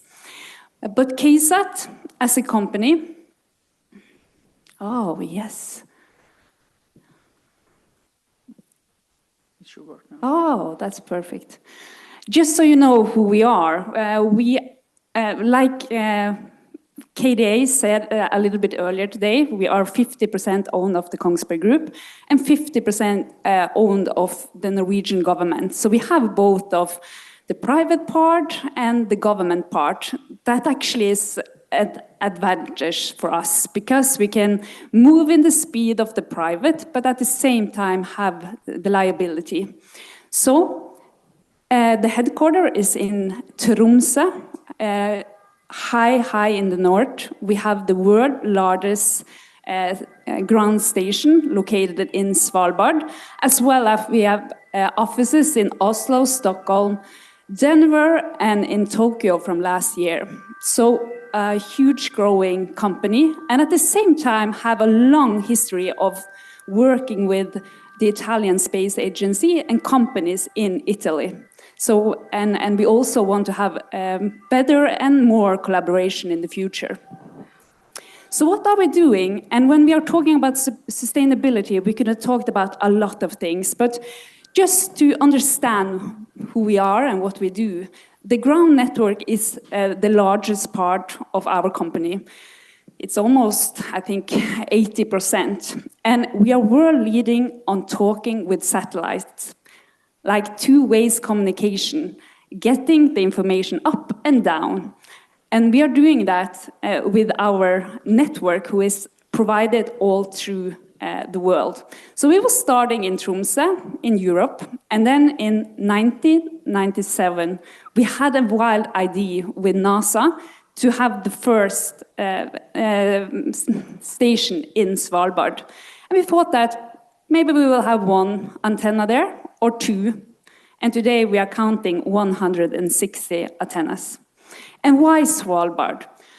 Svalbard is not because of the geopolitics, it's just because of the location, because Svalbard is the perfect place to talk to satellites. So if you see here, and you have been told this earlier today, but I will just mention it, that from Svalbard, we can talk to satellites 14 times throughout the day. And one satellite is moving pretty fast, so you can talk to them 14 times each day, every day, all through the year. So if we are going a bit back, because when we are talking about the sustainability part, it's Earth observation who, we have over 20 years of experience with, mostly in the start, we are a maritime nation, so it was the maritime that we will focus on. And it was oil spill detection, vessel detection, also ice monitoring. But we see a shift now, more and more, just country and companies want us to monitor other area, like critical infrastructure, and also dark targets, and also borderlines. And it's a natural shift when we see how the climate is in Europe at this area. In KSAT, we have 17 different nations. So the company have 550 people, and it's really international. So people are traveling from many places in the world to come to us and work with the ground network, the Earth observation, and the government program side. So when the shifting and for the sustainability of the higher north, it's important with the satellite images. And like so many have said before me today, it's a lot easier, if you think about it, to monitor something from the above and down, instead of like monitor it from the down and just looking at it. Like for ice or for preventing forests to really take care of the earth. And that is one of the things that we are working a lot with, what is the new market? Because we think that almost everything can be monitored from the space and down, like algae blooming, that's something. And also, true story, sometimes we are monitoring sea turtles and how they are moving through the sea. So it's a lot. And also like plastic, it's a huge problem from the planet. So, in Tromsø, in KSAT, we have 24/7 people who are expert in analyzing satellite images. This is really important, like for Sentinel-1 images and other satellite images that we put up together to provide a service so somebody else can try to find out what they can do to help. And that's like for oil detection. And we are every day, many times a day, making sure that the coast outside Norway and beyond are safe from oil spill. Yes. And also a little bit about the other stuff, and many of you already know KSAT, but probably for the students on the back who perhaps it's the first time you hear about us, but the services we also deliver is we divide it through MAX and LIGHT. MAX is what we call old space, and LIGHT is what we call new space. And with the new space area, space has been reachable for more people. Before it was only some small, or it's not small, huge company who had access to space. Now it's different. So for many years, or for 5 or 10 or more, we have really felt in our company who have the long history of providing high-end services that we are in the starting point of the space industry, because so much is changing with the new space. So afterward, board, when we are going to talk a bit about the threats and opportunities, I think we can talk more about what we see for the future and what is important. Last year, we starting actually to also control satellites. That's new because we don't own any satellites. What we own is antenna all over the world, and also the expertise who is in the house and have been doing this for many years. And also we have over 20 years of imaging over the sea, so we also have the expertise to find out how can we use this in a good way in the future. And also from KSAT, when a rocket is going up somewhere in the world, often they call and ask, are you ready to make sure that this goes well? And then we are actually following it up to space, and also many of our customers delivering the satellites out. So the sustainability is extremely important, but as we all know, sustainability is different things. It's all from how we work with the social stability. It's about our footprints, where we are located in the world, and also what we think that Earth observation will be for Europe and for the world in the future. And I think I will say thank you.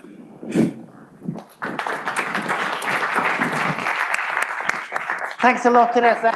And students, as I told you, scholarship, talk with Ole. If you want a job at KSAT, come tomorrow, because Therese is responsible for hiring, right, at KSAT, and you're hiring hundreds of people every year. That's correct, board. And Therese will speak tomorrow about opportunities for students also. So welcome back then.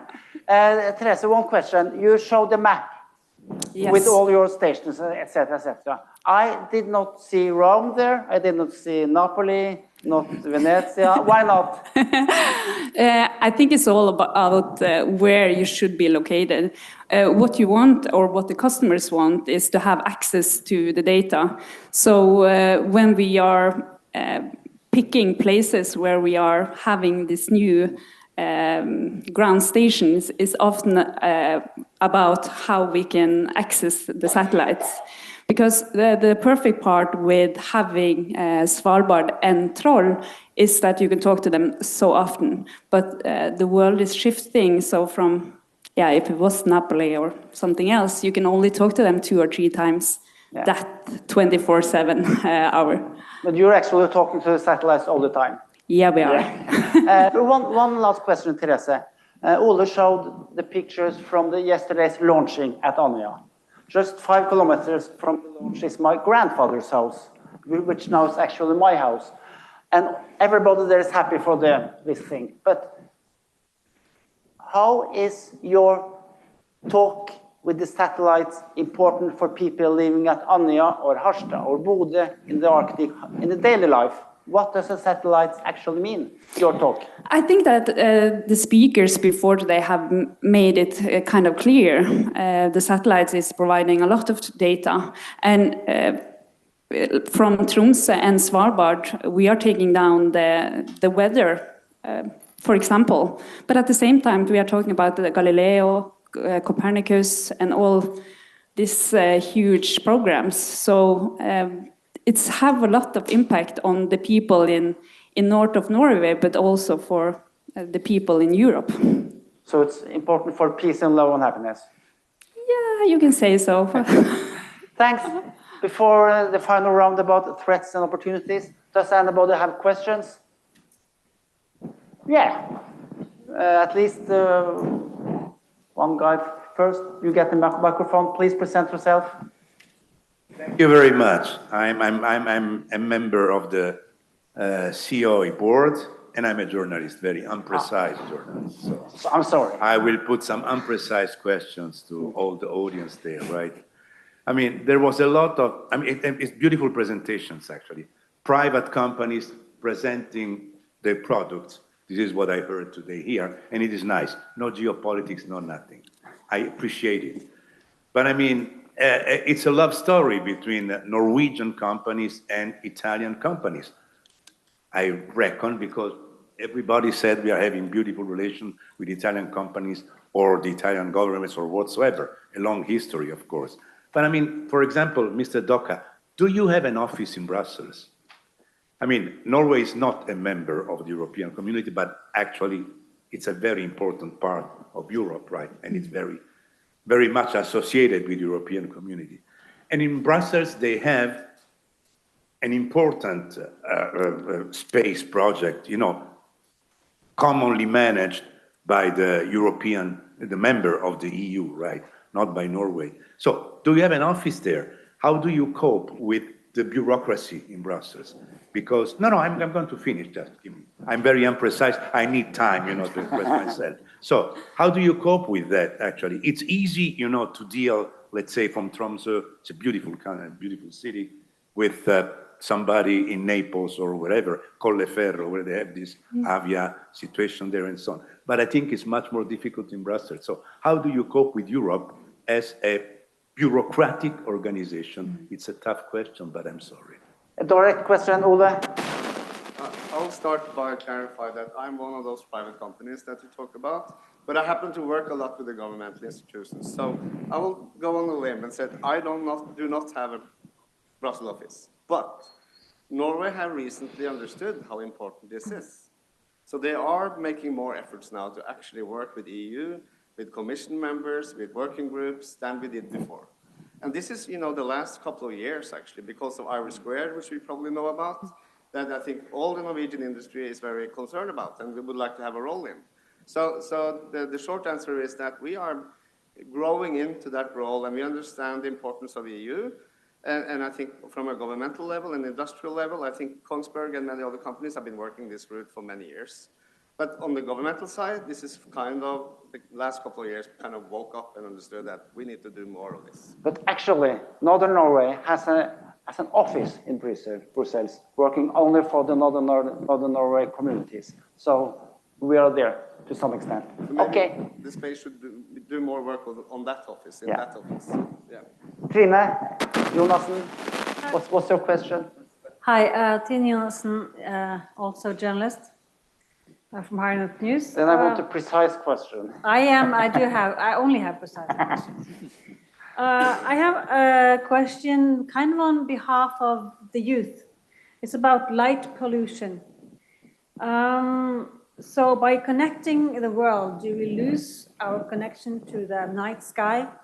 Because there are almost no dark spots left on the Earth. You can see the Milky Way and the stars. What we see now, bright lights are the satellites.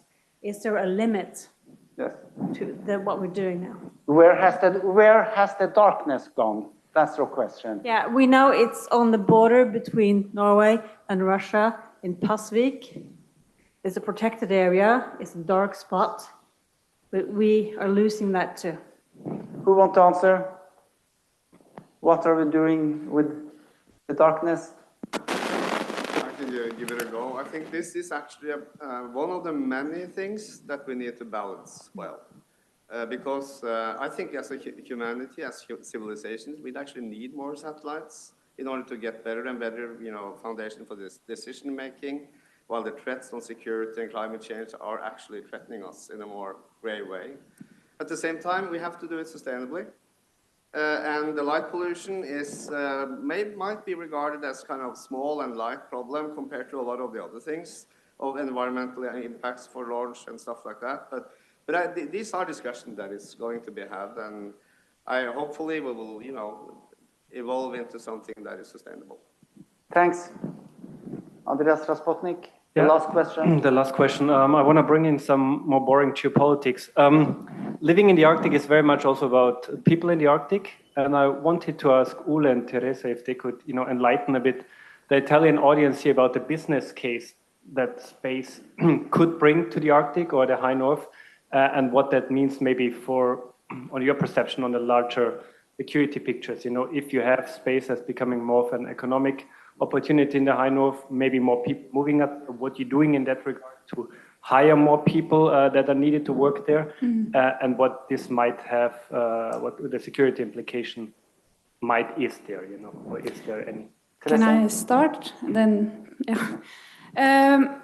Actually, if you see with the new space market, a lot of the new companies come from the US.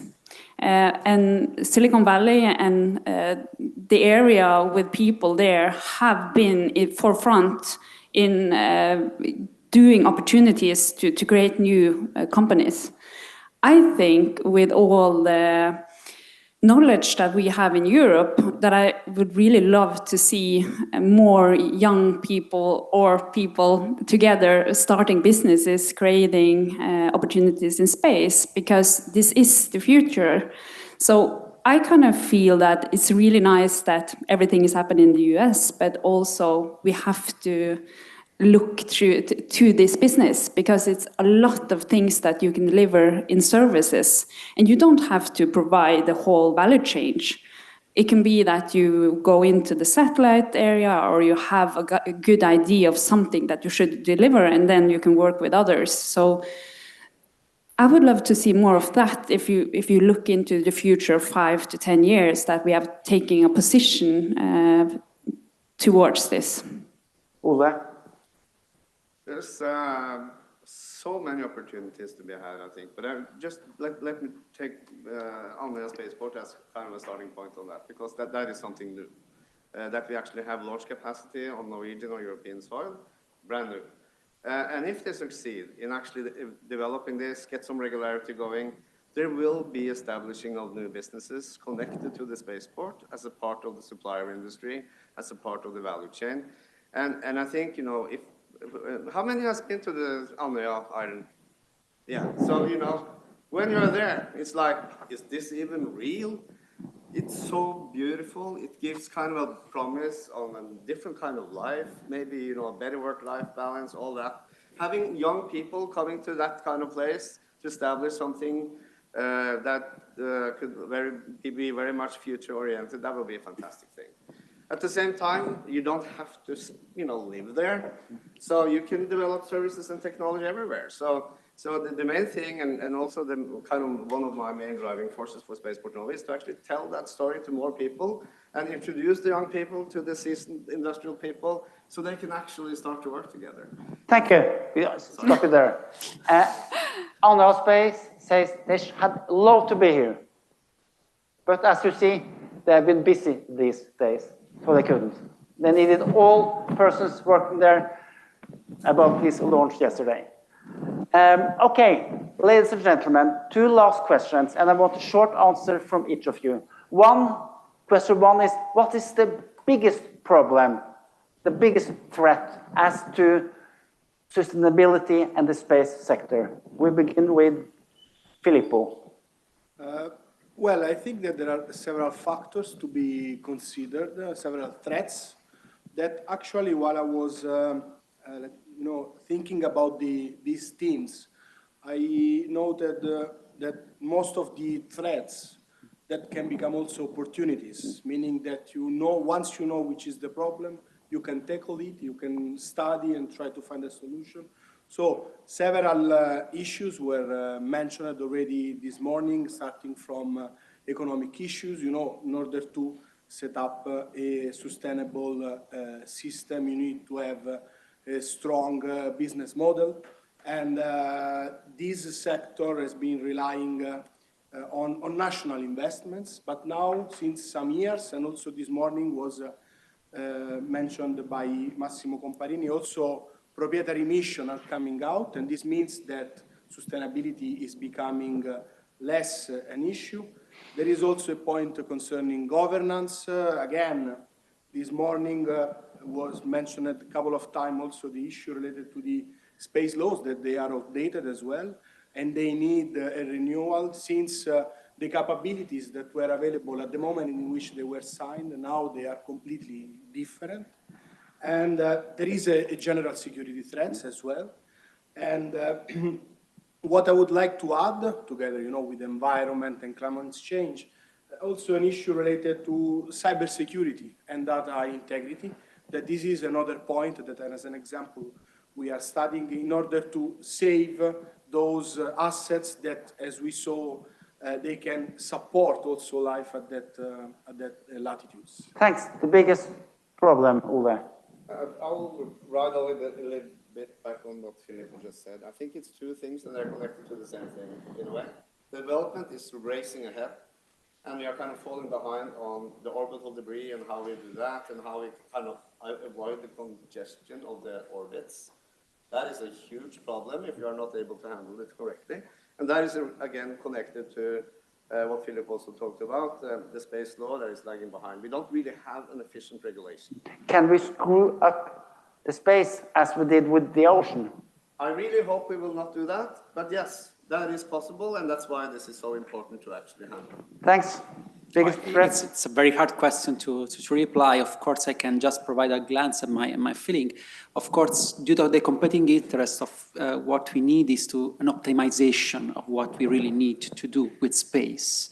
And I will also invite to an improved cross-talk among the various actors which deals with space. So scientists, business industries, and also user in general. So ease the interaction and optimize what we really need and what we would like to do with space. Thanks, Teresa. I could, many good points there. As well, I think if you have talked to different level in KSAT, you will have some different answer. From my perspective, what I think is a threat these days is that we need that people see the opportunities in space, because we need the talents, and we talk about talents who can be somebody who is 60 years old, but also the talent who is coming out of school to look to space, because should we make this good opportunities or services or provide things for space in a sustainable matters, we need to have high-skilled people to do it, and they have to see the possibilities and then choose the space industry. So that's kind of risk and opportunity. Thanks. Okay, we should finish this panel in an optimistic way. So again, I want short answers about a bright future for the space sector as vital for a resilient and sustainable Arctic? Therese? Yeah, I'm really optical. I only see almost possibilities. I look forward to the next 10 years and to look how we have gone from here. And you will work in the sector for another 30 years, right? Almost everybody does it. I don't know yet. You know, I'm a scientist, so I must be optimistic almost by definition, because science is the place in which all the nations can be together. And space is an opportunity for all the nations to really be together and find a place in which the conflicts are significantly reduced in view of something which is common to all of us. So the air we breathe and the space we lie below. Ole? Connected to that topic, I think, you know, one idea could be actually to see if it's possible to establish a real Arctic consortium for space. That could be interesting. What is that? A consortium of people, companies, government organizations that is actually a task force on handle these different things and difficult things. And as Luca, I'm also an optimist. That would be a fantastic place to work. Thanks. Filippo? Yeah, I fully share the points that were already said. I'm not a scientist, I'm an engineer, so maybe a less optimist. but you know, I live in Rome, so I am forced to be optimistic. Space is a problem in Rome. Actually, I want to talk about, you know, real initiatives that were already mentioned. And concerning space, I heard many times about the race for space, and now I'm seeing it.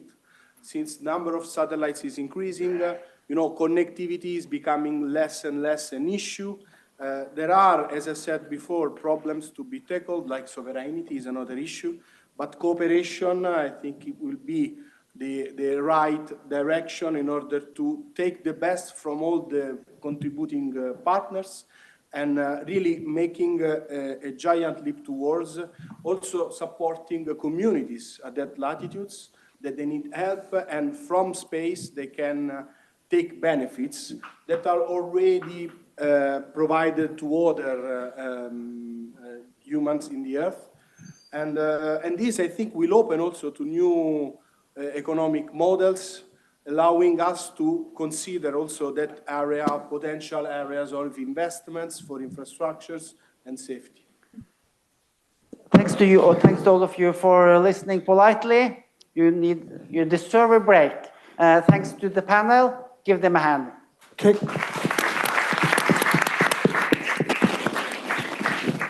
Can I provide an information to the audience despite of that? Just an information. Well, in addition to what they say is very important, it comes from Italy. The Italian Space Agency is hiding. First point, Leonardo is hiring. Thales Alenia Space, Italy, is hiring. Telespazio is hiring again. We too, Aegeus, we are hiring. So it's just question to, as you said, to have very high-level people. And this is a typical to have in strong Europe. Thank you.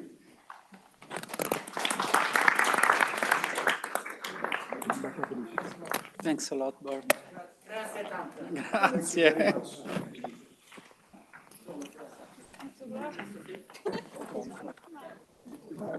Thanks a lot.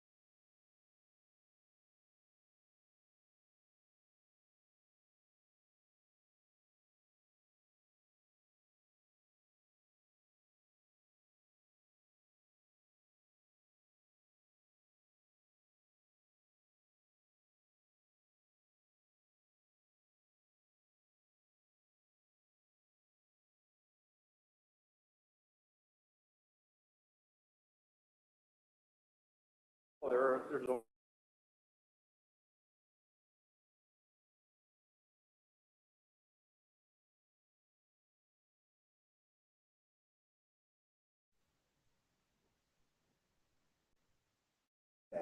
Dei prezzi. Quindi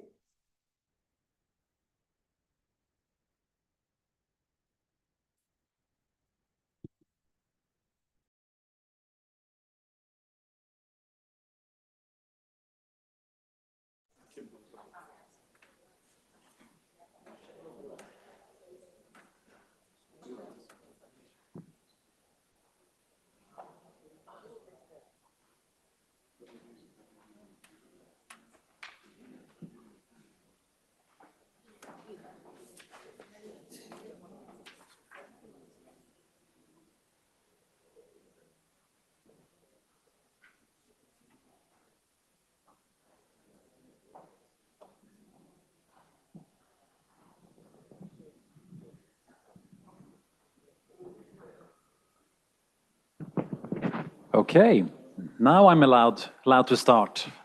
Okay, great. Welcome back, everyone. Good to see so many of you still here. I think if you manage to stick through, 4 different sessions, full lunch, and it's, what is it now? Past 4 o'clock. I mean, in Norway, we would normally go out for a beer at this time. So I guess you, those who are still in the room, you are truly the Arctic experts, or at least those very interested in the Arctic. We will talk for about an hour. My name is Andreas Østhagen. I'm a senior researcher at the Fridtjof Nansen Institute. It's a global affairs or international relations institute in Oslo. I'm also affiliated with Nord University, those who are also co-organizing this session. And I know nothing about space. I can't tell the difference between a satellite and a Boeing 787. For me, it's all the same. It's up there in the space.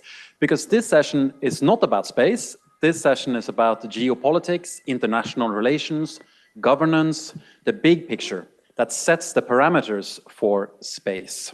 Bård, who was here earlier, the first moderator, he was the polite one, right? He was talking about opportunities. He talked to you in Italian. I'm not the polite one. I'm the rude one. Here we'll talk about the serious, the negative, important things. But I wanted to ask you a question first. I was thinking about this on the way here. In this room, who is supporting AC Roma? Okay, so a third of the room, okay. Any Lazio supporters? No Lazio supporters. Okay. Okay, yes. The reason why I'm asking is because I am from Bodø. Many of the people who have actually been speaking here are also from Bodø, but they have not talked about the most important fact of life, that Bodø/Glimt, our football team, first of all, we beaten Roma 6-1 a couple of years ago, okay?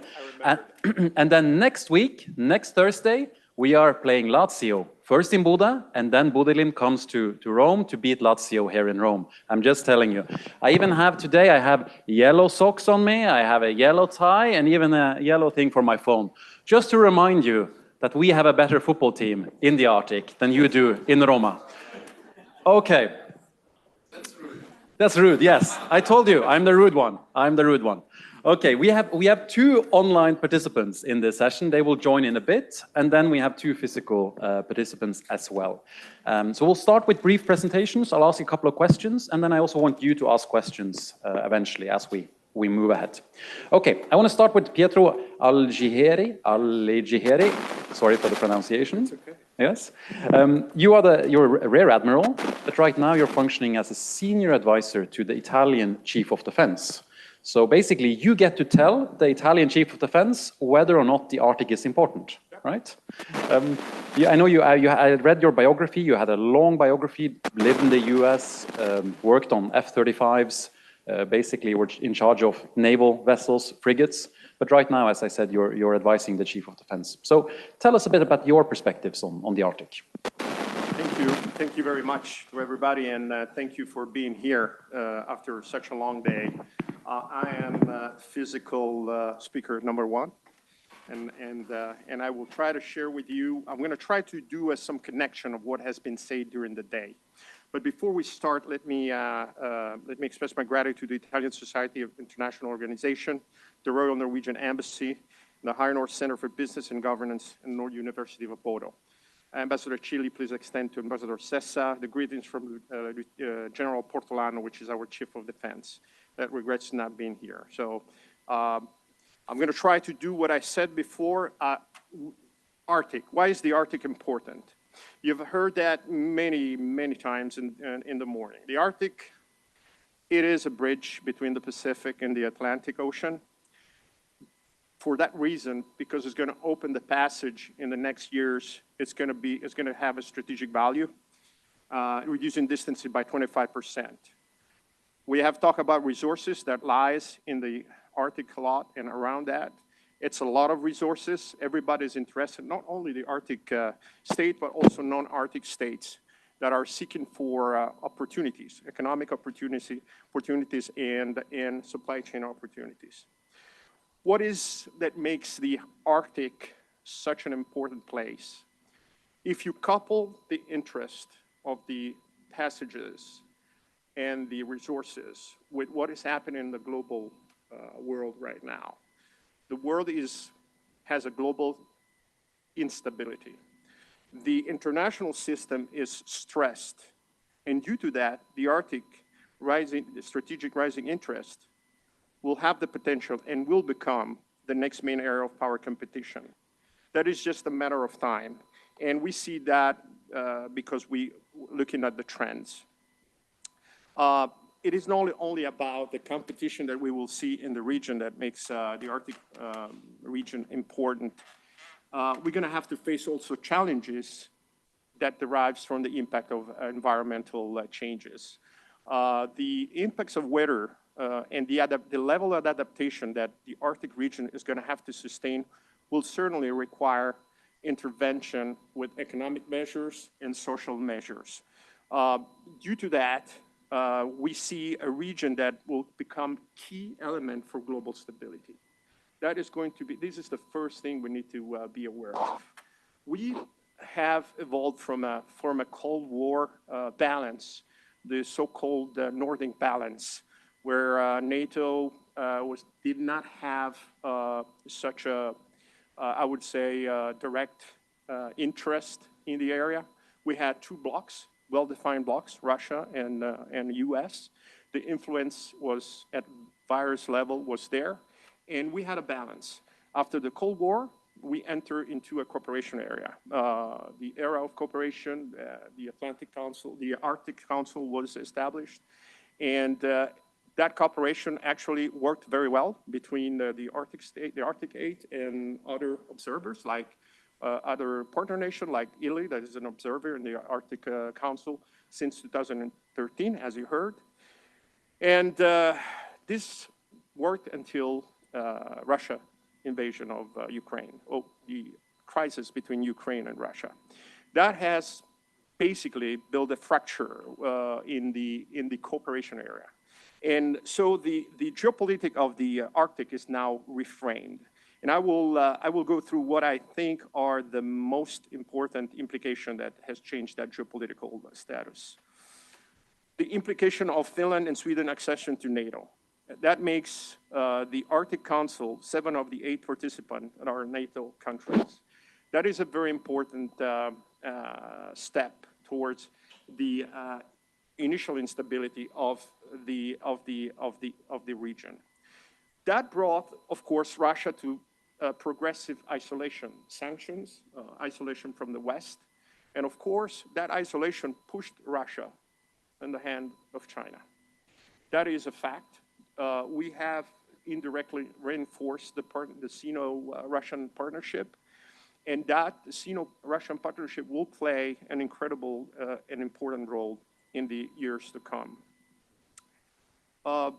Why is China, that is, of course, self-declared itself a near Arctic state? Why is China so interested in the northern part, in the North Arctic?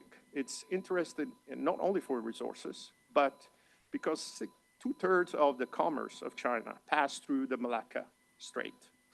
Malacca Strait is very far from the Arctic, but 80% of the oil that is required for to China to sustain its industry goes through the Malacca Strait. That's the only strait they will use. So they have a strong dependency for that strait. So an additional route to the north is essential for their strategy. And so no matter what happens, we will see on the other side of the Nordic region contest, either Russia, China together, or China alone. This is my personal perspective.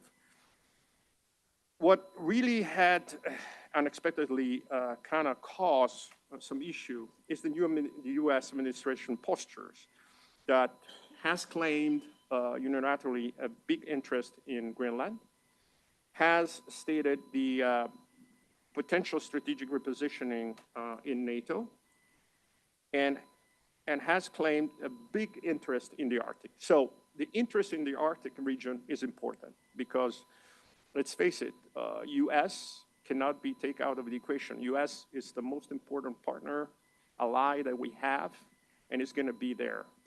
I think from a geopolitical perspective, we need to understand that US is forced to reposition a strategic repositioning of resources to where is needed to support their strategic objectives. The rising of China is forcing US progressively to reduce their footprint in Europe, in NATO and Europe, but certainly it will not pull out from the Arctic region.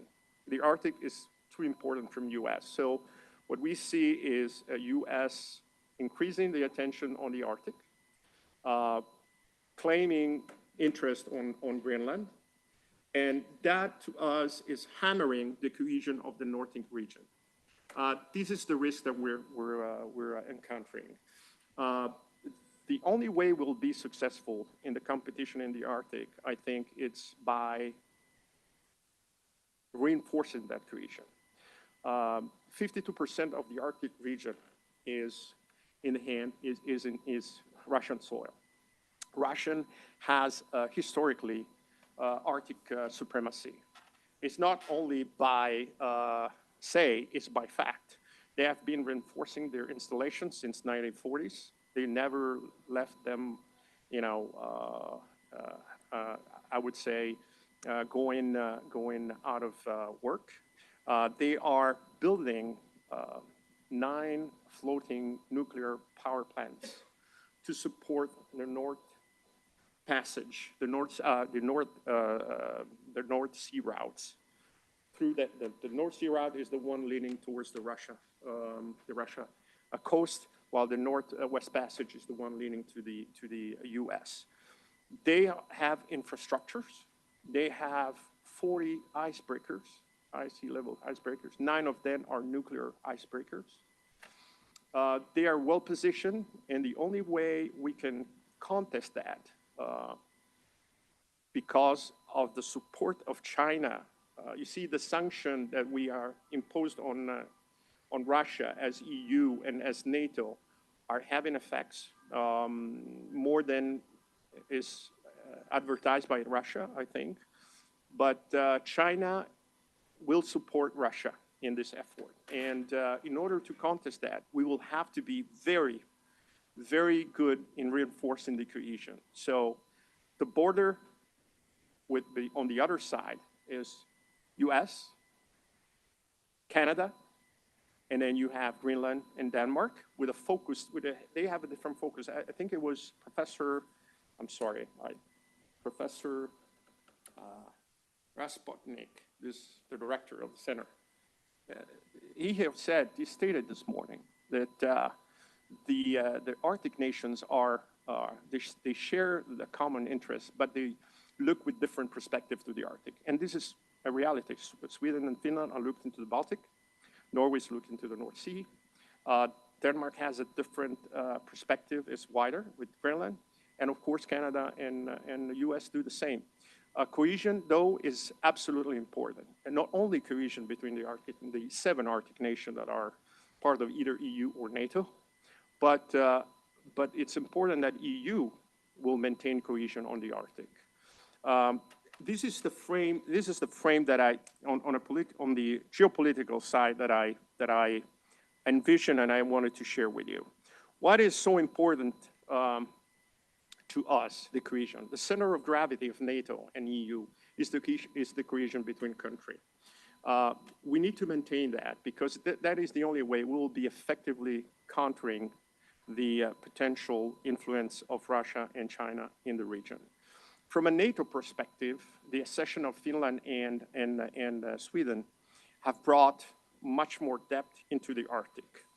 Of course, we have much more responsibility as NATO country, but I think the capabilities that Finland and Sweden are bringing to NATO is very valuable, not only because they have very good armed forces, but also because of the position and the situational awareness that we can benefit from. I think that there are three strategic challenges that we need, from a military perspective, we need to be aware of. Defending the Baltic Sea region and the 1,300 kilometers of border with Russia, defending the North Kalot and the Barents Sea and the Bering Sea, and receiving outside support from the supporting nation, which is very important and fundamental. I think from that perspective, the reason why we should not absolutely have a confrontation, internal confrontation with U.S. at this moment is that U.S. is bringing to NATO and EU and the North and the Arctic region strategic enablers that we do not have. We have been talking about space asset. I want to talk about strategic enablers because it's the strategic enablers in a region that is not all accessible, but it will become progressively accessible. And with an environment that is difficult, the strategic enablers are fundamental to maintain the security of the region. So I'm talking about intelligence, I'm talking about space assets, I'm talking about infrastructures that we're going to have to build compared to the Russian. Those infrastructures, as you heard, need to be protected. You know, you just not have, you have to invest, you know, and in the infrastructure, but you need to protect them. And it's not only space, it's about logistic infrastructures, military infrastructures that will maintain stability in the region to provide the ability to improve economic in the Arctic region and create stability in the region. When you talk, you heard about many satellite assets. Why I talk about space, it's very important, and I will then stop and give the word back, then we can amplify some discussion. I would like to talk about space because space is I think the biggest strategic failure that European should claim on their shoulders. Failure. What you heard this morning is fantastic. We have a lot of programs going on, and we will get there. We will get there. We will get to be very good between 2030, 2032. We have a 7 years gap that we have built by not doing the correct strategic decision, and we're paying that now. We have a 7 years lag time that we need to recover. We are doing well, as you heard. We have many systems that will come up. Italy is involved in the North Link. We have heard about that. I think Kernsborg KSAT is one of the options for the North Link. And you have the Starlift in the NATO environment, and you have IRIS-2 in the European Union. It's going to be ready by 2030. So we are lacking strategic enablers. And the only way to get out of this is cohesion. Big integration of military in the North Arctic military will need to work together, complement with other NATO abilities, and be able to effectively confront. But we still need that to cover that 7 years strategic gaps. And I will stop here and then maybe amplify other. Okay, perfect. Thank you so much.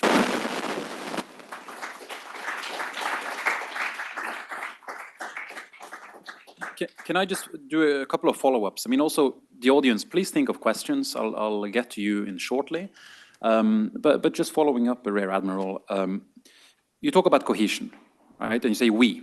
And I was thinking, who are we in this context? I mean, this room is probably majority Italian, second largest majority in this room is Norwegian.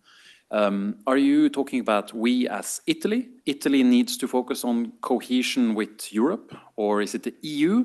And then you highlighted also cohesion with the US, right? That despite disruptions in the transatlantic relationship right now, the US is, and I totally agree with you, the US is not going to care less about the Arctic, only more, perhaps. So tell me a bit about this cohesion idea and also how Italy fits into this focus on the Arctic cohesion. Thank you for asking, because I was probably not clear. When I talk about we, I talk about being a EU partner, EU valuable and reliable partner. When I talk about we, is about being a NATO ally, a reliable and valuable ally. You see, Italy is a Southern Arc region country, NATO's south flank and a southern country in EU. But we, of course, agreed on the 360-degree concept, where all the flanks are important. Flanks are important, and they have the same dignity. The northern flank, the eastern flank, the southern flank, whatever flank is because of the concept of 360-degree defense is important. Of course, we are focused on the southeast. You know that NATO has developed regional plans, the new family of the deterrence defense plans. Italy, of course, deals with the Southeast regional plan, and the Arctic region deals with the Northwest regional plan. But that doesn't mean that if an activation of the Nord plan should happen, Italy will not support that. Italy, by being a good ally, that means that Italy will support an Arctic country if it's necessary with the capability. That's why Italy is improving its capacity and capabilities in the Arctic. As you heard, we have been doing a lot of experiences, Nordic response.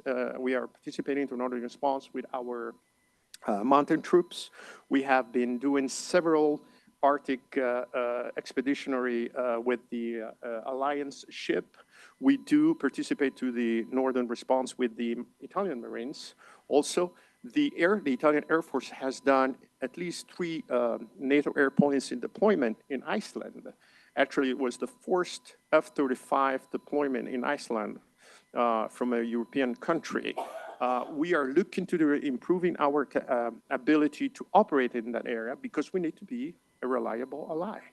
And so we means us, NATO and EU.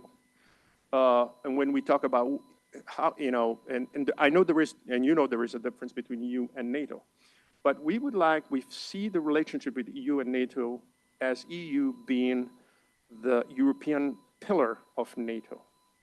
And this is a concept that I may talk about later on if we have a chance. Thanks. Perfect. That's a very good clarification. We'll get to more of these concepts in a bit, but I wanted to bring in the others as well. First and foremost, my colleague at the Fridtjof Nansen Institute here on my right, Serafima Andreeva, Norwegian, lives in Oslo, but with Russian heritage, an expert actually on Arctic governance issues. So if you're wondering what might go wrong in the Arctic, what does Russia think, Arctic Council, will it survive? Serafima is the expert. So Serafima, give us your thoughts on these issues. It's a lovely introduction. Thank you for that, Andreas. So when we look at the Arctic, and we have discussed some clear challenges to governance, either it's from space, geopolitics, security, those kinds of issues. But when we look at the Arctic, one thing that has been mentioned, but maybe not that much, is how incredibly intertwined the Arctic is with the rest of the world. And yes, we all know this. It's warming 4 times faster, and everything that happens in the Arctic does not stay there. We've heard all of those things, but I think when we talk about governance, it's particularly important to keep that in mind. And why do I say that? It's because when we look at either it's resources extraction or geopolitics or other kinds of, you could say, global dynamics, they all play out in the Arctic. We have seen it in Greenland with the Trump administration. We have seen it when it comes to Russia and how they are showing their symbolic or interests in symbolic power. We have seen these kinds of relations be amplified in how, for example, Italy is engaged in the Arctic Council, also as part of national interests. It's all connected. So with that bombastic introduction, I want to get to the key question that I want to discuss today, and that's what is the greatest threat to Arctic governance? And I believe that the greatest threat to Arctic governance, it's not from environment or climate. It's also not necessarily from military tensions or immediate strategic or security risks. I believe that the greatest threat to the concept of Arctic governance is something that you can call great powerization or the increased shift towards how focused we are on the great powers and how much the great powers use their influence to create the Arctic back into this status quo of a game to a larger degree than it has been for quite some time now. So the Arctic, it has never really not been a playground for the United States and Russia, we know this. But still, these two, they're seeking out expansionist ambitions, and there are many considerations that the rest of us, and the rest of us being, of course, Italy and Norway, these considerations that we need to take into account when we move forward and analyze the Arctic, whether it's looking at space, strategy, etc. So what are these considerations? I think there are many to take, of course, but there are three key points that we can keep in mind. So the first one, of course, national interests. We know all states have it. They are valuing most of their, you could say, political and economic decisions based on it, but it's different how each state moves forward in assessing their national interests. For example, one thing that I can say as an example here is that the Arctic Council survived. We all know that. And most of the other forums, Arctic forums, did not in their previous form. And one of the reasons the Arctic Council survived is not necessarily because of the Arctic Council being this altruistic goal for taking care of the environment. It is because it is in the national interest of all of the Arctic states to have a forum where you show credibility, and it's also in the national interest for observer states, such as Italy, to be parts of something where they can practice their governance, as well as interest in terms of science policy, and those kinds of environmental concerns. So national interest. For Russia also, they considered going out from the Arctic Council, but they didn't because national interest. I'll keep it very short. No, I have time. You have time? Oh, that's lovely. That's great to hear. Okay, second, symbolic power, which I think also is maybe a way of showing muscles, especially as we can see what is happening right now, the great powers. An example of symbolic power and its importance in the Arctic, it's been mentioned, the Northern Sea route. It's been mentioned a lot here. It's very interesting to hear. So when it comes to Russia and their engagement in the Northern Sea route, one could argue that, is it really profitable? I mean, they had these grandiose ambitions, and some of them, many of them, are still parts of Russian official policy, of their official statements, but still, and they're building these new icebreakers using a lot of money on these nuclear icebreakers, despite the fact that it's not guaranteed that the Northern Sea route will be used in the same extent that Russia is presenting it officially. So what does that mean? It still means that the Northern Sea route has some other kind of value, and that kind of value is of the symbolic power, is as a way to show credibility. So I think that's an account that we need to take from Europe. And third, press cooperative frameworks or the role of institutions. That's definitely something we need to think about when we move forward, especially now. So when powerful states, to a larger degree, do what they want, it's key to see the value of gathering together and speaking about common issues for the states that cannot necessarily set the agenda or set the stage in the same way. As mentioned, many actually most, except from the Arctic Council, cooperative methods or mechanisms have been at halt to some degree, and the Arctic Council is kind of left as the sole survivor in exactly that format. I mean, we have some forms of cooperation. We can go into that some other time, but this is very interesting because I hear the talk about the Arctic Council a lot, and I think it's very important to know what can the Arctic Council, what can these institutions actually do. What is their function and how is it realized? How can you use it to show either its national interest or common goals and to actually effectively address those things? Because it's important to be practical here.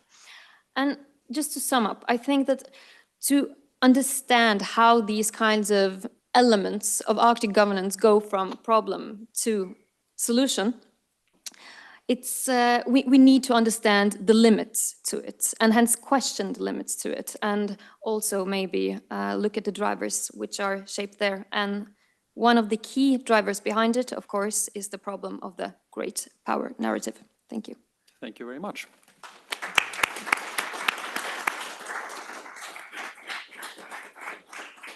Perfect. Thank you so much, Serafima.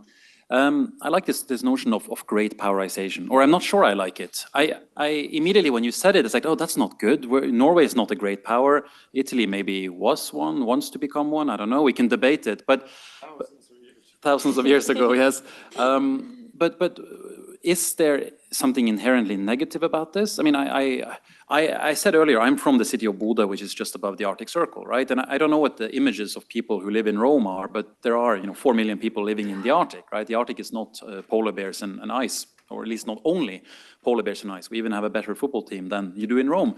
But is that an inherent problem, that if the great powers decide, then the people of the region are not listened to? Or is it the problem for the space industry? Or, I mean, you alluded to it, but what's the real problem of, say, great powerization of not only the Arctic, but you can say of the Mediterranean or of the Middle East or of any regional affairs? Okay, so I can start answering your question with my last point being institutions. We have seen this not only in the Arctic, we've seen this everywhere right now with the incredibly turbulent US, beginning of the new US administration.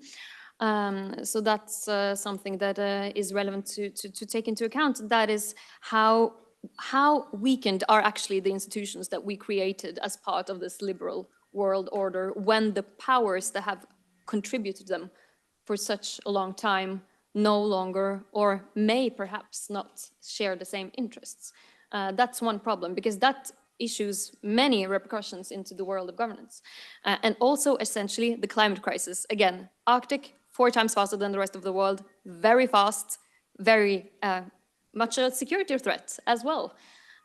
Secondly, of course, I think when it comes to great power interest, if a large state can do what it wants, then the small states aren't really being heard. And that's kind of a easy logic to answer that. Yeah, that's a terrifying logic. Okay, we'll get more into that as well in more questions, but I want to bring in the 2 presenters we have online. I hope they're with us online. I have no clue. I guess they are. Yes, okay, perfect. Then we'll turn first to Aldo Pigoli, who's a professor who's connected to COI here in Rome, but he is based in Milan right now. He is a professor at the Catholic University of the Sacred Heart of Milan. I know Aldo has done many different things. He's been several times at this conference talking about Arctic issues, but also connected Arctic issues to Mediterranean issues or Italian issues. And he's also an expert on kind of Arabic security concerns and the wider Mediterranean. So he has done some really interesting work linking the discussions of the Arctic to closer to home, so to say. So Aldo, floor is yours. Yeah, thank you very much, Andreas. Good afternoon to everybody. Can you hear me? No, we need more volume. You we cannot. Need more volume here. Yeah. No. Can you hear me now? I think we have to turn on the volume here. I don't think the here. problem is with you. I think the problem is with us. Yeah. Try now. Try to speak. Can you hear me? Yes, perfecto. Yeah. Thank you. Good afternoon to everybody. Thank you, Andreas. And sorry for not being there. It's really a pity. I was looking forward, but due to familiar problems, I cannot. I wasn't able to reach Rome. Let me very briefly say thanks to SIOI, to the Norwegian Embassy, to the Eindhoven Center and Nord University for inviting me. Of course, it's not the first time, and also I've been dealing with both Andreas Hostagen and Andreas Raspotnik. Ciao, Andreas. On a project dealing with the connections between the Arctic and the Mediterranean. We did it last year. And basically, I heard through all this morning sessions and this afternoon sessions, very key relevant points. And I'm thanks to Real Admiral Alighieri and Serafima for the key points you have highlighted. And I will get the, I will try to interact with them. So basically, what I was looking for to share with you is about geoeconomic dynamics, and Serafima did, and also the Real Admiral said something about that, and also how the new world is shaping and where it is shifting, and how the Arctic area could be linked or is affected, or what are the consequences of that. So let me briefly go into the topic. So from the geoeconomic point of view that I've been looking at and studying at, what is happening that is going to shape the Arctic area, Arctic region interaction with the rest of the world are basically three elements. First of all, what we are experiencing since some years, this is not only due to the revolution regarding the Russian invasion of Ukraine or the Trump administration approach, but is generally part of a broader shift, a broader evolution, is first of all, we are moving from cooperation to competition, and this has been already explained or shown briefly. This brings to the idea that it's quite difficult for the stakeholders of a regional framework like the Arctic, or those talking about non-Arctic or beyond the Arctic Eighth, or other stakeholders to take part in the governance of that area, this area's topics.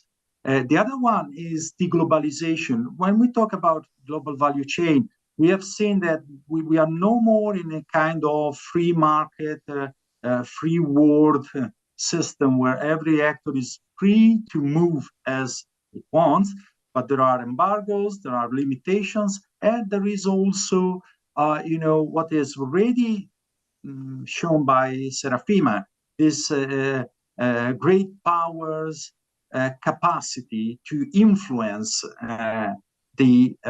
also the geoeconomic dimensions. And so it's not easy for an actor to say, okay, I will follow this path without considering the role and vision and the activities of the great powers. And I'm talking about, of course, US and China, basically, and their confrontation. And the third point is basically the role of emerging countries or emerging geoeconomic actors that are involved in the Arctic. Now, I have in mind India, but also smaller countries like the Emirates that have a key role in nowadays geoeconomic evolution and are looking at the Arctic area as an area of integration, cooperation, investments, or to have a stake, to have a role in the future dynamics.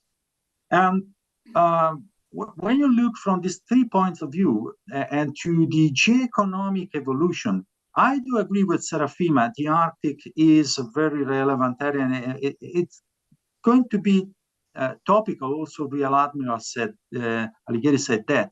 But from my point of view, for the 3 dimensions I was quoting before, it's difficult to see an integration of the Arctic region into the geoeconomic world dynamics.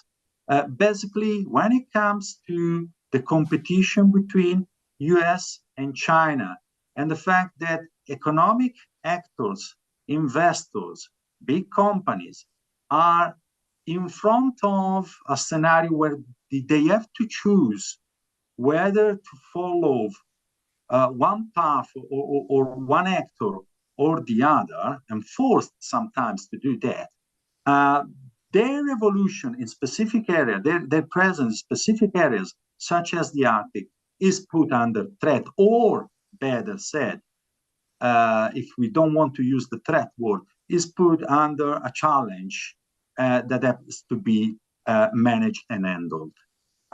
Another point is about, if you are looking at the evolution of mining exploration and exploitation, the future of trade routes or maritime routes and their integration at world level, well, we have to consider the investments that will be needed to make it possible.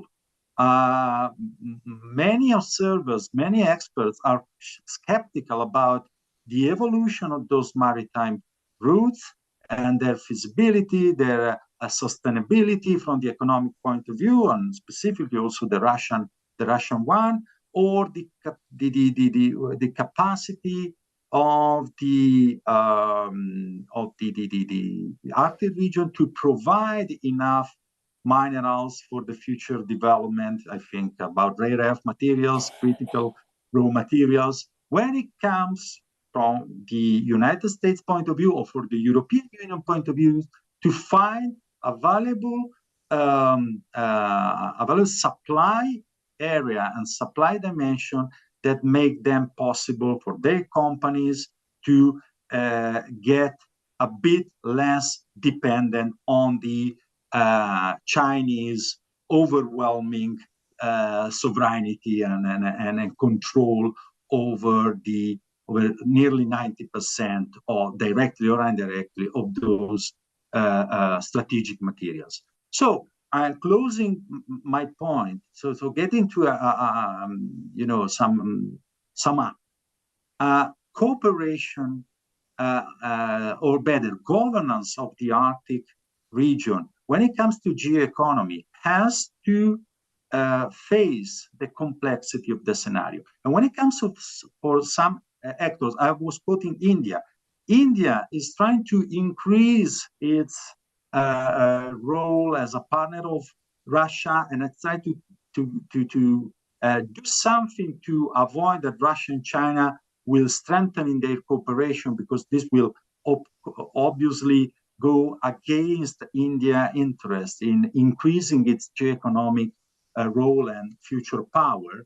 And it, of course, brings to the idea that what India will do, for example, it will be, yes, to increase the relation with Russia, but at the same time, trying not to alter the relationship with the Western countries, and specifically US. And the same could happen with countries like the Emirates, that have been increasingly investing in the Russian northern sea route, the Russian infrastructures, DB World, for example. But at the same time, they are looking to strengthen their relationship with countries like Norway, in order to avoid being squeezed into the great power competition and be able to move freely. So let me stop like this, and maybe we can go through something more if you want, Andres. Thank you very much. Perfect, thank you. Thank you very much, Aldo. I'll ask you a quick follow-up as well on this squeeze that you're talking about, this fracture between East and West, if you will, that makes it tricky in the Arctic. I mean, first and foremost, do you see the same in the Mediterranean? I mean, so we talked about being great powers, and Norway might not be a great power, and Italy perhaps is a bit of a bigger power, but maybe not a superpower yet. But in the Mediterranean, Italy is a great power. Italy sets the terms for a lot of the politics that happens regionally. And in the Arctic, Norway also is a great power. Norway sets the terms for most of what happens, at least in the European Arctic. So do you see similarities with this squeeze in the Mediterranean? And then also, kind of adversely linked to what I asked the Rear Admiral, what's Italy's role in the Arctic then, in this squeeze? Are you acting like India or the United Arab Emirates, or are you solidly on the line of other Western NATO countries in terms of geoeconomics, not in terms of security per se, but in terms of the governance or economic questions? Thank you, Andres. It's a very key point. So first of all, I see many differences between the Arctic and Mediterranean when it comes to the role of great powers, because the Mediterranean is it's a bit more complex due to the fact that the wider Mediterranean sees so many actors being involved and with some levels of power and leverage. Talking about Turkey and talking about the Emirates, Saudi Arabia, Iran, or Egypt regionally, that tends to redefine the amount of power and influence the great powers has in the region. But of course, what we have been experiencing, and talking about Italy specifically, is that this great power competition squeeze, or whatever we call it, has been influencing policy making, the choices of governments to invest much more on China and China partnership, Russia partnership, or the US. And this is quite evident also for the actual Italian government. But from the geoeconomic point of view, the companies, of course, have to move, as smoothly as possible between the opportunities that cooperation with the emerging actors, also competing actors at geopolitical level, provide them, and the fact that, as we have seen, there are some limiting factors. So a country as Italy, which is of course pivotal in the Mediterranean, has a lot of leverage, but has also to follow that kind of elements. And let me try to bring together the two areas, quoting the two countries I was mentioning you before, India and the Emirates, which are both involved in the counter strategy of the United States to try to limit the Chinese geoeconomic incremental evolution, okay, through, think, for example, the so-called Cotton Road or the IMEEC initiative, where Italy is involved. And at the same time, this brings together Norway and the Arctic. Countries like Italy and Norway, which has a strong relationship from different point of view, can be those smaller actors that can create the connections, not only between these two areas, but with the outside actors that are trying to have a stake, have a role in the two regions. Thank you, Andreas. Thank you so much, Aldo. Thank you. Okay, last but not least, we're turning to another online participant from, unfortunately, not Norway, but Sweden. Sweden is, if you don't know Sweden, let me tell you about Sweden. No, Norway, Sweden, we're like siblings, we love each other, but we also hate each other. Maybe like France and Italy. I don't know what the relationship is. We have Filippo Vere, who I don't think is Swedish, Italian, I assume, who is doing a postdoc at Lund University in Sweden right now at the Center for Advanced Middle Eastern Studies. Also co-founder and president of the first think tank that focuses on hydro strategy, or on water, I guess, and water-related security issues. And Filippo is actually also here at COI. So a lot of people have linkages here to COI and have been here as master students or as students doing courses. So Filippo, tell us a bit about your perspectives. I mean, given, I guess you have an outsider perspective, but you're sitting in Sweden, an Arctic country, but not as great as Norway, of course. Filippo, the floor is yours. Thank you, Andreas. Can you hear me? Can you hear me well? Yep. Yeah. Thank you, Andreas, for introducing me. And before starting, I would like to extend my thanks also for being here. I'm in Sweden, but I'm with you, even from a theoretical standpoint. I want to thank Ambassador President Riccardo Sessa for inviting me to this very interesting panel. I'm in Sweden, as you know. I am Italian. I'm working here as a postdoc in University of Lund. Sweden is a a relevant country. I know you have a little bit intra-Scandinavian rivalry, but I am in a country that has experienced two severe political changes recently. 2022, Sweden stopped being a sort of social democracy, and most importantly, in 2024, Sweden became the 32nd member of NATO member. So this country is experiencing a very important and severe political change in the last couple of years.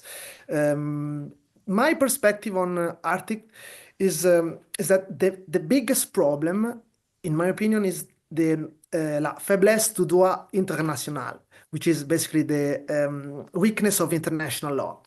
This is the biggest problem, in my opinion, because we have other situations like this in the world. For example, I am from Italy. You are in Rome at the moment, and Italy is in the middle of the Mediterranean Sea. We have something similar in the Mediterranean. We have a sort of Union for the Mediterranean, which is an important organization located in Barcelona that welcomes all the countries bordering the Mediterranean Sea, so the countries that share the waters. The problem that we are experiencing in the Mediterranean Sea is more or less the similar issues that we are facing in the Arctic Sea, because we have this kind of organization that don't have power. They don't have real power. I'm sure you talked about this in the previous panels, in the previous sections. So when it comes to the Arctic Sea, my proposition, I know it's very utopian, is probably not going to happen, especially nowadays after recent events. But a good way to try to limit the tensions that are going to rise. It's not a matter of if, it's a matter of when tensions on the Arctic Sea are going to happen, is the probably creation of a constitution. Constitution is the idea, the limitation of the power that humans centuries ago adopted to force kings, autocratic leaders, and etc., to limit their power in order to have an approach that can be sustainable in terms of governance, economy, social and economic approaches, with a big range of situations. In the case of the Arctic Sea, it could be something that was an opportunity in the past. Nowadays, it's very, very hard to manage something like this. In my opinion, the most important treaty that recently has been signed between some of the countries, not even all the countries, in the Arctic Sea is the Ilulissat Declaration 2008, that was an important agreement between 5 countries that was supposed to limit potential confrontations and potential acts of violence in 2008. Then there were other 2, if I'm not mistaken, 2011 and 2018.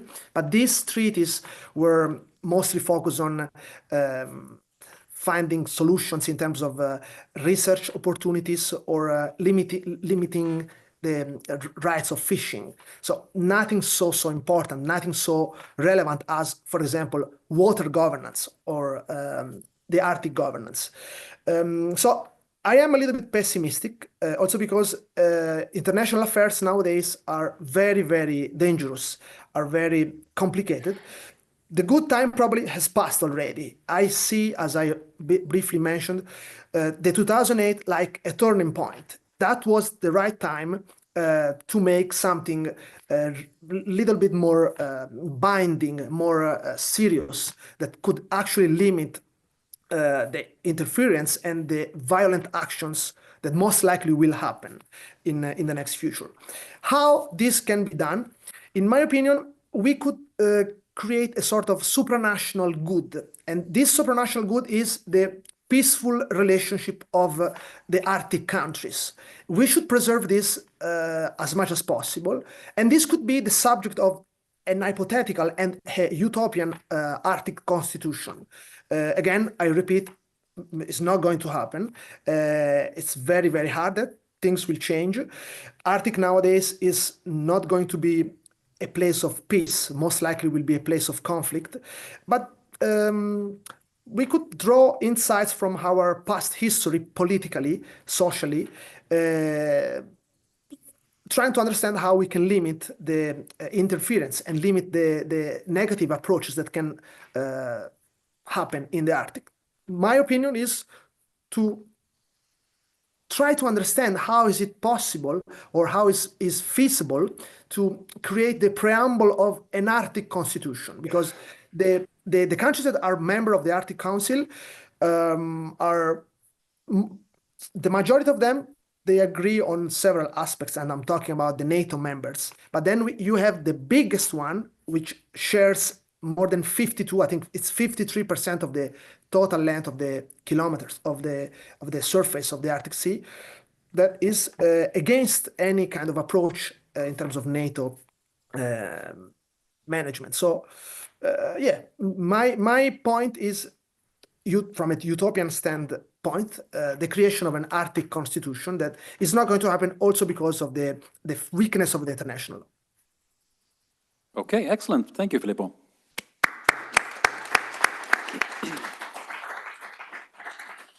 Okay, I told you at the beginning of this last panel, we are the pessimistic panel. You can tell, right? We are not, all the previous panels were talking about opportunities in space and economic development. So far, we've heard from the Rear Admiral focusing on security tensions arising in the Arctic and how perhaps to manage them, or at least try to avoid a conflict spillover. We heard about Serafima highlighting governance, the governance challenges, concerns, great powerization. We heard from Aldo about the geoeconomic aspects and how perhaps companies are hesitant to invest in the Arctic because of rivalry. And finally, we hear about, from Filippo, law and how he wants an Arctic constitution, but he thinks it's an utopian dream. I want to ask them several questions, but I want your questions first. But I want them to maybe think about, while we also gather some more questions, think about some solutions then. Some positive angles or ways to deal with this from the States. And perhaps also think about, since the topic of Arctic connections this year, this is the seventh, I'm looking at Alessandra, sixth Arctic connection. This year the focus is on space. How does space fit into all of this? I mean, the Rear Admiral highlighted this briefly, but maybe the others can also think a bit about space. But first, questions from the audience. Comments, concerns, ideas. We have one from the journalist in the front, another one here at the back. We'll gather a couple, and then another from the military officer. Okay, start with the gentleman here. Thank you, Andreas. Thank you very much. Please excuse me, I will need 3 minutes or 2.5. But I mean, the question is the following. I tried to revert your point of view. You have been asking repeatedly about the Mediterranean, and rightfully, it's a very interesting question. Italy's role in the Mediterranean, and so on, and so on, and so on. And the answer there is quite clear. You have been given an answer, of course, by the professor there, but there is also another answer, which is, I think, very fitting also to the Nordic situation. When it comes to Italy, you have to think that this is a democracy, you know, and that is a problem in the Mediterranean, because democracy is a minority. As it is in the Arctic, 57% is Russian. There is this Chinese interest. They are not democracies. I'm not meaning they are better or worse than we are, but it's a different way. If you are Turkey, of course, you can play a role in Libya, which is, you know, not under the limelight, and you can do it. The only proposal I've heard today of political content is the one by the Admiral Alighieri. He said, you have to be united, you have to put together NATO and NATO, including the Americans, forget about this, you know, discussion, Greenland and so on. Together, let's try to preserve free circulation and blah, blah, blah. And today we heard here a lot about trade, commerce, space, industries, whatever you want, it's beautiful, but nothing related to strategies, how to preserve this situation in a world in which superpowers behave like they did 80 years ago. So they say, this part of the world is mine, that one is mine, and this, and that. And of course, the other gets squeezed. So this is my question, actually. Besides of very clear and outstanding, let me say so, military strategies that were today, we learned them today here, are there civilian strategies, democratic strategies, government strategies in order to preserve free circulation, free trade, for the benefit not only of Norway or Italy, but for everybody? That's my question. That's a very good and big question. Think about it for a bit. We'll gather a couple of more. There was one here at the back there. Thank you. Fabrizio Bozzato from the Sasakawa Peace Foundation in Tokyo, also serves as a diplomat for the Sovereign Order of Malta. Admiral Alighieri emphasized the imperative for NATO countries to build assets and infrastructures in and for the Arctic in order to front China and Russia in the region. I wonder if the Admiral would offer a comment on a little factoid that speaks volume about the potential of what Russia and China call their boundless friendship.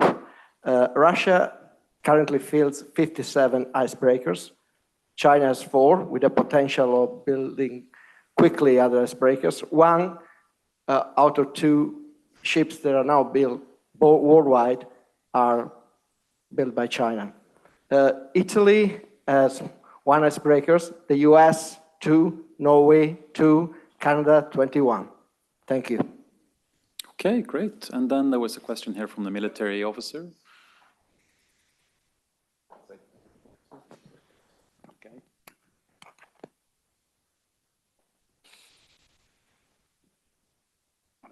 Took some note. Yes, military officer, Navy officer in particular. And I would like to make a couple of remarks. And first of all, I would like to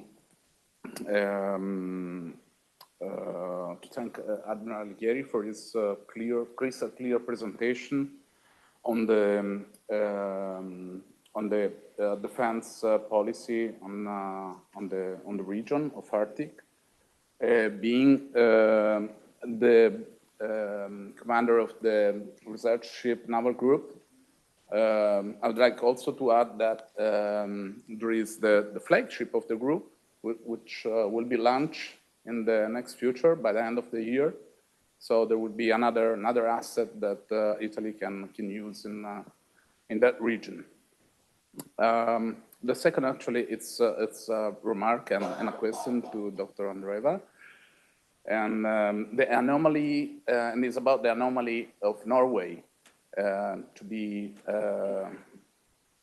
the all-European NATO country, not in the European Union, if in some way can be a weakness for the Arctic policy of the country. Thank you very much. Excellent point. Actually, we have time to gather a couple of more questions to make this interesting. There was one just there, and there was also one at the back there. Yeah. Thank you very much. I actually want to follow up what the gentleman in front of me said on democracy versus authoritarian regimes, and maybe also a bit on what Filippo said. If we can, hypothetically discuss the role of leadership, I was wondering to the audience here, we have seen that, leaders can have very disruptive effect very quickly. So if we think hypothetically about the topic mentioned here, democracies versus non-democracies, and the hypothesis initiated by Filippo, about the constitution, what would be needed for such a future? What kind of leadership, by whom, who could lead such an idea to, I don't know, to unite democracies and for us to become more united in the Arctic, or again, who could lead a potential idea for a constitution for the Arctic. If feasible or not, that's a different question, you know, and we'll not discuss that here, but like the role of leadership with regard to Arctic debates, both inside and outside the Arctic. Policy leadership. Thank you. Okay, there was one gentleman there, and then we'll try to get some answers. Thank you for having my question. I am Daniela Lega, doctoral researcher in AI and cybersecurity governance. And my question is then related to that. As I am currently embracing the topic of the sustainability of those activities thereof, I was wondering actually if in the Arctic, since a clear competition is increasing, what would you see as a, well, I'll say as a percentage, but I'm not asking for an exact number here, whether you are seeing more, specifically to the both of you, that's the question, a more military or civilian increase of investments in that sense. So on one side, increased military activity means at least one-to-one, as a matter of fact, an increased monitoring and I would say security monitoring, just to be wide in the concept of it. Certainly an increased activity. And on the other side, we could sense that in history, whenever we had an increased activity, especially an increased military activity, military research somewhat tracked and forecasted a civilian research in that sense. Do you think that we could exploit such, you said that you were quite pessimistic as a panel, and I'm trying to be optimistic here. And do you see that at some point, maybe it wasn't that military after all, and we could profit in any way about it? Thank you. Okay, I like the positive spin. And let's be clear, we're not pessimistic as people. We are optimistic people. We're just realistic analysts. Okay, we have many different questions. I'll start with you, Admiral. I'm going to start from the last one. We have seen a paradigm shift in innovation. Innovation is now driven by the civilian market, mostly due to venture capital getting in. Defense are opening to civilian innovation. We are going through a world of dual-use technology, and what I like to call shared-use technology. The reality is that we try to separate military from civilian, government from private. The reality of the world after digitalization is that separation barriers are fading away. We need to integrate capabilities. We need to integrate knowledge. We need to integrate everything we can. It is a very complex world, and we need to be able to integrate. Reality is that innovation is now driven by civilian, and the defense system is open to the civilian innovation ecosystem. That's why you see initiative like the NATO DIANA, Defense Accelerator for Innovation. You see the NATO Investment Fund. EU is in Horizon Europe is the EU, the HEDI, the Hub for European Defense Innovation. We need to understand that we cannot see innovation without the civilian part. And I think that the development of the Arctic will not be just militarization. Militarization does not bring the evolution. Militarization just keep the balance in the region. It's made to guarantee stability in the region. Somehow I would like, we need both. We need to be certain that we are able to confront eventually what needs to be confronted effectively. And we need to be able to provide stability in the region so that economic will develop and geoeconomic will be attracted.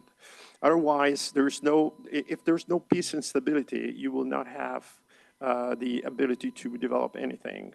So this is very important. And I think from that perspective, competition that does not mean contestation. Does not mean hard confrontation. I think and this is my personal view, so you can, it's not the Italian official position. I think that we will get, if we will be able to get somehow to a new Nordic balance in the region, we may maybe see something that Professor Vera was talking about. Maybe we will sit at the table, we will see that nation will sit at the table and maybe envision something that will work. But unless we see in this competition, that is competition on influence, technology, trade, if we don't see a new balance in the Nordic region, in the Arctic region, I don't foresee we were going to get to an agreement between the two parts. Thank you. Thank you. Just I wanted to get you in on that question as well from the gentleman from the Sasakawa Peace Foundation on icebreakers, the boundless friendship and the dominance of, say, certain actors. Sure. So I will add that I was reading a news this morning. The Chinese fleet has outnumbered the U.S. Navy fleet today, or about today. So this is what it is. As I said, Russia has an historical Arctic supremacy. That's a given. We have felt behind, and that's why we need to integrate all the efforts and all the cohesion. We need all the cohesion that is there in order to be effective countering a competition, not a contestation.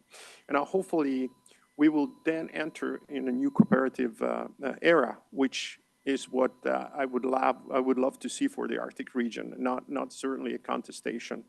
And so I think we know what is needed.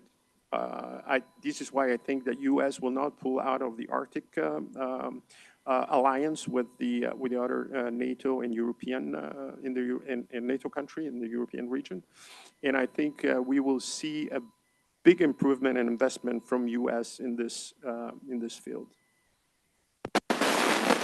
Okay, Serafima, we had questions on the civilian aspects of say, dealing with this situation from the journalists here as well, on the bit bigger question, but also a specific question from the Navy officer on why Norway is not part of the EU and whether that's a problem. Or maybe not the why part. We don't need to go into a Norway-EU debate, but is it a problem? The Norway-EU debate has been raging in Norway for some weeks now, so we won't need to continue that. No, I've made some notes here. So the first question about democracy and democratic states and non-democratic states, and how do we address them? How do we talk to them? It's, for Norway, it's a question that we are very historically familiar with. It's a question that we have had to address during the Cold War, and it's a question we've had to address now. And with Russia being, well, as undemocratic as Russia is, and the US following a route that is not necessarily beneficial for the democracy of the world, and of course China and their interest in the Arctic being viable or being prominent as well, I think if we want to take some lessons from how the good parts of how Norway has handled things, I think it's how to be a counterpower in that sense. And that's one way about that is pragmatism. And what do I mean when I talk about pragmatism? And it's a way to see where do we have common interests? How can we showcase our interests in the best way to just practice diplomacy? It's just like, okay, we're in, like, for example, fisheries, great example. Fisheries agreement made during the Cold War. We have the interest of maintaining this fish, these fish populations, saying, okay, you are also interested in this. We get the environment kind of on board, and we have some dialogue, because that's what's really interesting when it comes to having some form of dialogue with Russia, is that they've been quite receptive to the Norwegian pragmatism. And this is also very interesting when it comes to the EU questions, because the EU has had some objections to that form of cooperation. But one thing that's also relevant to say when it comes to the democracy question and common interests I think we can, of course, look to the Arctic Council, say that, okay, we still manage to cooperate while we have different interests, yes. But when we see, especially Russia, their approach to international environmental cooperation, it has historically been on behalf of or due to their foreign policy engagement. So what's, when it comes to Paris Agreement or Kyoto Protocol, it's always with the basis in how can we strengthen our national interests. So for us, how do we do the democracy? How do we play that game? It's a harsh truth, I think, but it's just my opinion. So very briefly on, we have some questions more. I just have, okay, anomaly of Norway. No, yes. On the EU. EU, Yeah, only we're EU. running out of only time. EU, running out of time, okay. Non-EU. So it's just to build up further upon that, fisheries is a great example of how Norway is different, or differs in standpoints from EU. Of course, the issues that are within EU form of cooperation would, to some degree, go into the Arctic and Arctic-related things. But for Norway, the Arctic is mostly this national area of national strategic interest, or if not the prime area of national strategic interest. So I think in either case, it is a domestic one, or one that is about how do we get our policy across. But I think maybe you can comment on that a bit more. Can I say one thing about icebreakers? A short thing. A Yes. very short thing about icebreakers. I've been writing papers about icebreakers, so.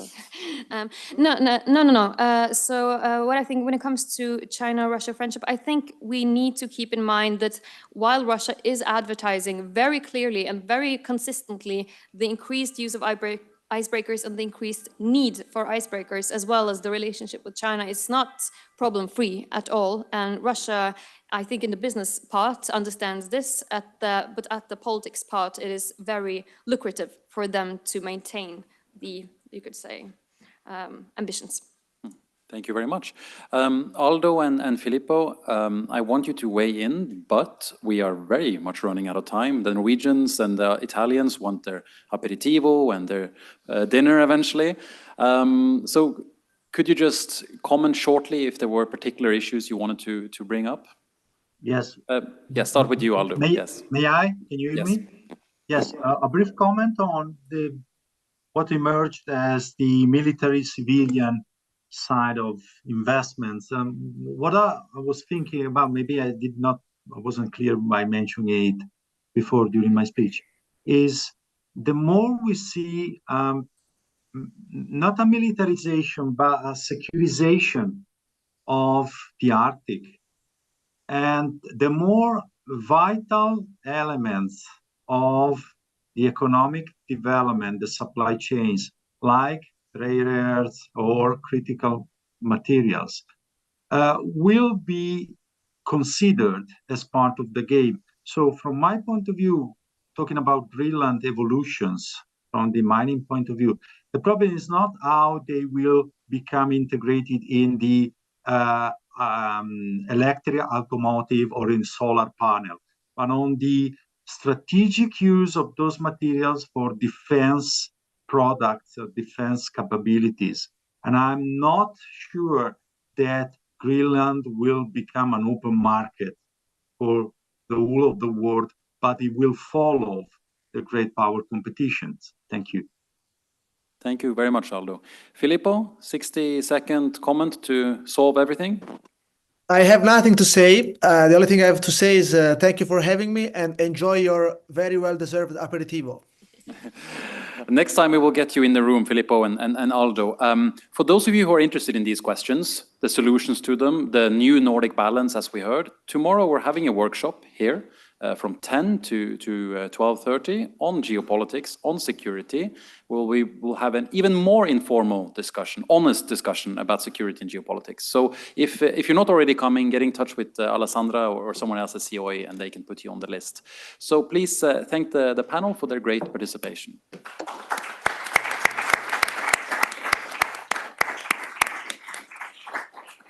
And now we're ending the program, and I'll give the word back to Maria Achilli here from COA, who will say a few words.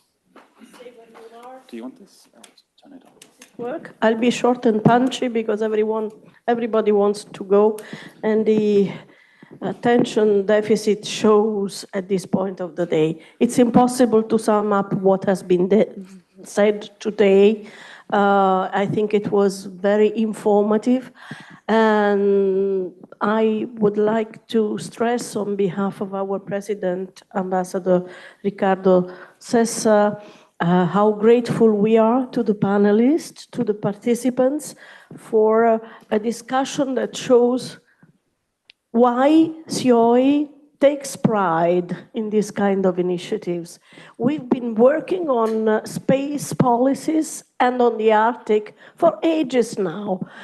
We were pioneers in these areas. We have courses, we have plenty of students who are illustrating SIOI's activities, both in the public and private sectors, and we will keep on working on these issues. The Arctic and space are two relatively new frontiers, and it's impossible to avoid the game of great powers confronting each other for reasons of protection of national interest, but also ambitions. All politics is local, they say, and this shows why the national interest sometimes brings certain nations, certain states, especially those who are ruled by authoritative regimes, to actions and activities that we, in our world, I'm proud to say, in our world, do not really conceive. So there is an answer to the key question that has been asked today. What can we do? Should we be positive or negative? Well, SIOI is the Italian Society for International Organization. The answer is multilateralism. Of course, multilateralism works to the extent that there is a political will of nations, of states, to bring to a compromise, discussions and confrontations. If we didn't believe in this truth, we wouldn't be here today. And SIOI will keep on working on promoting multilateralism, dialogue, and search for political solutions to issues that seem at this stage extremely difficult to solve. So thank you everyone for being here today. I'm sorry I cannot be with you tomorrow because I'm sure it's going to be quite interesting. Thank you so much.